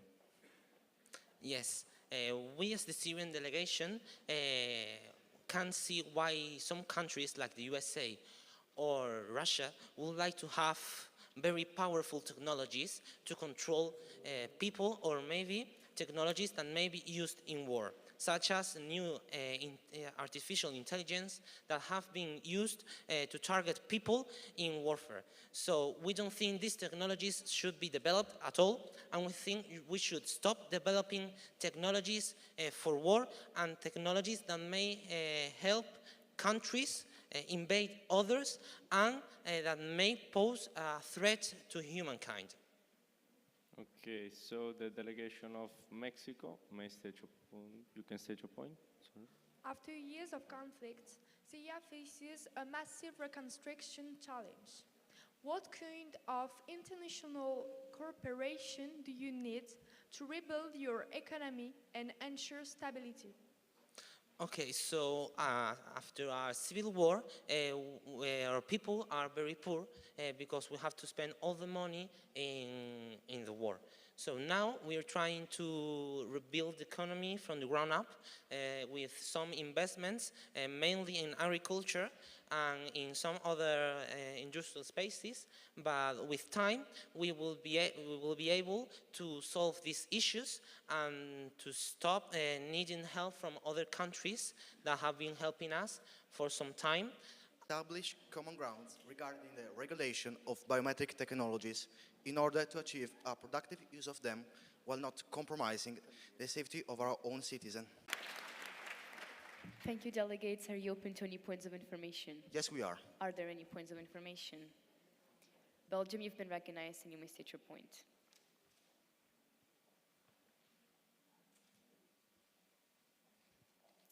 So, in Turkey, as an authoritarian state, there is a risk that biometric data will be used to persecute oppositionists or human rights activists. And I would like to ask if Turkey is open to the introduction of regulation prohibiting this. Can you repeat, please? Yes. Is Turkey open to introduction of regulation prohibiting the regulation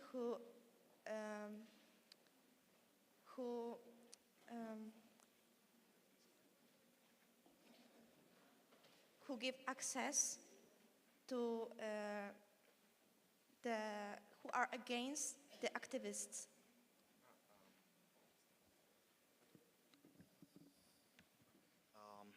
Well, about activists and journalists, we are very aware of the danger of misinformation. And in a country like ours, where terrorism is always behind the door, we need to stay very aware of any misinformation. So our mistreatment of journalists is like is actually false, and is simply see as you actually don't understand our politics regarding journalism. Thank you. Thank you, delegates. Now, are there any points of reply? Republic of Sierra Leone, you've been recognized. Russia, you've been recognized. And Croatia, you've been recognized. Republic of Sierra Leone, you may state your point. The Republic of Sierra Leone supports the Turkish Republic in its position against the Israeli government. Thank you. Now the delegate of Russia may state their point.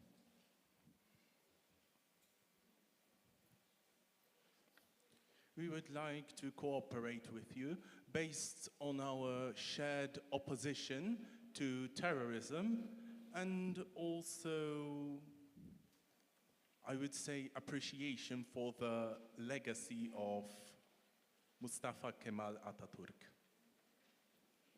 Thank you. Now Croatia may state their point. The delegation of Croatia would like to collaborate with you to boost economic growth in both countries. Thank you, delegates. You may now leave the podium.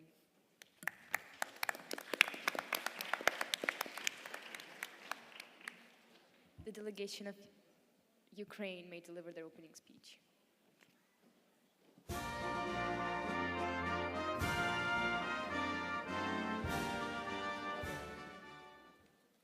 Distinguished delegates, honorable day's members, the delegation of Ukraine is honored to be part of this conference.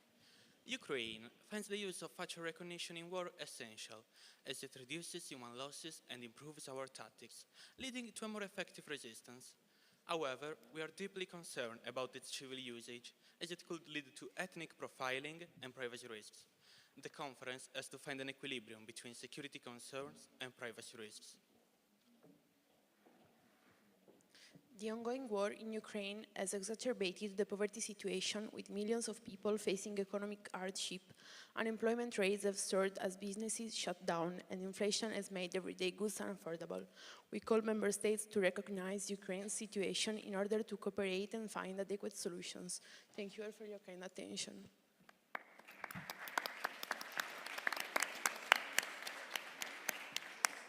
Thank you, delegates. Are you open to any points of information? Yes, we are. Are there any points of information? Russia, you've been recognized. United States, you've been recognized. And Oman, you've been recognized. Russia may state their point. Oh,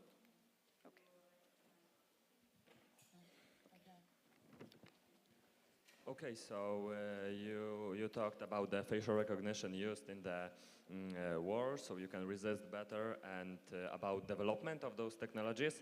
But Ukraine, you always wanted, from the beginning of this war, you always wanted to come to an agreement to get peace. So do we. But peace could have already been reached if not your lack of gratitude and even arrogance towards many European countries and especially United States, who have a big part in this process that Ukraine's making it really difficult right now. Could you say it again? Okay. Everything? Everything? Like, sum it up if you can, please. Okay, so I said that Ukraine talked about the development of those technologies, about the use of those technologies, and about getting peace with Russia on the war. So I said, you want to get peace? So do we. But peace could have already been reached if not your lack of gratitude and even arrogance towards many European countries and especially United States who have a big part in this process that Ukraine is making really difficult right now. Ukraine thinks that there is a difference between a peace and surrendering to a nation that is invading us.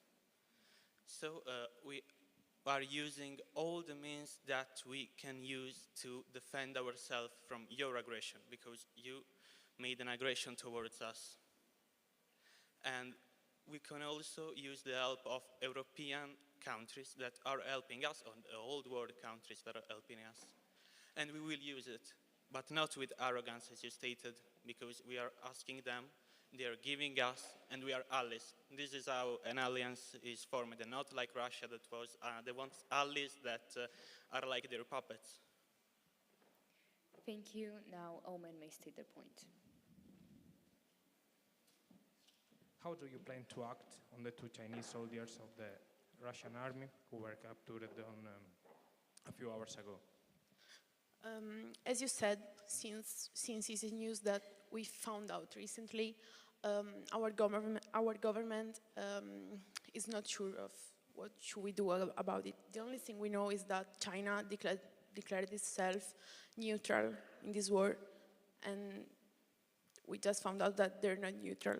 So our government is gonna work on it, and we'll find like new solutions. Thank you. Now, are there any points of reply? United States, you've been recognized. Russia, you've been recognized. And France and Romania. Romania, you've been recognized. So, USA, you may state your point.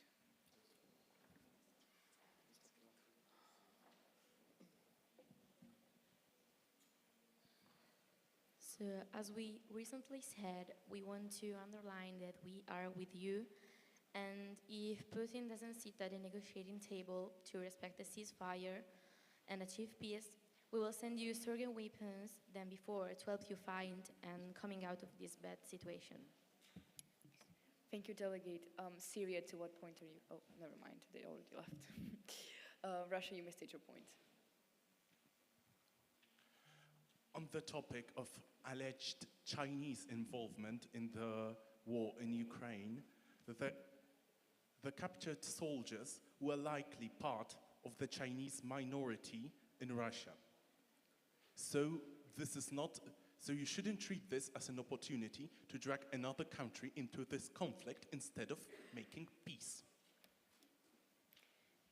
Thank you, delegates. You may now leave the podium. Thanks.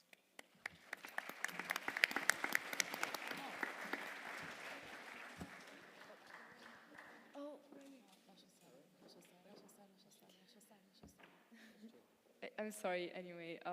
I would like the United Arab Emirates to approach the stage.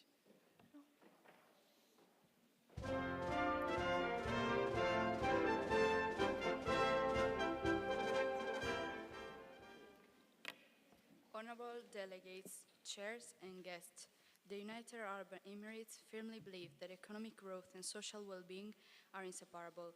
We advocate for reducing inequalities and fostering a fair, more inclusive economy by addressing poverty, education, and health. Our commitment to economic diversification, sustainability, and technological innovation is key to achieving the Sustainable Development Goals. The unjust distribution of global wealth must be addressed, while the richest 1% controls nearly half of the world's resources. Billions face poverty. At the same time, in the Human Rights Council, we recognize both the potential and the risk of biometric technologies. The United Arab Emirates leads their use for security and public service, but we emphasize the need for clear regulation to prevent discrimination and protect fundamental rights. We call on member states to collaborate in establishing an ethical framework for biometric data protection, balancing security with human rights. The future belongs to those who build it responsibly. The United Arab Emirates stand ready to work with this Assembly to find innovative and fair solutions for all. Shukran.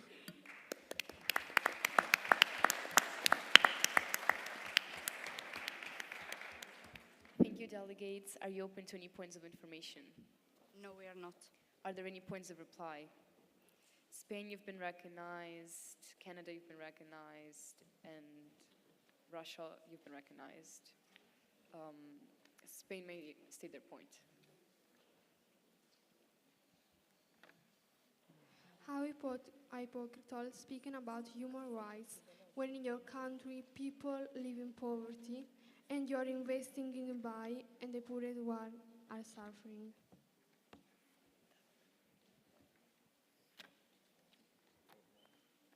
Thank you. Now, Canada may state their point.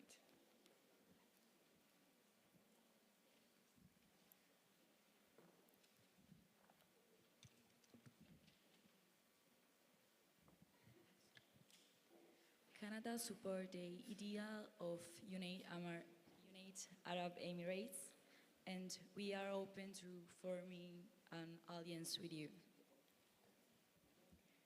Thank you. Now, Russia may state their point.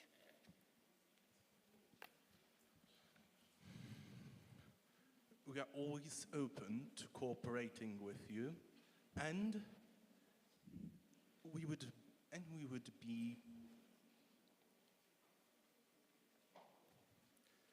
would appreciate if you joined us in cooperation for a new global economy. Thank you, delegates. You may leave the podium.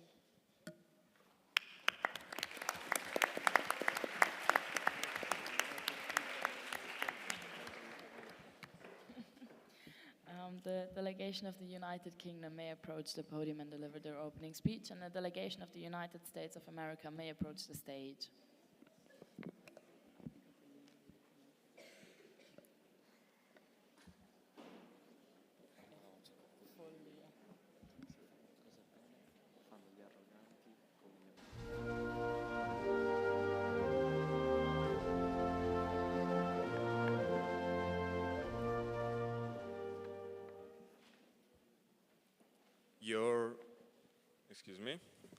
Your Excellent Secretary General, honorable chairs and distinguished delegates.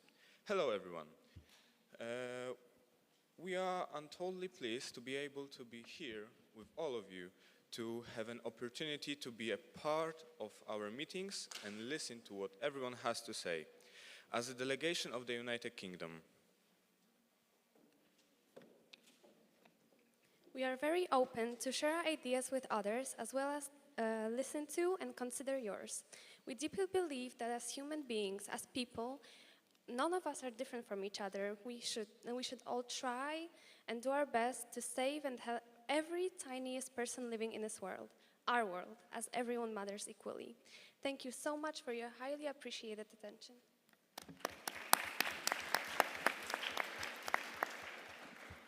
Delegates, are you open to any points of information? No, we are not. Are there any points of reply? Japan, you've been recognized. Republic of Sierra Leone, you've been recognized. Russia, you've been recognized. Spain, you may state your point. No. Who did I recognize? Sorry. Japan, I'm so sorry. You may state your point. So, since the common economical background and the recent UK-Japan reciprocal access agreement that includes even tech collaboration, we will be glad to join forces with you on the topics.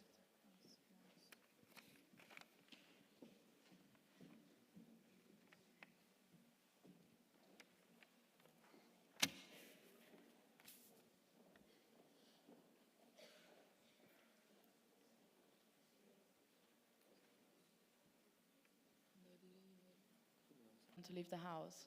Yes, you may. The next delegation may state their point.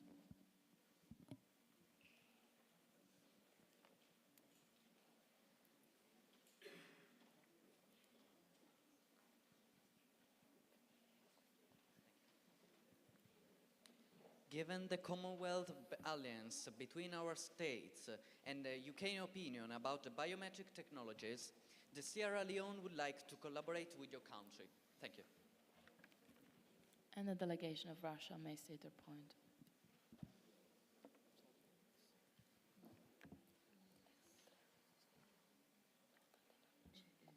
I would like to voice my opposition to the problems in the United Kingdom that incompetence of civil servants allowed the rise of a powerful anti-Russian and Russophobic element which shouldn't be ignored. Okay, thank you, delegates. You may leave the stage. And delegation.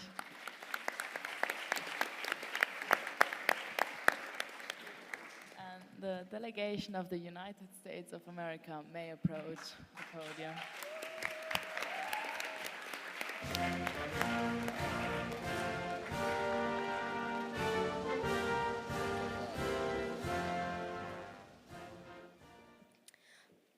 Honorable Secretary General, Chair, Co-Chair, Rapporteur, esteemed delegates, and dear guests, good morning.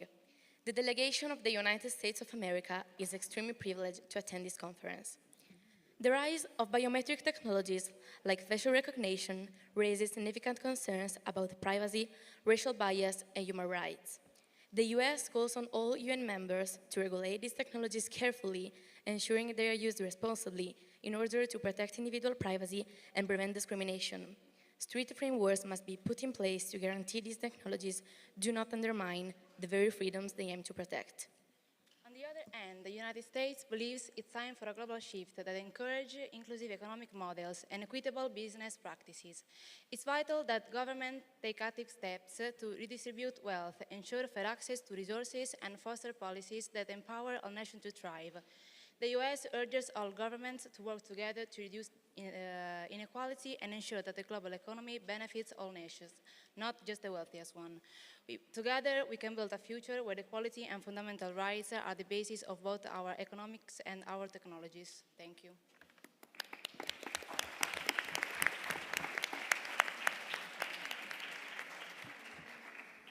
So, are you open to any points of information? Yes, we are. Are there any points of information? Canada, you've been recognized. Brazil, you've been recognized. And France, you've been recognized.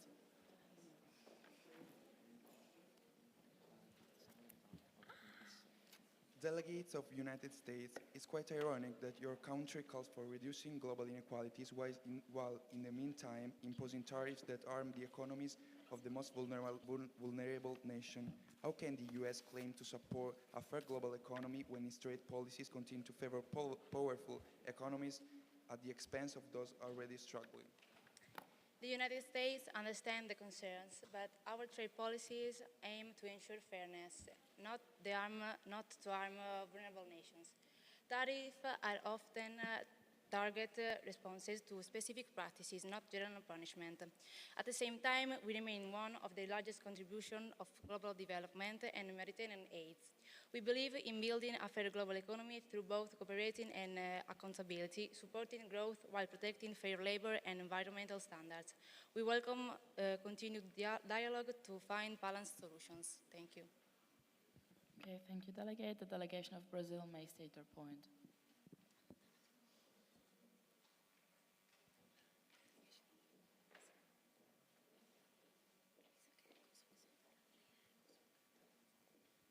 So I wanted to ask, what are your intentions regarding your economical state, since you have isolated your economy by raising tariffs like we were talking about, especially against China and Canada, but also against Brazil regarding steel and aluminum? The United States decided to introduce a trade policy to prioritize American manufacturing, protect working-class jobs, and safeguard our economic security from adversaries. This trade policy will encourage U.S. consumers to buy more American-made goods, increase the amount of tax raised, and lead to huge level of investment in the country. We want to reduce the gap between the value of goods... I'm sorry, Delegate. I'm going to have to ask you to come to the point. Yeah, that's it. Okay, then the delegation of France may state their point.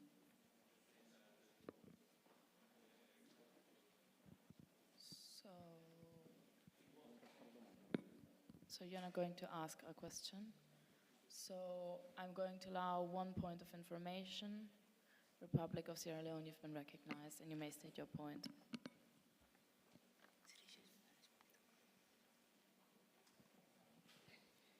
Considering that the new imposed tariffs by President Donald Trump now result a bit unsuccessful, considering that now Wall Street has closed completely in red, there are changes of ideas on the plan? Thank you.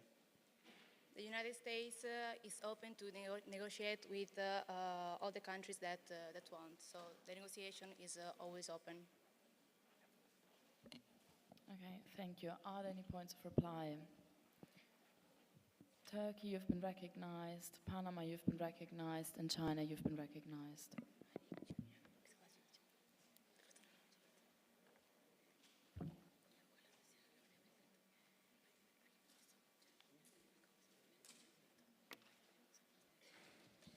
Can a delegate of Turkey get up so a page can bring a microphone? Can a page please bring a microphone?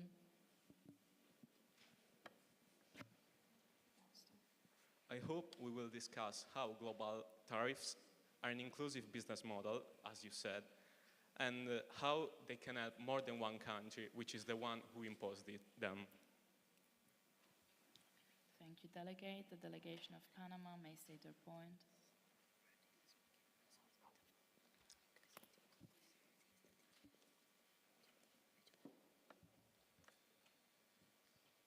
I find quite hypocritical that the US claims to be against espionage, but in 2013, a global project of massive espionage was discovered under the name PRISM, and it spied not only 500 million US citizens, but over 2 billion global citizens. Thank you, delegate. The delegation of China may state their point.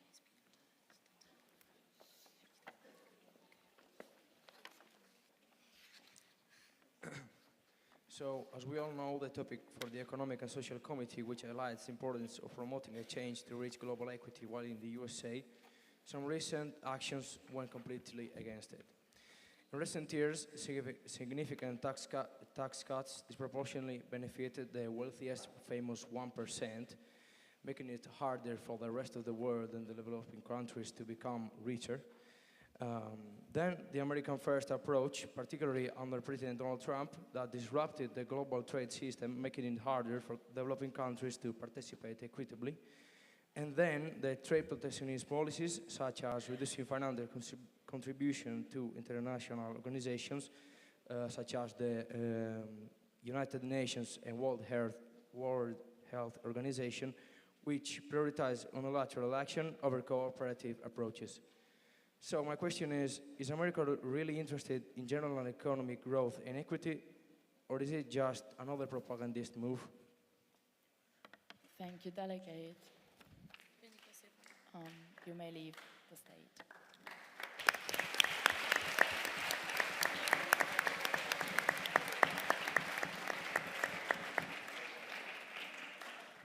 So we are now officially finished with opening speeches.